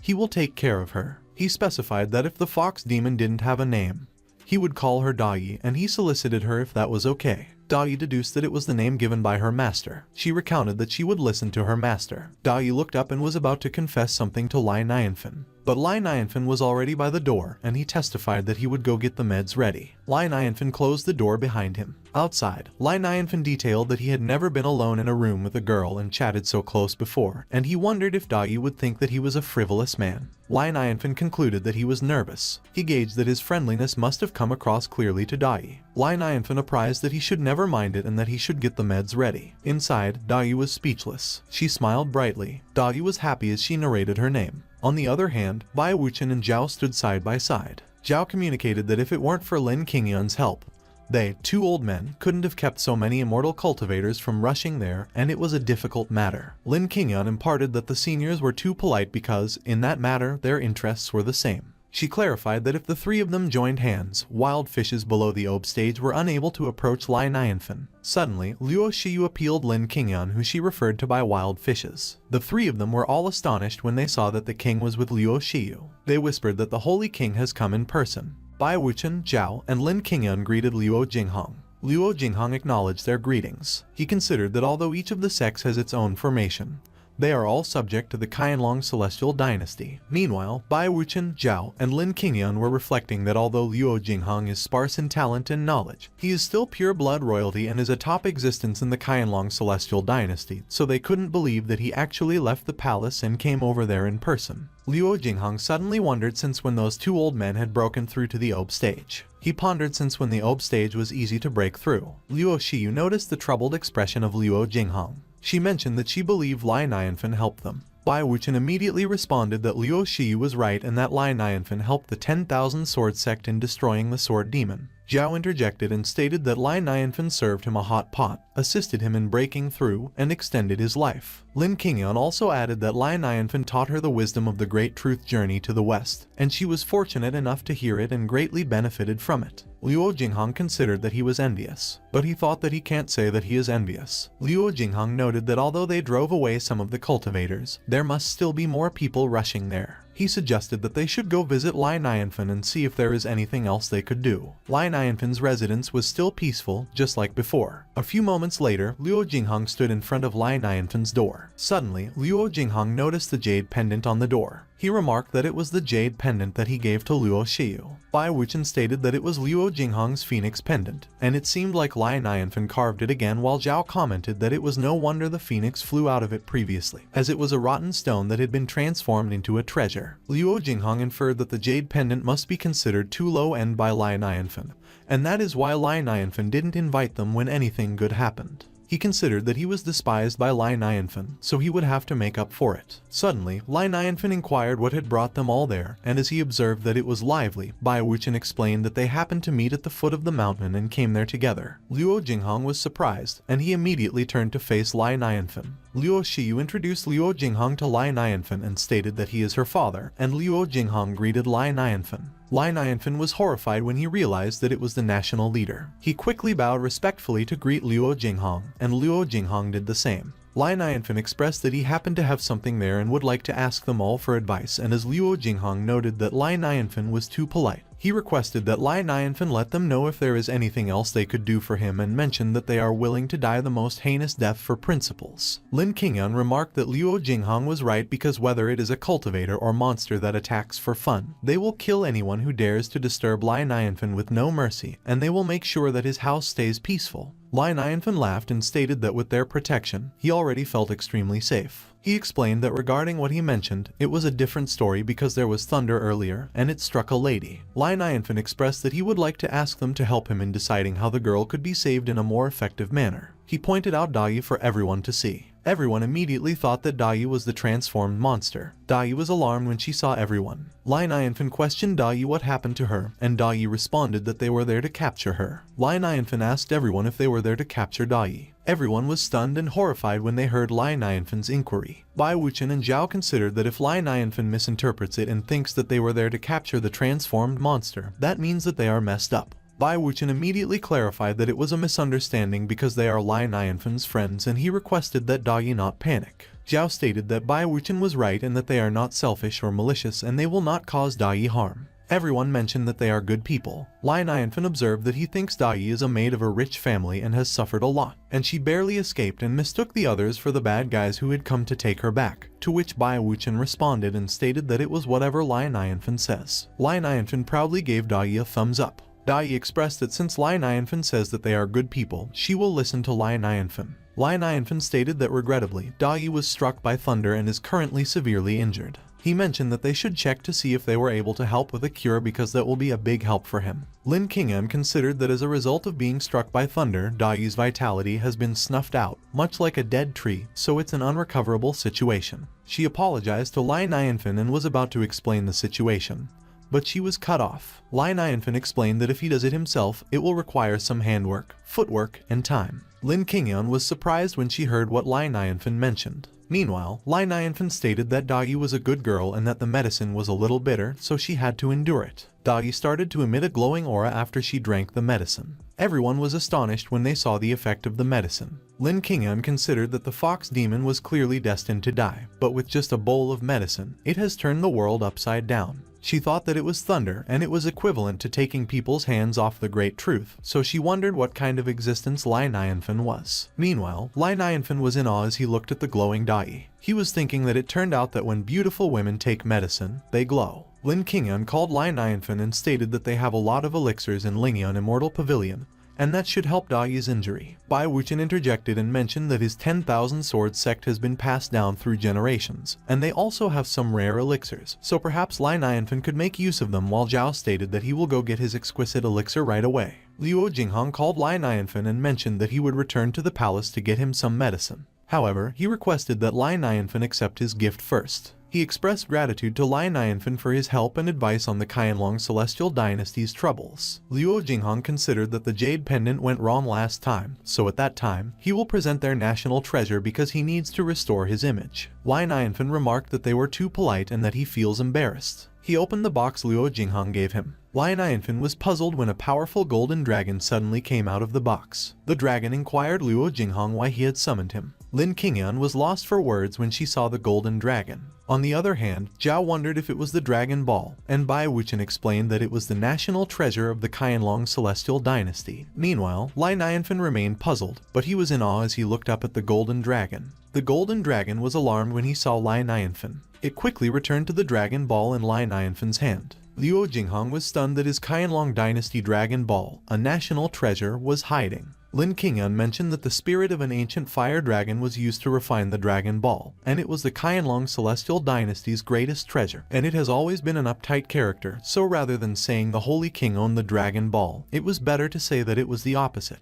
Luo Jinghong noted that the dragon only glanced at Lin Yanfen for a split second, and he acted like a coward while Lin Yanfen queried Luo Jinghong if the dragon just breathed fire, and stated that it was too fast that he couldn't see it properly. Luo Jinghong confirmed that Lin Yanfen was right that the dragon could breathe fire, and Lin Yanfen remarked that it was awesome. Lin Yanfen mentioned that the Dragon Ball should come on, and as he inquired if it could breathe fire again, he was amazed and he added that it could give out little fireworks. He explained that last time they gave him a light bulb and that time they gave him a lighter, so they, cultivators, have so many fun little things, and Luo Jinghong responded that it was whatever he likes. Lin Yanfen stated that he can't always accept their generosity without reciprocating in some ways, so he promised to do his best to make it up to them all next time. Everyone was startled when they heard what Lin Yanfen mentioned. Everyone thanked Lin Yanfen for his kindness. Lin Yanfen declared that in that case, he would apologize for bothering them all about Dai's medicine, and as he thanked them, Luo Jinghong remarked that he was too polite. Luo Jinghong announced that they will prepare the meds right away.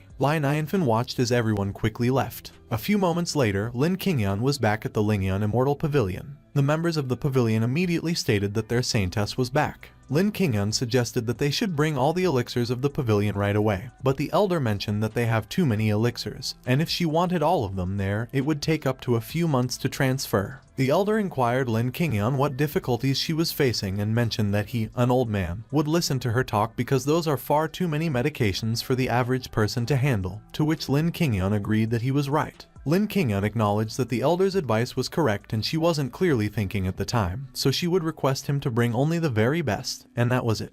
The elder was taken aback that he excessively teared up when Lin Qingyan mentioned that that was it. At that same time, in Lai Nianfan's home, he stated that Dai should look because it was his meticulously maintained garden. He explained that although it was not big, for the living of 2 people, it was more than enough. Lai Nianfan introduced Blackie and mentioned that although Blackie doesn't belong to a specific species and has an average appearance, he is obedient. He also introduced Xiao Bai, and as he explained that he is in charge of handling their yard and Dai was free to ask a favor from him whenever she needed, Xiao Bai greeted and paid his respect while addressing Dai as the mistress. When Lai Nianfan heard how Xiao Bai addressed Dai, he questioned Xiao Bai what nonsense he was spouting. Meanwhile, Dai was extremely overwhelmed as she wondered if it was the god dog and magical artifact. She considered that there were herbs everywhere in that yard, and she wondered if it was normal. Dai reflected that she initially anticipated repaying Lai Nianfan's kindness by accomplishing her transformation and having children for him as well as blessing him forever. However, in light of the current circumstances, she was left wondering how it was repaying Lai Nianfan's generosity when she was obviously riding on his coattails. While Lai Nianfan reprimanded Xiao Bai and stated that he can't call Dai mistress, Dai wondered how it was that such a magically wonderful big shot likes her. Dai inquired Lai Nianfan if she could really stay there, and Lai Nianfan questioned Dai what she was talking about. Lai Nianfan assured that, of course, Dai could stay there, and if she doesn't mind, that will be her house forever. Dai loudly declared that she will serve Lai Nianfan nicely, but Lai Nianfan bent down in front of Dai and gently called her name. He conveyed that Dai doesn't have to serve anyone anymore and that they are equal. Dai was moved when she heard what Lai Nianfan mentioned about being equal, but she expressed that she doesn't know. Lai Nianfan was stunned when he heard what Dai expressed. He felt how pitiful Dai was and that it was the sacrifice for building society. Lai Nianfan assured that Dai shouldn't worry because if she didn't know, he could teach her. A few moments later, Lai Nianfan set up a chessboard on the table. Lai Nianfan suggested that they should start with chess. Dai was completely clueless about what was happening.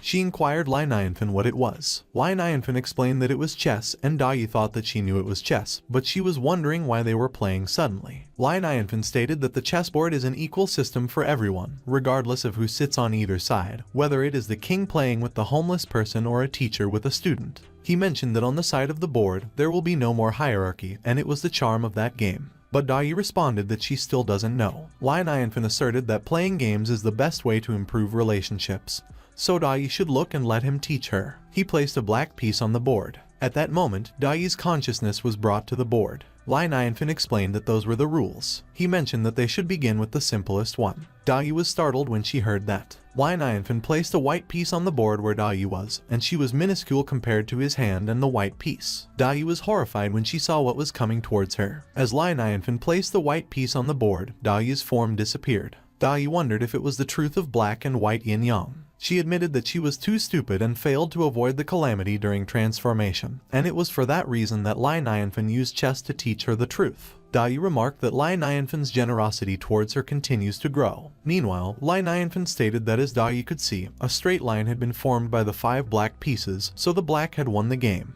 He asked Dai if she wanted to try the game, but he was surprised when he saw her and inquired why she was crying. Dai thanked Lai Nianfan and stated that she understood, so she will listen to his advice and try it again, cultivating. Dai expressed her gratitude to Lai Nianfan for his kindness. Lai Nianfan pondered what Dai was doing again, and as he inquired if she didn't believe that everyone should receive equal treatment, he responded that she shouldn't try to shock him all the time, and that she didn't have to bow down to him. Dai mentioned that it is impossible to repay Lai Nianfan's generosity, so she is prepared to serve him for the rest of her life, and she is willing to live in incessant slavery as she could do anything. Something snapped in Lai Nianfan when he heard what Dai stated. Dai's words about serving the master, living in incessant slavery, and doing anything filled Lai Nianfan's mind. Lai Nianfan reflected that he should hold on, as it was a trial from God. He remarked that even though he believes that equality is better if Dai insists, he would be happy to go along with her. On the other hand, Blackie and Xiao Bai observed Lai Nianfan from the sidelines. The two of them wondered if what Lai Nianfan expressed sounded like something a human would say.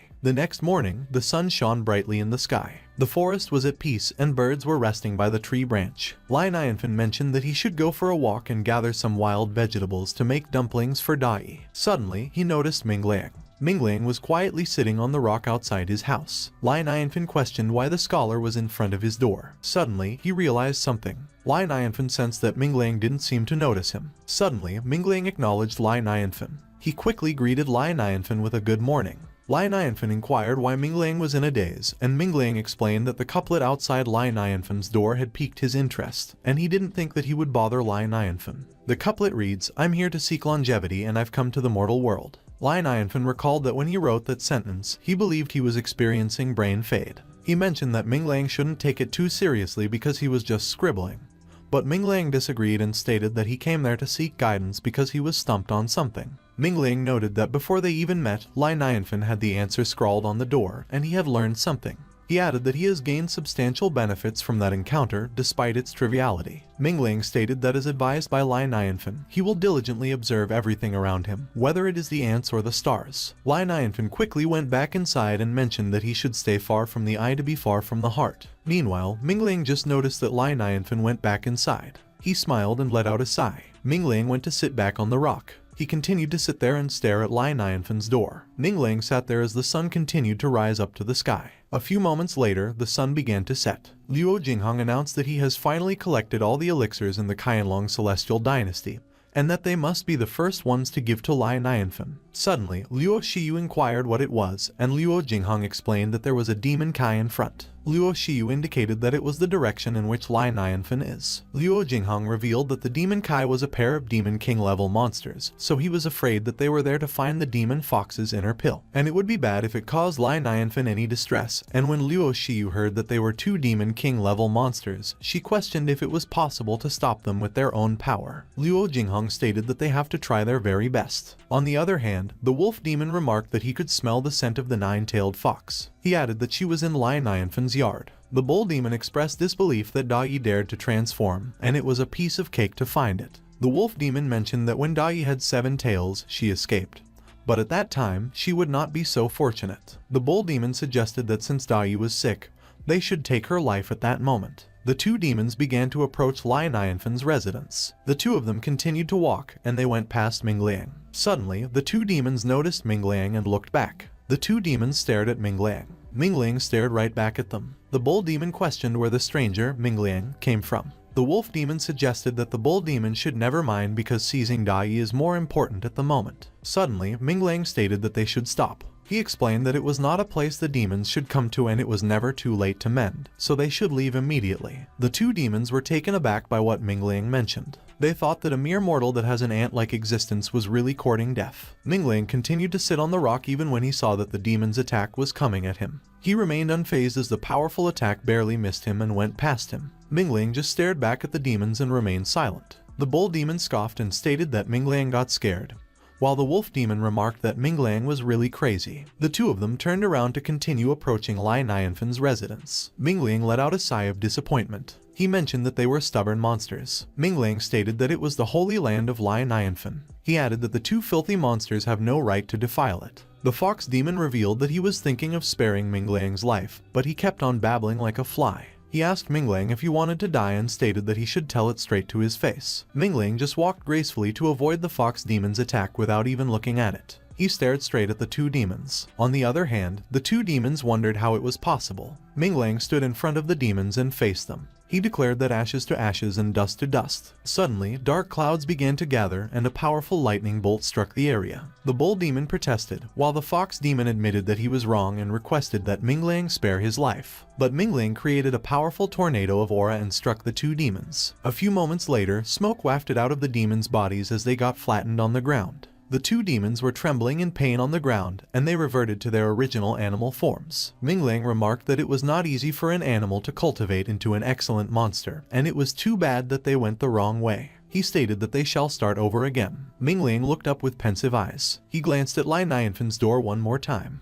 Minglang bowed in front of Lai Nianfen's door. He walked away and left the animals behind. Luo Shiyu and Luo Jinghong arrived at Lai Nianfen's residence. Luo Jinghong inquired Luo Shiyu if she saw what happened, and Luo Shiyu stated that she saw it. Luo Shiyu mentioned that Minglang took down the Demon King level monsters in just 2 seconds. The two of them were startled when Minglang continued to walk towards them. Minglang inquired if they were both Lai Nianfen's guests. Luo Shiyu and Luo Jinghong both respectfully greeted Minglang. Minglang expressed that he was envious of all of them for being able to be Lai Nianfen's honored guests because he was never invited in, and perhaps it was because he was dim-witted. He stated that each of them should appreciate it, and Luo Jinghong noted that they will keep that in mind. Suddenly, Luo Shiyu noticed that Minglang was barefoot. She inquired where Minglang was going, and Luo Jinghong remarked that she shouldn't be rude. Minglang declared that he intends to follow the journey to the west story all the way to the west, and while gaining a better understanding of heaven and earth, he will spread the truth behind it. Luo Shiyu questioned why Minglang was not wearing shoes if he intended to go so far. Minglang explained that by bringing both feet into contact with the earth, he could improve his integration between heaven and earth. In an instant, Minglang disappeared.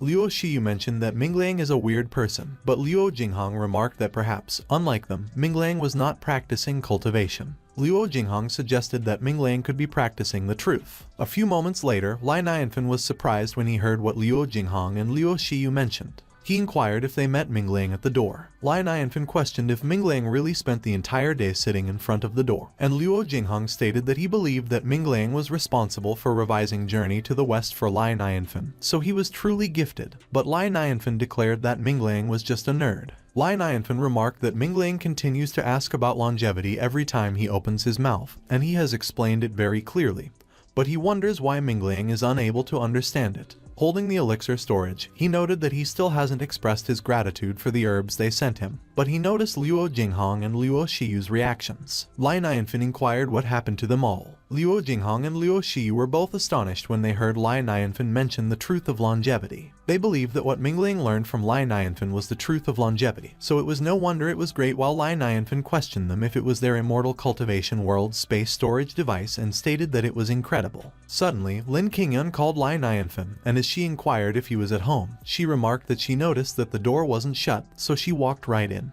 Lin Qingyun was surprised when she saw Lai Nianfen was holding a storage bracelet. She looked at the storage bracelet intently to confirm what it was. Lin Qingyun was surprised when she recognized the Space Jade bracelet. She considered that the Qianlong Celestial Dynasty even brought out their underwear there, and fortunately, she also had the most precious elixir from the Lingyan Immortal Pavilion with her when she left. Lai Nianfen mentioned that Lin Qingyun was there, and Lin Qingyun explained that she was there to give him the elixirs she promised. She proudly brought her hand close to her chest. Tiny twinkling items started to surround Lin Qingyun's hand. Lin Qingyun extended her hand, and the items expanded and floated around her. Both Luo Jinghong and Luo Shi were blinded by the light the items created. Lin Qingyun stated that it was not bad and that it was the top-level elixir. She explained that the elixirs of the Immortal Cultivation World are divided into primal level, mid-level, advanced level, and top level, and the top-level grade is the congenital elixirs. Further up is the innate spiritual root, which is only found in heaven. Lin Qingyun added that people who could take out the strength of those 16 elixirs at once could be counted on the fingers. Meanwhile, Luo Jinghong and Luo Shiyu believed that Lin Qingyun was in pain until she vomited blood. Lai Nianfen was amazed, and he remarked that it was like those props in RPG games, and they were pretty. Suddenly, Bai Wuchen and Zhao arrived and mentioned that they had brought some too. Zhao stated that the heritage of their sword sect is not comparable to the Qianlong Celestial Dynasty and Lingyan Immortal Pavilion, and the elixir they have is insignificant in comparison.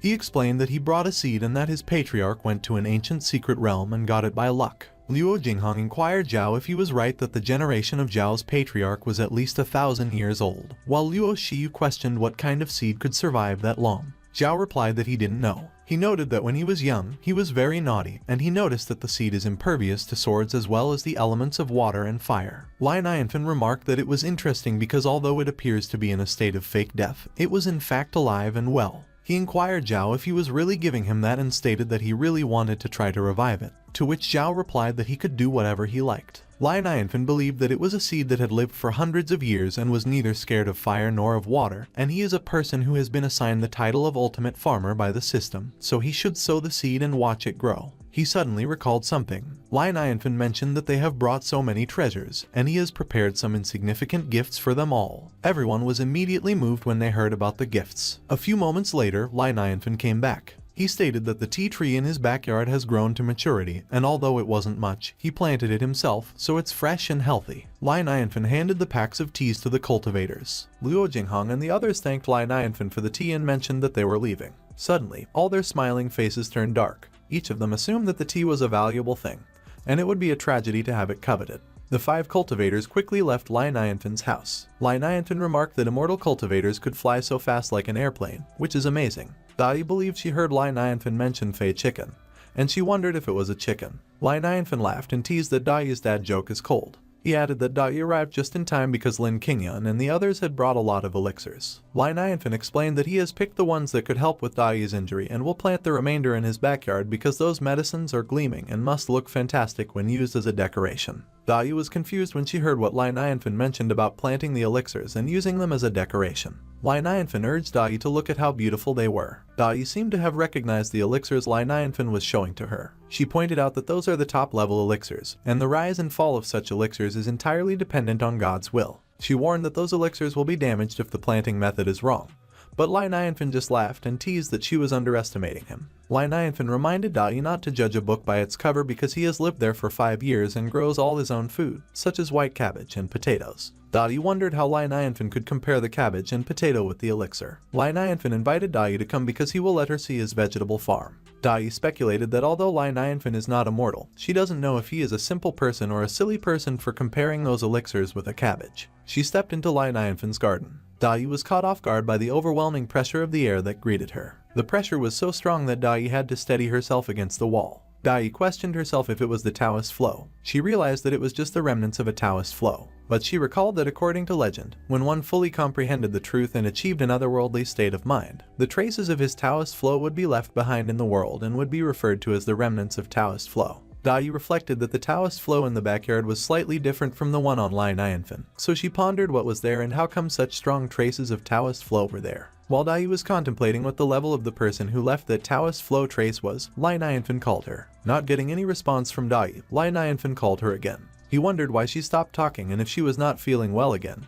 To which Dai replied no. Dai apologized and explained that she was too shocked. Lai Nianfen laughed and remarked that despite his lack of proficiency in other aspects, he is confident in his abilities in that backyard. He noted that there have been a lot of guests recently, but he has never taken them to the backyard, so after the dogshit system, Dai was the first one to enter there. Lai Nianfen instructed Dai to look because it was where he was going to plant the 16 elixirs, and he inquired about what she thought about it.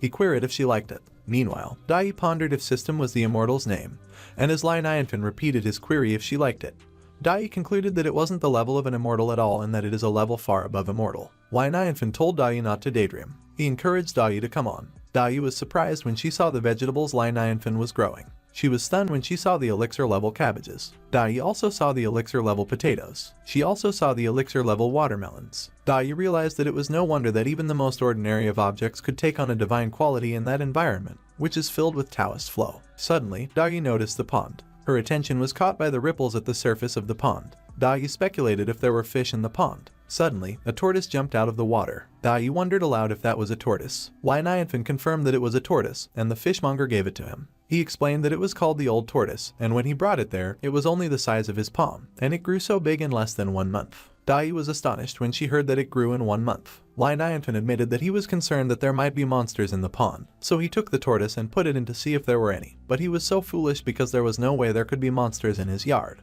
But on the other hand, Dai acknowledged that she was the one who was foolish because she was actually worried that such an immortal entity would be unable to properly plant the elixirs. Dai recognized that her vision was lacking, and she questioned how she was qualified to doubt Lai Nianfen. She reminded herself that she must always remember that Lai Nianfen's idea is always right in the future. A few moments later, Lai Nianfen successfully planted the seed in the ground. Lai Nianfen excitedly watered it. Dai inquired what it was, and Lai Nianfen explained that it was the seed given by Zhao, which is said to be thousands of years old, and he didn't know if it could still germinate, so they should try it. Lai Nianfen expressed that he is looking forward to it and what it will grow into. Lai Nianfen's courtyard was abundant and peaceful. Suddenly, a colorful cloud hovered over the area. Riding on it was the Lin Immortal Palace Saintess, Qin Manyan. Qin Manyan's disciple wondered if they were going to catch the nine-tailed demon fox too. Qin Manyan denied. She explained that unlike the blood of other mortal creatures, the celestial fox's blood is ancient and unique, and a small amount of the nine-tailed fox's blood is said to cleanse and sharpen the marrow, as well as give nutrition to the mortals. She continued that it is more difficult for a fox to have 9 tails than it is for a mortal to become immortal, and many people believe that the rare, 9-tailed fox was extinct after thousands of years of not seeing one in the wild. Qin Manyan added that out of nowhere, the 9-tailed demon fox reappeared and even transformed so it would continually be coveted by greedy people. She emphasized who would do it if the Lin Immortal Palace didn't take the initiative to protect it, and her disciple understood that they were there to protect the 9-tailed demon fox, so she will try her best. Qin Manyan agreed that the disciple was right, and only if the 9-tailed demon fox stays in Lin Immortal Palace will she be protected.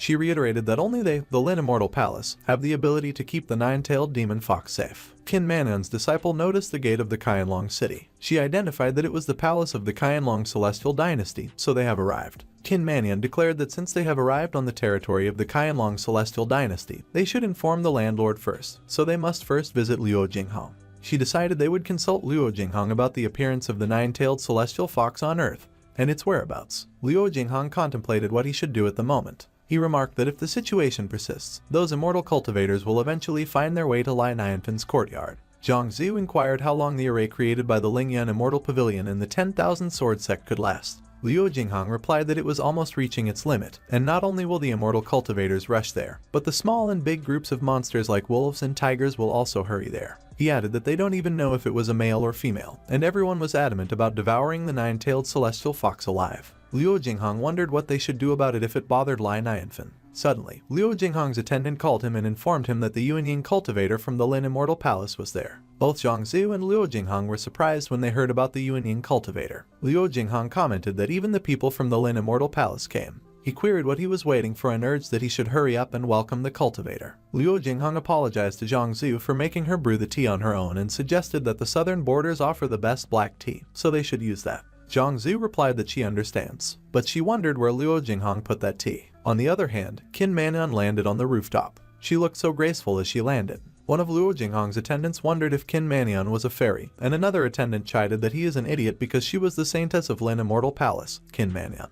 When the attendant heard that Qin Manyon was a saintess too, he pondered who was better compared to the saintess of Lingyan Immortal Pavilion, and the other attendant explained that Lin Immortal Palace people are entitled to refer to themselves as Lin Immortal, and it was not a sign of egotism. The attendant added that they are only one step away from being immortal, and it is one of the most powerful forces in the world of cultivation. Luo Jinghong remained silent as he anticipated Qin Manyon's next action. Qin Manyon expressed her hope that Luo Jinghong is in good health. Luo Jinghong inquired what the purpose of her visit was. Qin Manyon replied that Luo Jinghong clearly knows why she was there and that she came for the nine-tailed celestial fox. Luo Jinghong was stunned when he heard what Qin Manyon stated. He remarked that in 1,000 years, the nine-tailed celestial fox has not appeared, and that piece of news is unusual, so he is afraid that it is a rumor and it is untrustworthy. Qin Manyon narrowed her eyes at Luo Jinghong. She insisted no and explained that the Silver Moon Demon King broke the news at that time and he has been pursuing the Fox clan for an extended period, and is familiar with them, so it should be reliable. Qin Manyon suspected if he hid it on purpose and if it was possible that he already knew the location of the nine-tailed celestial fox and chose not to tell her. Luo Jinghong realized that he was too careless and wondered if everyone in the Lin Immortal Palace was so outspoken.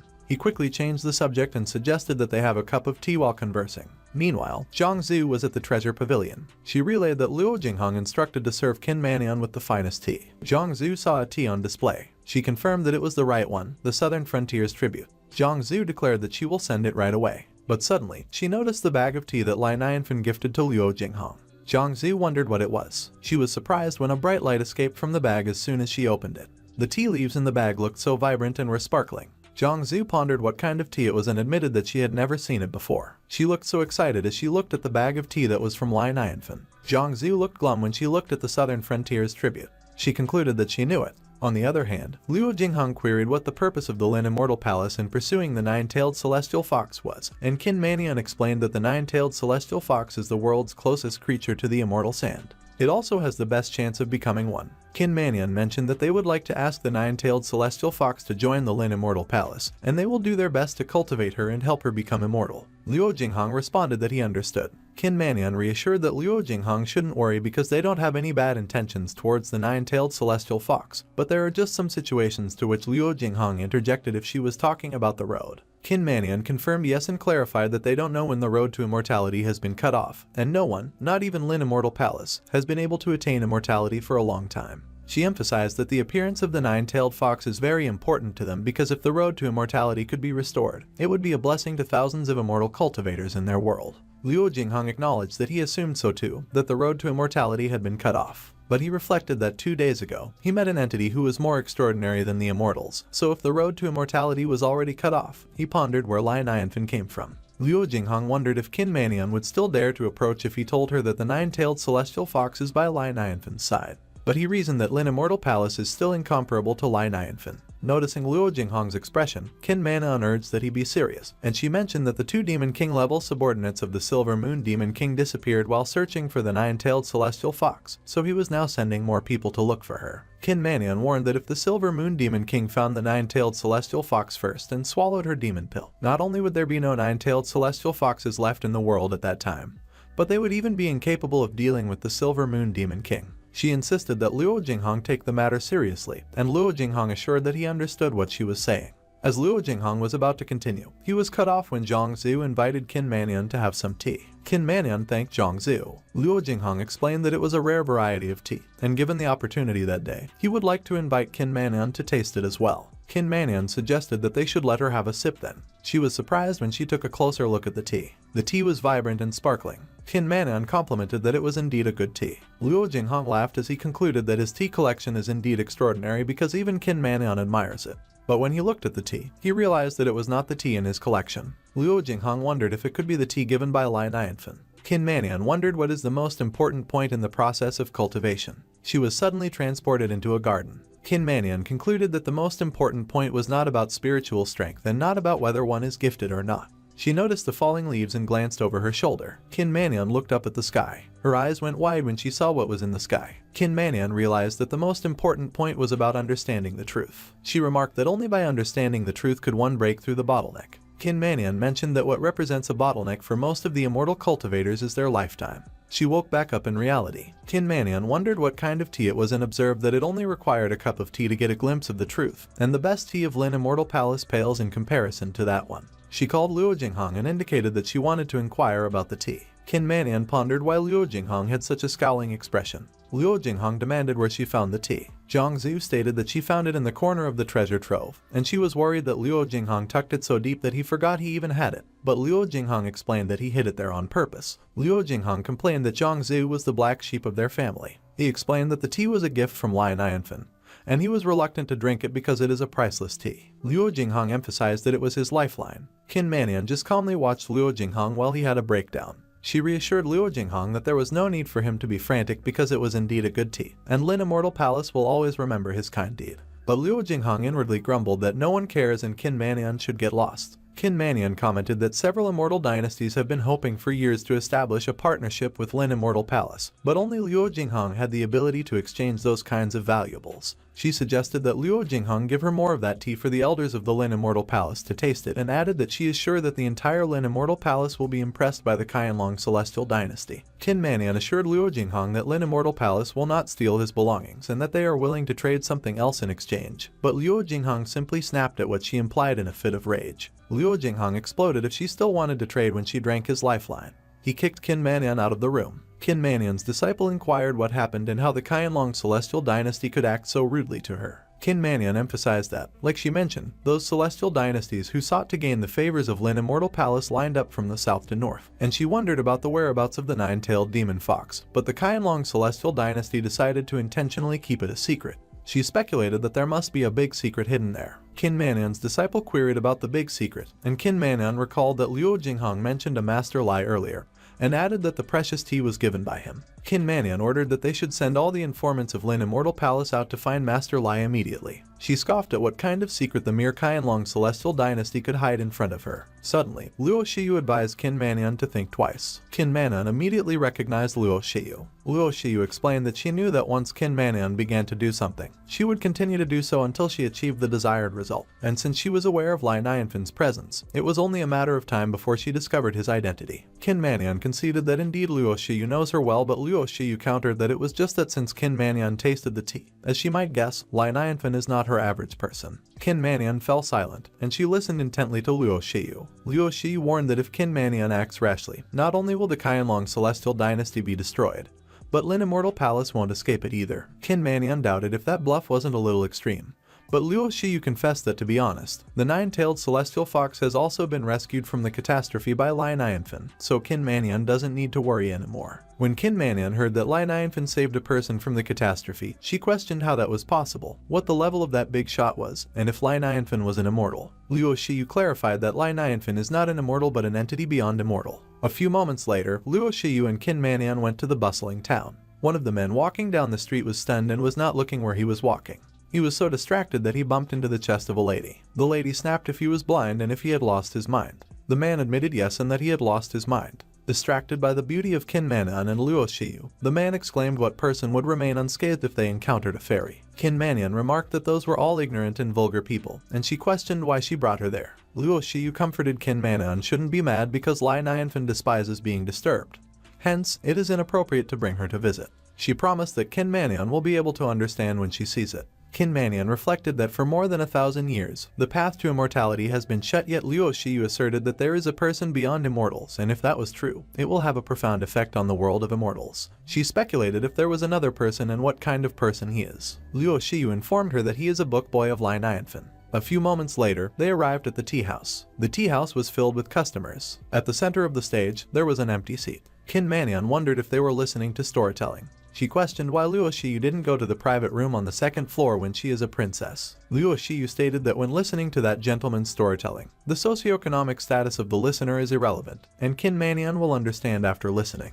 Qin Manyan noticed Minglang walking past them. Minglang was barefoot, and his feet were filled with bruises. Qin Manyan was surprised when she realized where Minglang was heading. Minglang calmly walked up the stage. He declared that they will continue the story from the previous chapter. Minglang introduced that they will talk about Sun Wukong. He revealed that it would be about how Sun Wukong wreaked havoc in heaven. Minglang stated that Sun Wukong ate all the peaches in the peach forest. He explained that the Jade Emperor was enraged, so he sent the 4 heavenly kings, along with Heavenly King Lai and Prince Nezha, to raise a force of 100,000 heavenly soldiers and instructed that they should go to Mount Huiguo and surround Sun Wukong, catch him, and dispose of him. Luo Shiyu listened calmly to Minglang's story while Qin Manyan's eyes were wide in surprise. Qin Manyan was too stunned and focused on the story. Slowly, the lights hanging on the ceiling scattered its spark. 2 sparks collided with each other for a moment and proceeded to separate ways. Those sparks materialized into the images of the fight between Prince Nezha and Sun Wukong. Prince Nezha, along with the heavenly kings, charged towards Sun Wukong. Sun Wukong swung his staff at his enemies. His staff extended and grew, and it eliminated the group of enemies in one hit. Bodies of the heavenly kings were thrown in the air along with the concrete debris. Qin Manyan speculated if it was the immortal world. She contemplated that with 100,000 heavenly soldiers and 100,000 immortals, their ancestors who became immortals and seniors may be one of the 100,000 heavenly soldiers. Qin Manyan reflected that they spent their entire lives only trying to become immortals, but in the end, they exhausted their lives and got nothing, and in the Heaven Palace, someone turned into an immortal by eating peaches. She realized that although she considered herself superior, in the eyes of the immortals, she was just an ant. Qin Manyan recognized that she hadn't given much consideration to how vast the earth is, and if she continues to be aloof and haughty, she is scared that she will blow the opportunity to become immortal in that lifetime. She remarked that even a book boy has such insights and wondered what sort of existence Lai Nianfen is. A few moments later, Minglang's performance at the tea house ended. Minglang was packing his scroll so he could leave. Noticing Qin Manyan, Minglang inquired what the matter was. Qin Manyan explained that she is a little girl who had doubts in her heart and hoped that Minglang could enlighten her. Minglang replied that he is an ordinary person, a poor scholar, and Qin Manyan is a cultivator, so calling him a senior doesn't make sense, but if she has questions, they should discuss it. Qin Manyan politely inquired if she could know why the path to immortals was cut off. She wondered if it was still possible for them to become immortals through cultivation in that lifetime. Minglang fell silent for a moment as he studied Qin Manyan. He suggested that Qin Manyan should take a look. Minglang probed if she imagined that those mortals who get up to work at sunrise and retire at sunset have a chance to become immortal. Qin Manyan explained that there are 3 elements of immortality. One is spirituality, the other is talent, and the third is understanding of truth. And ordinary mortals tend to become caught up in the rat race of daily life, losing their spirituality and so losing their qualifications. She realized when she uttered the word qualifications. Minglang confirmed yes, that it was qualifications. He explained that heaven and earth have their own rules, and only those who make the rules decide who is immortal and who is mortal, so there was no way mortals could understand. But Minglang remarked that there is a story that records the wisdom of all those avenues, so if Qin Manyan listens to Lai Nianfen's story Journey to the West, she will definitely have some insights. All Qin Manyan could say in response was to address Lai Nianfen as Master Lai. She confirmed that it was exactly that, Master Lai. Evening came, and Lai Nianfen's courtyard was peaceful as always. Dai was walking alone in the forest. Suddenly, her sister jumped at her. Dai was surprised when she saw her sister. Dai's sister exclaimed that she missed her so much. She queried if the mortal didn't bully her, if she was feeling better, if it was more difficult to sleep in a human bed than a cave, and if she was used to it. Dai repeatedly assured that her sister shouldn't worry. Addressing Lai Nianfen as her master, Dai affirmed that Lai Nianfen is very nice to her, so her sister shouldn't have to worry. But Dai's sister was enraged when she heard how Dai addressed Lai Nianfen. She interrogated if she didn't marry Lai Nianfen to repay her kindness, and if being a concubine is preferable to being a pet if she cannot be a wife. The sister protested that Dai is a noble nine-tailed fox, but Dai explained that as an immortal, Lai Nianfen treats her with utmost courtesy, so recognizing him as her master is the greatest blessing she has ever had in her life. The sister lamented that it was over and that her sister had been trained. Dai revealed that she brought her sister something good. The sister queried what it was. Dai clarified that it was an apple. The sister pondered what kind of fox likes to eat apples. Noticing her sister's reaction, Dai insisted that the apples grown by Lai Nianfen are not ordinary apples, and she will know after one bite. The sister looked at the apple and was reluctant. She started to take a bite. Meanwhile, Lai Nianfen noticed a light in the forest. The light was so powerful that it illuminated the mountains. The light was coming from Dai's sister. The sister wondered if it was a magical fruit and why there was such a strong spiritual power in it. Without answering her sister's query, she requested that she leave after eating, and she explained that she gave Lai Nianfen's apple to her sister without his consent, so it will be awful if he discovers it. Dai promised that she will see her sister next time. Suddenly, Lai Nianfen appeared behind and called Dai. Dai was startled, and she quickly turned to look behind her. Lai Nianfen inquired what she was doing there. Lai Nianfen inquired whom she was addressing. She stuttered as she attempted to respond. She apologized and admitted that she handed the apple he gave her to her younger sister. He mentioned her younger sister. She explained that her sister was a six-tailed little fox, and although she looks stupid, she is very obedient and kind, so she would never bite.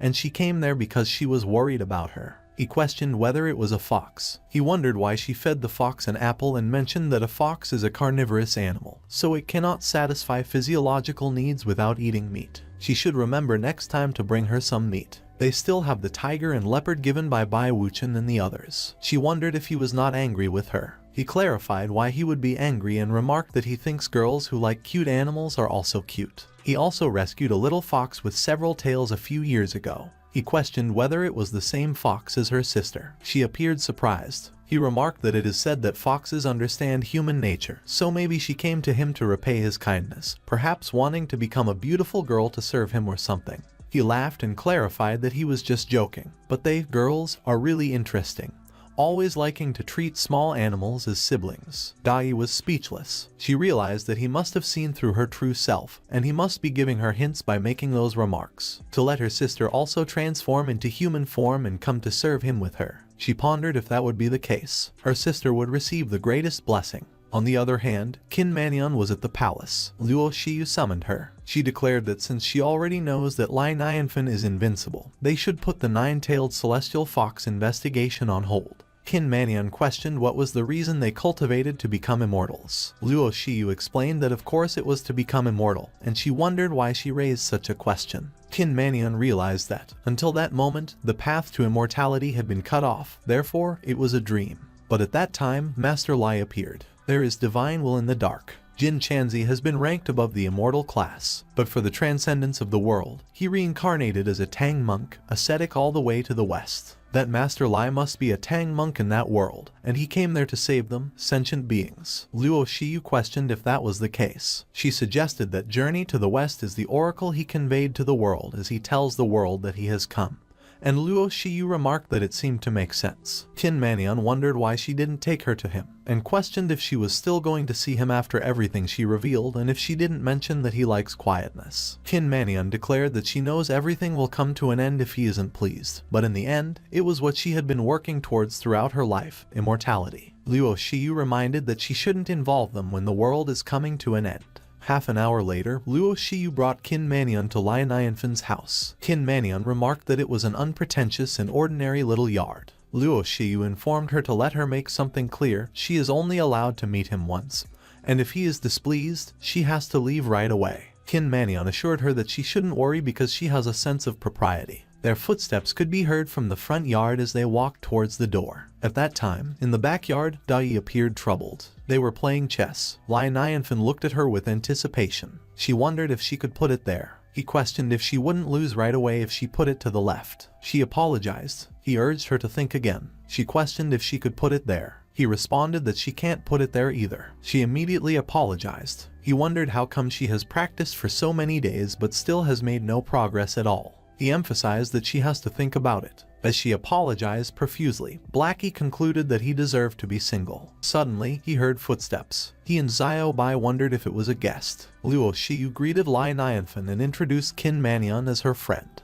He was speechless. He speculated if it was cosplay. He remarked that Qin Manyun's attire is quite interesting, while Luo Shiyu apologized that they were bothering him again and hoped that he would not mind them. He questioned why she mentioned that she was a bother and explained that he always welcomes her there because he is addicted to chess at the moment, so he wanted to find a playmate. Luo Shiyu and Qin Manyun immediately urged that he inform them if he has any orders. He repeatedly clarified that it was not that extreme. There was no way he could give orders, but he has had a little trouble recently, and he wondered if they have any solution to it. They reassured him that he is free to give them any order. He advised that they should stop teasing him. Monsters and cultivators actually seemed to be flying around there frequently lately, making noises. It was so scary that he didn't even dare to go out. They are in a prominent position, and he asked if they could help him find out what was going on. Luo Shiyu guessed that it was those who were looking for the nine-tailed celestial fox, and with the power of the 10,000 sword sects and Lingyan Immortal Pavilion, they could only block the fox hunters with low cultivation.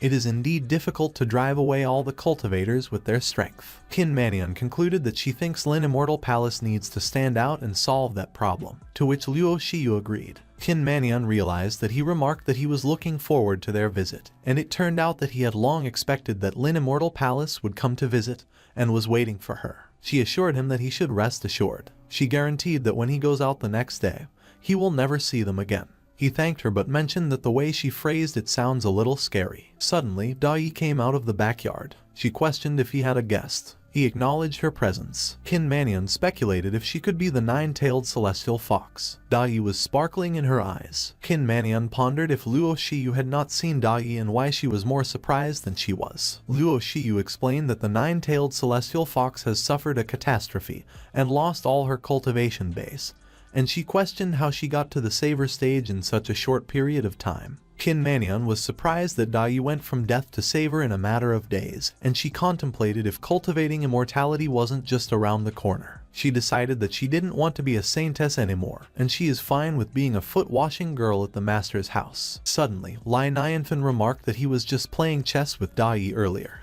and wondered if they were both interested in a round. They were taken aback by his invitation. He explained that Dai is new to chess, so they should play and demonstrate to her. Qin Manyun agreed okay while reflecting that she had been a smart girl since she was a child, and she could play zither, chess, write calligraphy, and read well. There are only a few people who could beat her in the Lin Immortal Palace. She speculated if it would make him unhappy if she accidentally defeated him and resolved that she should just fake some mistakes and let him be. A few moments later, she saw that the words heaven and earth were engraved in the chessboard. She questioned if it was a chess game or a debate on the truth. Lai Nianfen invited her to move first. She gracefully agreed. She picked up a white chess piece. She placed it on the board. She was startled when she was transported to a different space. She wondered where it was. She saw Lai Nianfen's gigantic hand placing his black piece towards her. She was too stunned to move. He slammed the piece against the board. She was squashed by the piece. The game progressed, and he was contemplating deeply about his next move. He placed his black piece on the board again,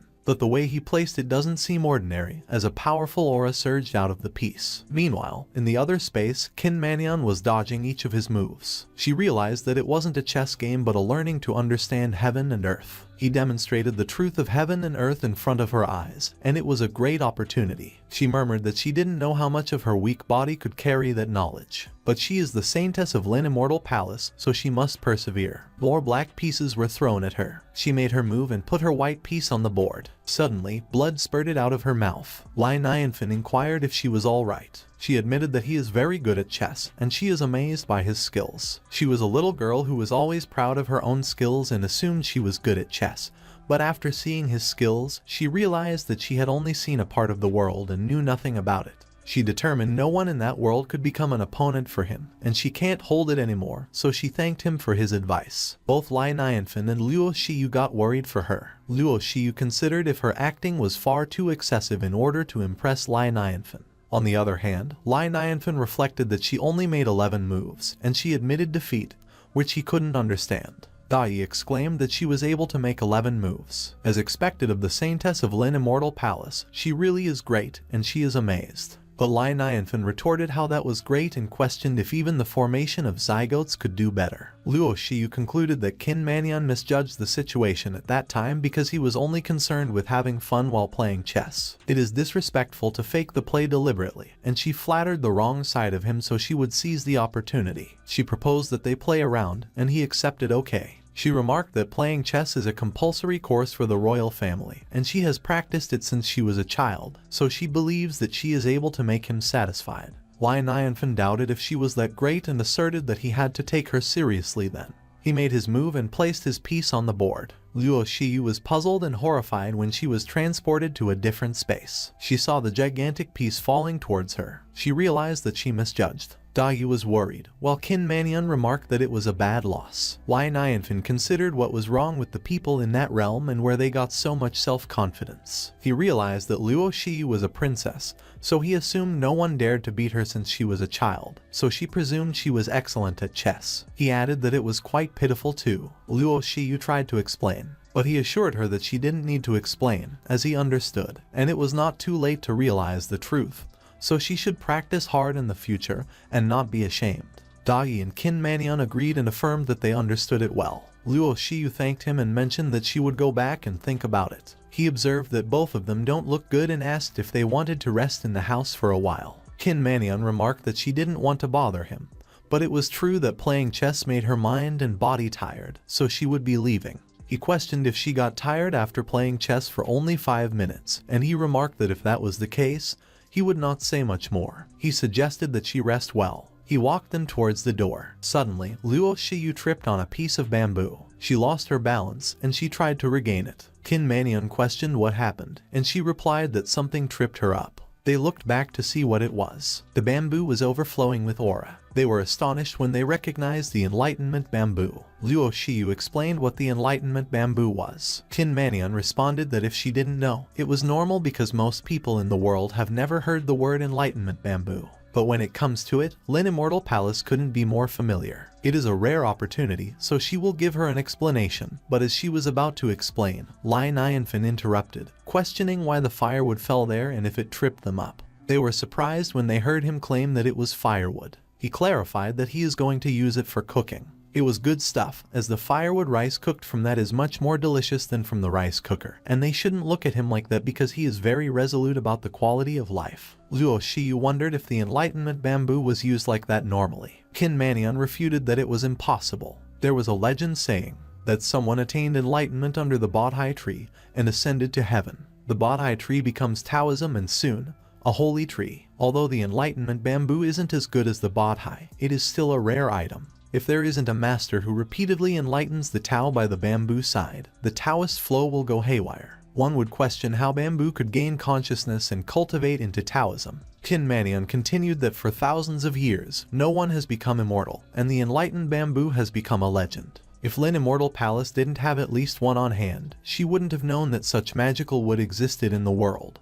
And it actually became firewood, which was a sin. She mused that that day she had a predetermined fate, and it must be her intrinsic mission to allow her to preserve the Enlightenment bamboo from being burned. While Lai Nianfen inquired if she was alright, she requested that he pardon her rudeness and questioned whether he could give her that firewood. She explained that the material is rare, and it fits well with her master's tools, so it is important for her. He queried if her master liked handicrafts as well and mentioned that it was also the leftover from his bow making and it was nothing important, so if she liked it, she could take it. But he doubted if that was enough for her, and she assured that she couldn't thank him enough for that present and there was nothing else she could ask for as it was more than enough. He decided that he will just use the rest as firewood then. Souls came out of the bamboo as they got burned at the fireplace. Qin Manyan's face turned dark. She apologized in her mind as she realized that she could only save one of them. Meanwhile, Luo Shiyu contemplated that although she still doesn't know what enlightenment bamboo is, she feels that Qin Manyan is a little pitiful. A few moments later, Qin Manyan came back to the Lin Immortal Palace. It was up in the mountains, and everything was serene. She landed in their courtyard. She was so graceful. Some of the disciples remarked that their senior sister was back and greeted her. She proceeded to walk towards the altar. She looked up at the carved-out statue of Yao Mengji in the mountain. She greeted it as her master. He questioned if she brought back the nine-tailed celestial fox. She replied that she didn't. He queried why she came back.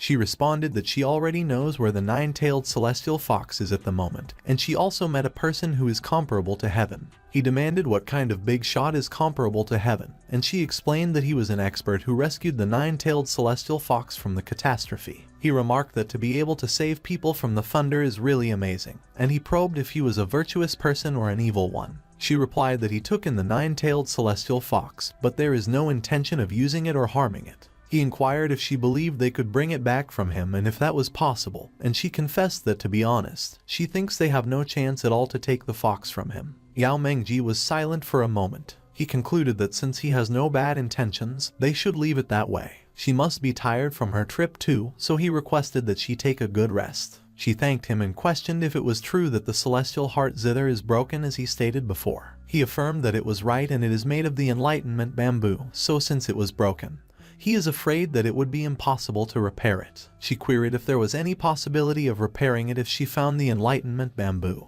He emphasized that he knows she is loyal, but there is only one enlightenment bamboo in that world, and it was owned by their ancestor by luck, but it was also badly damaged when it was brought back. If not, it wasn't something that would be broken after only a few thousand years, so she better put some thought into it. She wondered aloud if that bamboo was the enlightenment bamboo. He paused for a moment. He repeatedly confirmed that it was the enlightenment bamboo. He noted that it was short, wondered why it was a little burnt there and if it was also struck by thunder, and observed that the cross-section seemed to have been chopped with a hatchet. But it was indeed an enlightenment bamboo, and it was much better than their ancestors' one. God blessed Lin Immortal Palace because for thousands of years they have been admired by people, and no one dared to upset them thanks to their cultivation-based leading and the blessing of the celestial heart zither. It is one of the treasures that is closest to immortals in the world, and with it in hand, the battle power of the owner will increase dramatically. It doesn't matter if it's a big or small sect, the celestial dynasties, or the demon king,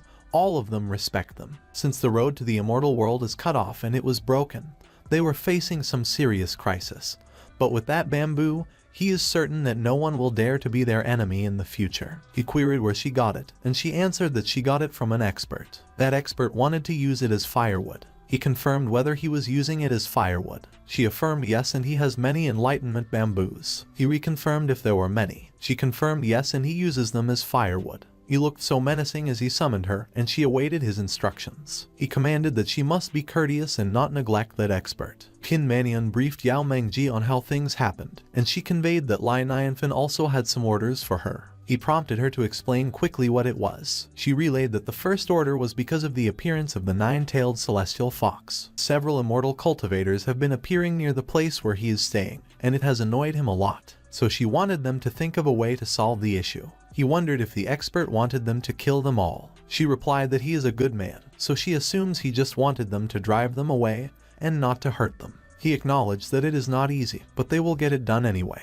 He inquired about the second order, and she relayed that he mentioned that he loves the 1,000-year-old shoe and ice liquid, so she promised to give him the entirety of it. Yao Mengji was so surprised that he coughed up blood. She wondered if he was angry as he snickered menacingly. He questioned how much he needed and why she didn't mention that she could carry the entire 1,000-year-old shoe and ice there, and she responded that she wouldn't dare to do that. He affirmed and instructed her to carry it there, and she asked if it was real. He reflected that he had lived for 1,000 years, and it is a blessing to meet such a person and to see the 1,000-year-old shoe and ice, so he is going to be rich. He instructed that without further ado, they should carry out the master's orders, and she praised that he is so wise. On the other hand, the immortal cultivators were camping and littering in the forests. One of them complained that it was weird and wondered why they couldn't find even the fur of the nine-tailed celestial fox after so many days, to which another one agreed. He speculated that she must be dead or crippled after experiencing the tribulation and wondered where else she could hide. Suddenly, someone exclaimed that he had found it.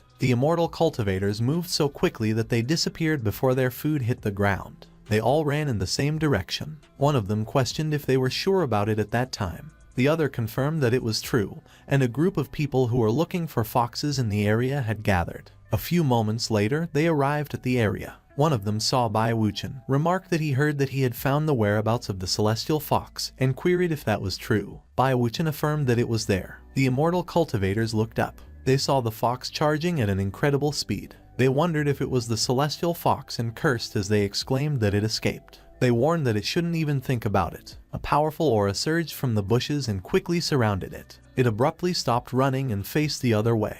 It startled when the powerful aura got closer. It quickly became surrounded and trapped. One of the cultivators wondered aloud who it was and whether he bound the nine-tailed celestial fox in an instant. They seemed to be a step behind, which was a pity. The auras were coming from the golden spears surrounding the fox. The cultivators presumed that it must be an expert who seized the opportunity. The fox glared behind it. It startled when it saw Qin Manhwa and Yao Mengji. Yao Mengji stated that it has nowhere else to run. He used his skill, Bind. The powerful aura quickly wrapped itself around the fox's body. It screamed in pain. The immortal cultivators wondered if he wasn't the palace master of the Lin Immortal Palace, Yao Mengji. They were alarmed when he hopped off the clouds and came to the ground to approach the fox. One of the cultivators questioned whether Yao Mengji came in person, and another suggested that he didn't think they should be involved. Yao Mengji instructed that the fox should stop struggling. He retreated. The powerful aura became gentle as it wafted with the wind. It disappeared along with the fox. Bai Wuchen was speechless as he watched Qin Manhwa and Yao Mengji fly away. He sighed and lamented that they don't have enough strength, and it makes no difference how big the opportunity is. One of the cultivators remarked that after all, they can't afford to offend the Lin Immortal Palace. Another remarked that since the nine-tailed celestial fox was taken away by them, they have no choice but to give up. And another comforted that it was okay and Bai Wuchen shouldn't be angry because when he is angry, his body suffers. He has been keeping everyone up to date on the latest news on the celestial fox for the past few days, and he hopes everyone will remember that in their hearts. Bai Wuchen concluded that the opportunity has passed, and it was pointless to dwell on it in the future, so it was fine. He will return. He flew away. One of the cultivators observed that he seemed angry, and the other agreed since the appearance of the nine-tailed celestial fox. The old man has never slept once. He must have really wanted to catch the fox. 4 hours later, Qin Manhwa questioned if everyone had left, and one of the disciples confirmed yes, all of them had left. Qin Manhwa instructed that it was the back garden of the expert. As she requested that they clean it up, they acknowledged that they understood. She complained that all those unethical immortal cultivators caused such a mess for just a fox and wondered how the expert will hunt and have fun there. Yao Mengji encouraged everyone to work hard and clean up more thoroughly for the sake of the expert, while Qin Manhwa announced that he has arrived. Bai Wuchen greeted him as his senior. Yao Mengji responded that he was too polite and he is an honored guest of Reincarnated, so he would encourage him to be comfortable with him. Bai Wuchen hesitated if he could ask him something and inquired about the nine-tailed celestial fox from that morning. Yao Mengji questioned if he was referring to that. He clarified that it was just a trick to send those cultivators away. Bai Wuchen complimented that he really was so powerful because even though he knew it was a ruse, he almost believed it, but he humbly replied that he was nothing. Bai Wuchen remarked that the world will soon know that the nine-tailed celestial fox was taken away by the Lin Immortal Palace and there won't be any delusions anymore, and Yao Mengji acknowledged that they could make it go smoothly because of his cooperation. Bai Wuchen excused that it was getting late, so he would take his leave first. A few moments later, Qin Manhwa confirmed that the immortal cultivators have all dispersed and no one is wild enough to come and find it at Lin Immortal Palace. Yao Mengji questioned what the matter was. She informed that there is another person who has been pursuing the Fox clan for hundreds of years as it swallows foxes to increase its cultivation, and its strength is unfathomable. If it weren't for the celestial heart zither's intimidation, she fears that it wouldn't even care about the Lin Immortal Palace at all, and she doubts it will let the fox go easily. Yao Mengji seemed to have realized who she meant it was. She confirmed that he guessed it right. It was the Silver Moon Demon King.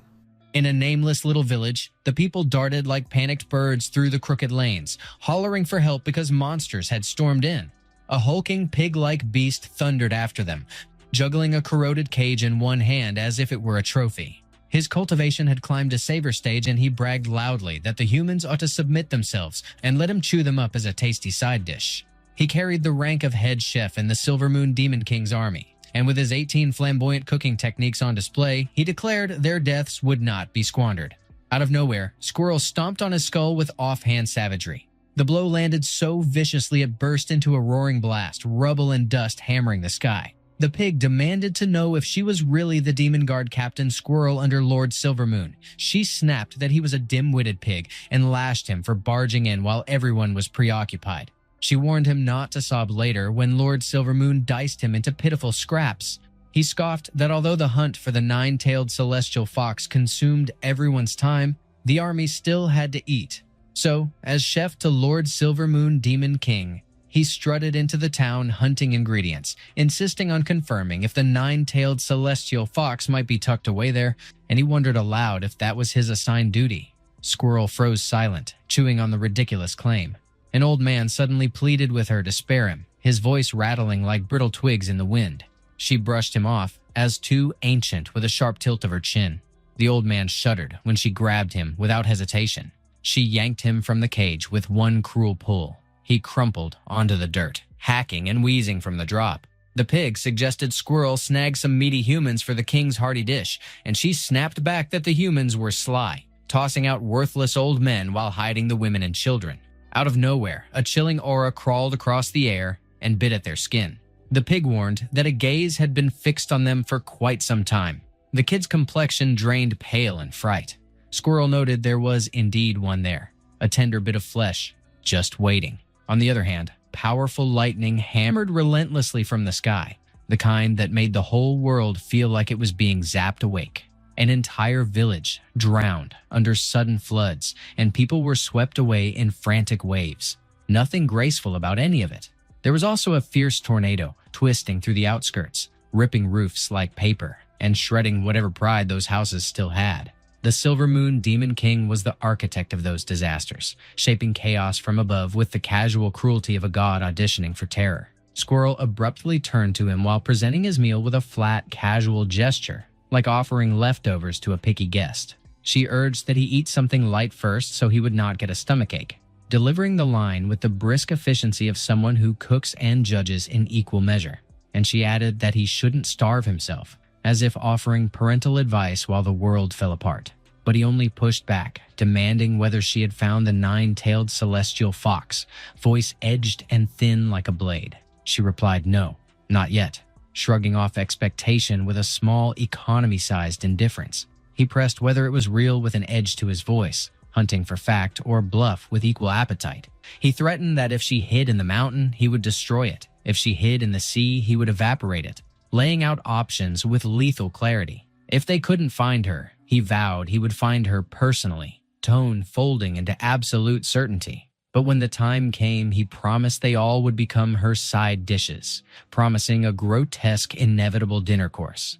Squirrel's body shivered with a thin thread of fear, the motion small but honest. He checked whether she understood, and she affirmed that she did, the confirmation flat and automatic. Suddenly, a crow dove toward the Silver Moon Demon King, wings cutting the storm air like a black blade through wet silk. He announced that he had come to report, carrying news like a bullet. Silver Moon demanded if he had found it, and the crow blurted that yes, they had found it, but the people from Lin Immortal Palace took it away, spilling the complication in one breath. Silver Moon flared with rage, the whole sky answering him for a second. He demanded why the Lin Immortal Palace could find it when he could not, and the crow pleaded for mercy, begging to be spared, voice thin with panic. Silver Moon sneered that Lin Immortal Palace had been hollowed since the Heart Zither broke thousands of years ago, reduced to a band of cripples. And since he had lost to them, there was no reason for him to live, and he pressed the crow for his opinion, piling history and humiliation together. The crow then reported they had discovered the nine-tailed celestial fox's sister, the six-tailed one, delivering the bait like a business deal. Silver Moon's interest sharpened, attention snapping to the new angle. He remarked that the crow still seemed useful, and the crow thanked him over and over, gratitude sounding very close to relief. Silver Moon declared he would catch the small one first, and then the big one would follow, mapping the hunt like a strategist marking prey. He launched himself into the storm and flew away without hesitation, motion-hungry and immediate. He vowed that none of them could escape his claws, promise sealed with a predator's certainty. The disaster sparked by the lightning and tornadoes spread scars across the mountain range for all to see. Qin Manyun remarked that the Silver Moon Demon King had already stepped out. He grew more and more feral, chasing after the nine-tailed celestial fox, while the ordinary sex of the Zhan dynasty wouldn't dare confront him, giving him the bold freedom to unleash cruelty. Yao Mengji declared that he was a demon who had cultivated all the way to God's test stage, and unless forced, no one would gamble with opposing him. He spread word about the nine-tailed celestial fox to push the rest of the world into the hunt, while he would stay lurking in the shadows until someone dragged her out.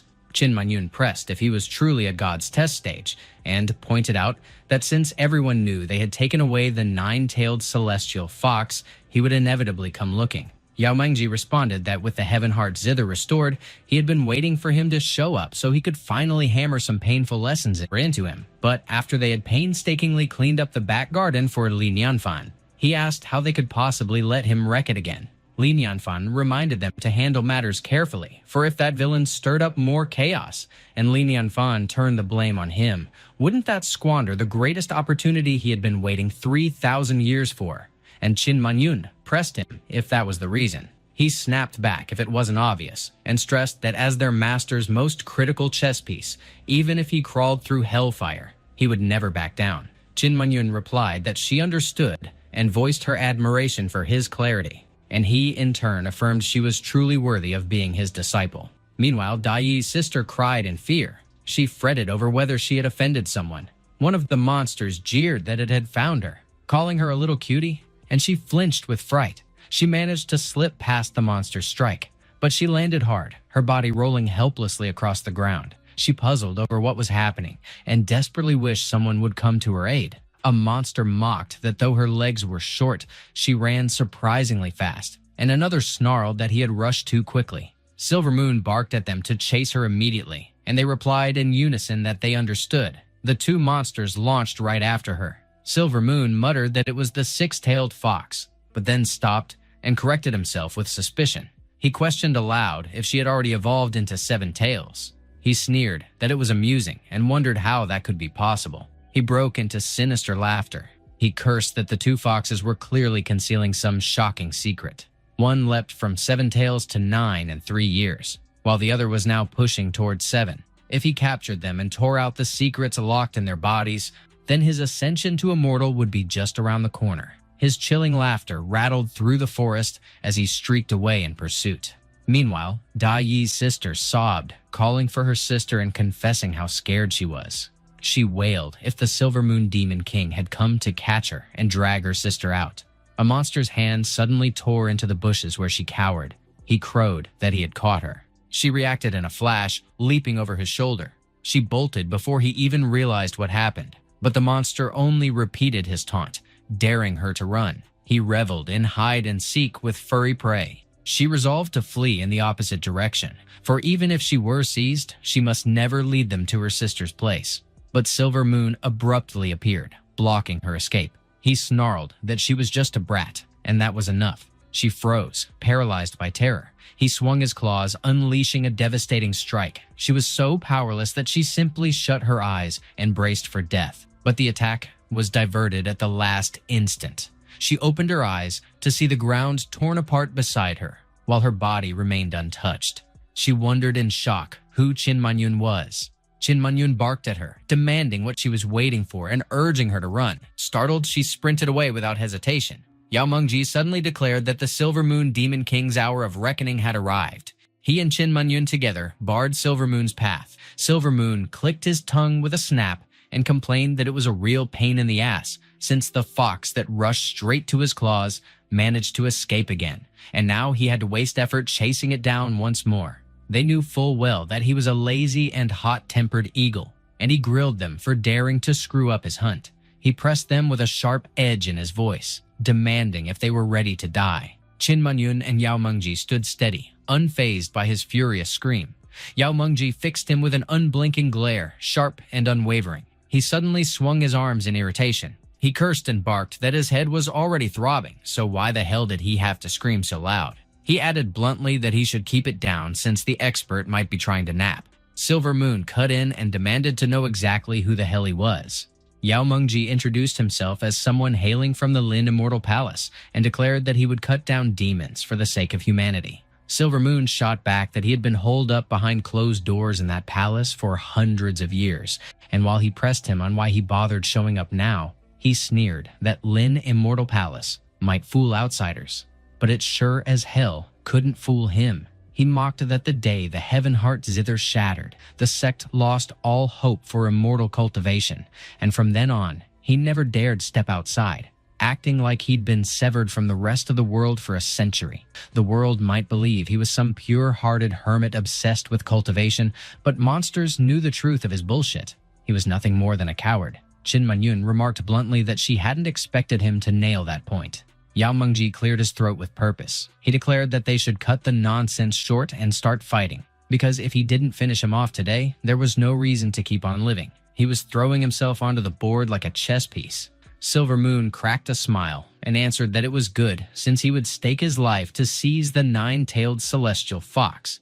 But in truth, even if he won, he'd walk away empty-handed. The two braced themselves and prepared to lunge straight at each other. They instantly clashed, trading blows at a blistering, unbelievable speed. Silver Moon halted briefly. He funneled his energy straight into his beak. He sneered that demons only feared the Lin Immortal Palace because of the blessing of that fake Heaven Heart zither, but since it was broken, there was no way he, the Silver Moon Demon King, would be afraid of them. He thrust his claws forward to snatch Yao Mengji, but Yao Mengji instantly summoned the Heaven Heart zither. He plucked a single string. A torrent of energy burst forth, blocking Silver Moon's assault outright. Silver Moon froze in shock. The overwhelming force then hurled him across the mountains, smashing him from peak to peak and leaving gaping holes behind. Qin Manyun suddenly turned toward Yao Mengji. She reminded him sharply not to be so loud, or he might disturb the expert, and he admitted with a start that he nearly forgot. Meanwhile, Silver Moon dragged himself upright again. He declared that the Heaven Heart zither had been crafted from enlightenment bamboo, the one and only in all of heaven and earth. He demanded to know how it could possibly have been repaired without it.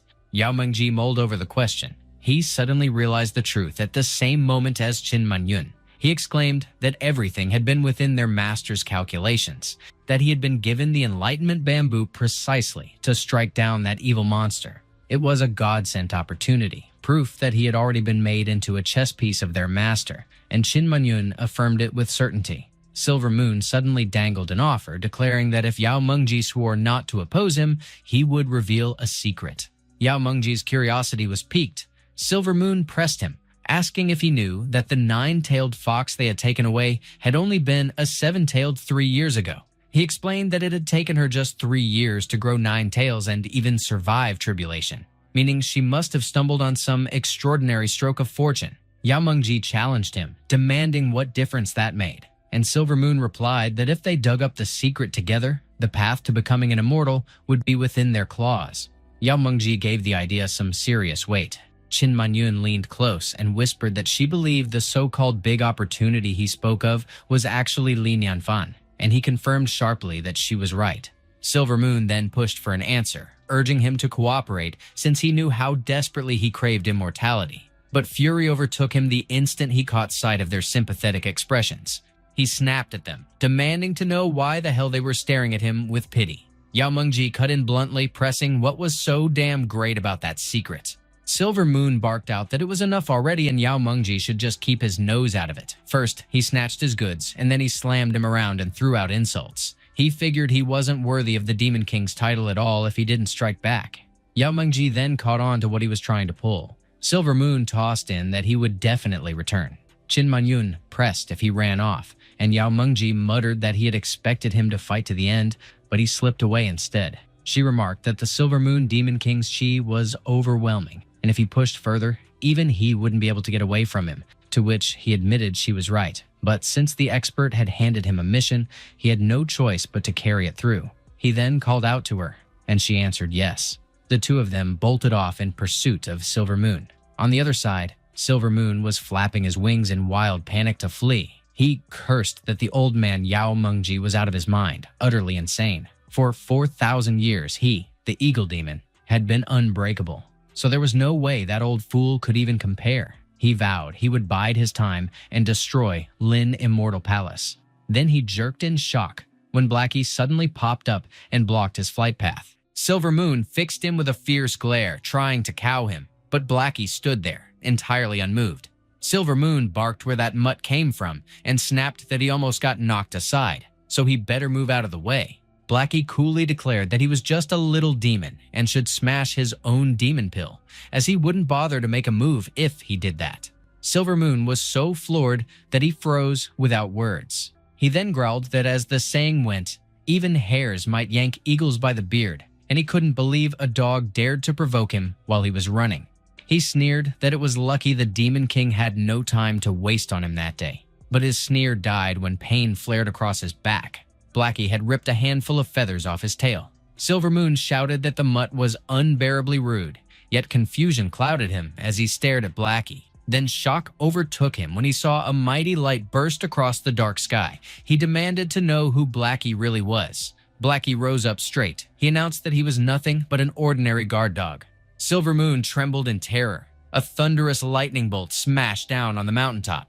Meanwhile, Lin Yanfan's mind flashed to Blackie. He frowned, wondering why lightning suddenly struck in such clear and lovely weather. He rushed off, worried for him. On the other side, Qin Manyun pressed Yao Mengji if he had seen that, and as he questioned where that demon dog had come from, he muttered that it was utterly terrifying. The Silvermoon Demon King looked like a baby crushed under the dog's paw, and she urged that they should escape before the demon dog noticed them, to which he agreed she was right. But to their shock, Blackie turned to address them both. He asked if they had seen everything. Yao Mengji instantly begged him to spare his life and blurted that he was a dog lover, while Qin Manyun declared that one could die but not be humiliated and demanded why he was doing this. He coldly told her she knew nothing, so she should come kneel. Blackie explained that he was aware they were his master's guests and pressed if they understood his rules. Yao Mengji's face showed his puzzlement when he brought up his master. Qin Manyun then murmured that she felt a sense of familiarity. She suddenly realized that he was the dog raised by Lin Yanfan. She blurted yes and confirmed they understood the rules.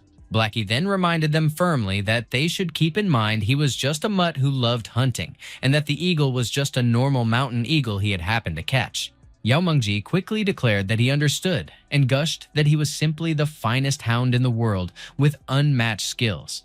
So he was amazed by him. Blackie chuckled that he caught on pretty quick. Suddenly, Lin Yanfan pushed his way through the bushes. The three of them jumped in shock when he emerged out of the greenery. Lin Yanfan kept calling out to Blackie, throwing in a half-scolding tone as he checked if he was fine, grumbling that he told him not to climb to high places when thunder rolled. He suddenly caught sight of Qin Manyun. He noticed she and Yao Mengji were standing beside Blackie. He guessed at what kind of situation he had walked into. He wondered aloud if they had shielded Blackie from the lightning, and while he thanked them profusely, Yao Mengji waved it off, claiming he was being far too polite over nothing.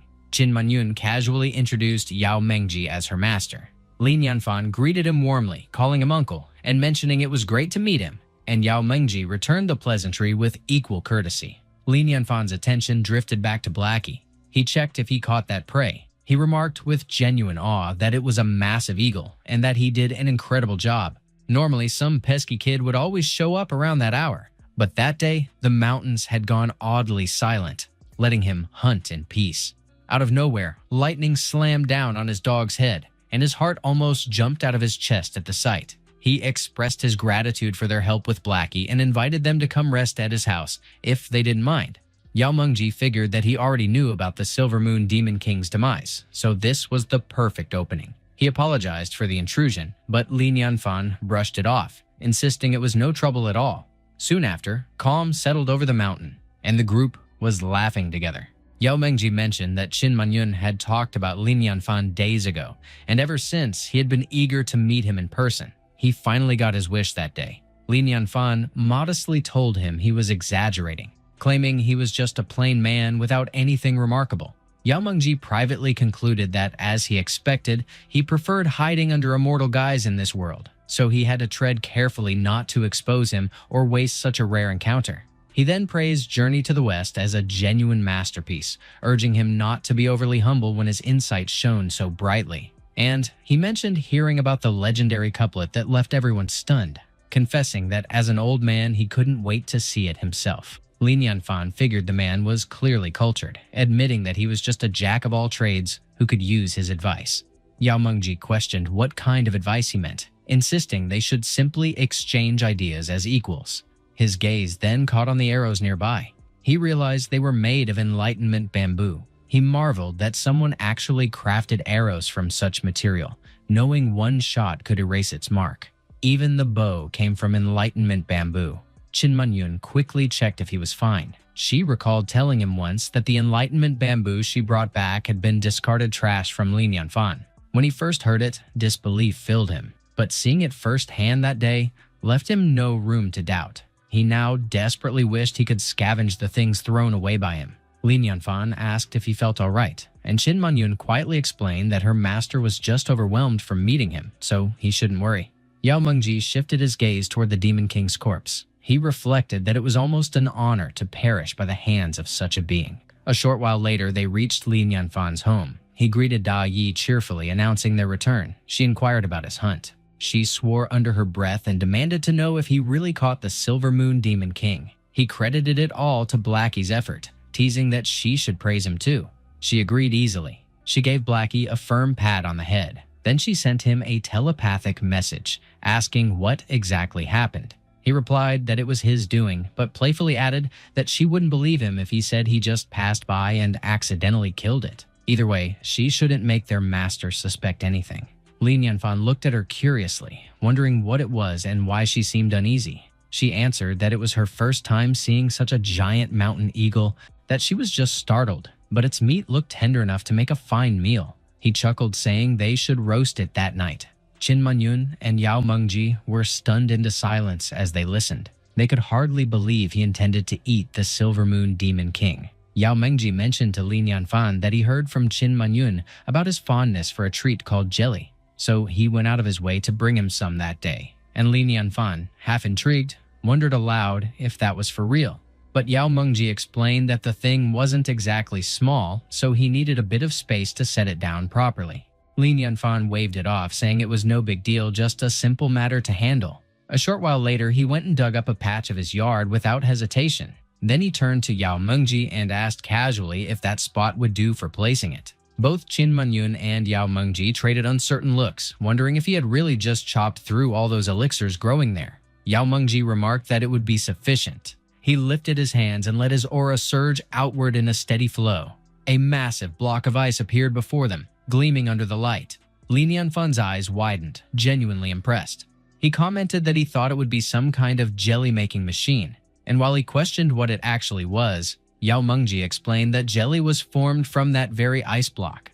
It originated from the mountain called the 1,000 Years Zhuan Ice Mountain, but the process of creating even a single piece of jelly took a full decade. Yet Lin Yanfan, confused, asked him to repeat what he'd just said. Yao Mengji brushed it off, mumbling that it was nothing worth noting. He internally grumbled that the 1,000 Years Zhuan ice had been stingy since he had been licking it for thousands of years and managed to get only one drop of jelly. Now that it had met the expert, though, it willingly offered all of itself to him. Lin Yanfan mentioned that he saved Blackie and was even given such a rare treasure, so he asked sincerely how he could repay that generosity. He added that he was merely a mortal who grew crops and didn't own anything valuable, so if they didn't mind, they could tell him directly what they wanted. Yao Mengji and Qin Manyun froze, momentarily dazed. They both suspected it was some kind of hidden test. Yao Mengji debated silently, figuring that if he lied and said he wanted nothing, the expert would instantly catch on and scold them for false modesty. But if he asked for something straight away, he'd look greedy. Qin Manyun reasoned that if she slipped up here, she might blow a golden opportunity. Yao Mengji's mind whirled as he tried to craft the right response. He eventually admitted that, to be truthful, he owned an old zither long damaged. But thanks to the Enlightenment bamboo gifted to Qin Manyun, it could finally be restored. He spoke humbly, saying he wouldn't forget the kindness shown to them, so the zither was merely a token of gratitude, something he was duty-bound to offer. Lin Yanfan clarified if he meant the branch Qin Manyun had brought back. He mused privately that he basically got a jelly maker in exchange for a branch, and he wondered if this was how cultured people truly behaved. So calm, so detached.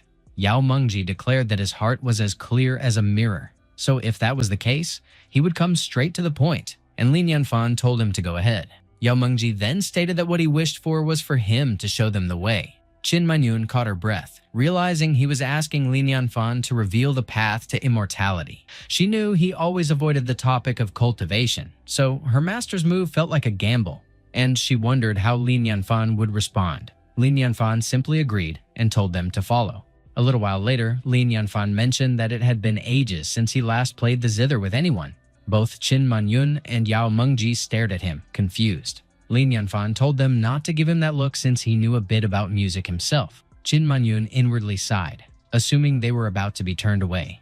But Yao Mengji's face lit up, thinking it fit perfectly. He had sensed from the start that the expert practiced the zither, and now he felt incredibly fortunate. He asked if they would be playing together, but Li Nianfan declined, saying not together. He figured that while he played with simple technique, cultivators channeled inner strength, which might knock him out cold by accident. He then asked Yao Mengji to take a seat and play a single piece while he listened first. Yao Mengji chuckled that the old man was ready to play, but as his fingers brushed the strings, he froze, stunned by the sudden golden glow radiating from the zither. Yao Mengji thought that the celestial heart zither sensed the presence of that zither. He wondered if it felt inferior. He thought that it was like a story of a beauty meeting another. One day, a self-proclaimed beauty, Dong Shi, entered a town, and she saw the true beauty of the town. Her confidence and pride were completely shattered. When the celestial heart zither is compared to Li Nianfan's zither, calling it firewood is not an exaggeration. He then asked Li Nianfan if he could really play that zither. Li Nianfan said that of course he could. Yao Mengji then sat in front of the zither. He said that he would do it with all due respect. He plucked one of the zither's strings and played it, but then he coughed up blood. He said that the level of that zither was too high. So it takes some effort for him to play it, but it was fine. Li Nianfan was worried that he was not feeling well, but then Yao Mengji played the zither and released golden inscriptions from it. Li Nianfan was in awe. They listened silently while he played. 2 birds also came and hopped onto a tree branch to listen. More birds came. Yao Mengji thought that he was an old man who had been practicing to play the zither for a long time, and he finally got to play that magical item that day. He has no more regrets in that lifetime. Meanwhile, Qin Manyun was observing him. She said that she couldn't believe it, and even though her master's behavior is wretched, he still played that zither well, so she has learned something. On the other hand, Li Nianfan was thinking that it was not bad, and if the crappy system were to evaluate it, that should be rated as level 8. He stood still and listened to the music. He thought that the zither's sound reminded him of the days when he was forced by the system to practice it. He worked hard to get to the 10th level and thought he had reached the master level, but he was told by the system that it was only the entry requirement of a rookie. He had the zither 24/7 by his side. Those days were really unforgettable. Yao Mengji then stopped playing. He asked Li Nianfan about what he thinks. Li Nianfan clapped. He said that they should not judge by words, and they should communicate through the sounds of the zither. Yao Mengji then apologized for the trouble. Li Nianfan thought that he loved the zither so much, so he must do his best and he can't let him down. Meanwhile, Qin Manyun and Yao Mengji were looking forward to his performance. Li Nianfan then raised his hand. He closed his eyes and hovered his fingers over the strings. He then leaned forward and touched the strings. They were anticipating that he was going to play. He then plucked the string. They thought that the zither's sound was so strong. Its sound waves rippled through the grass, but then everything calmed down. Yao Mengji wondered if he had stopped, while Qin Manyun said that they should wait a minute and asked what was behind him. They wondered if it was the Taoist realm.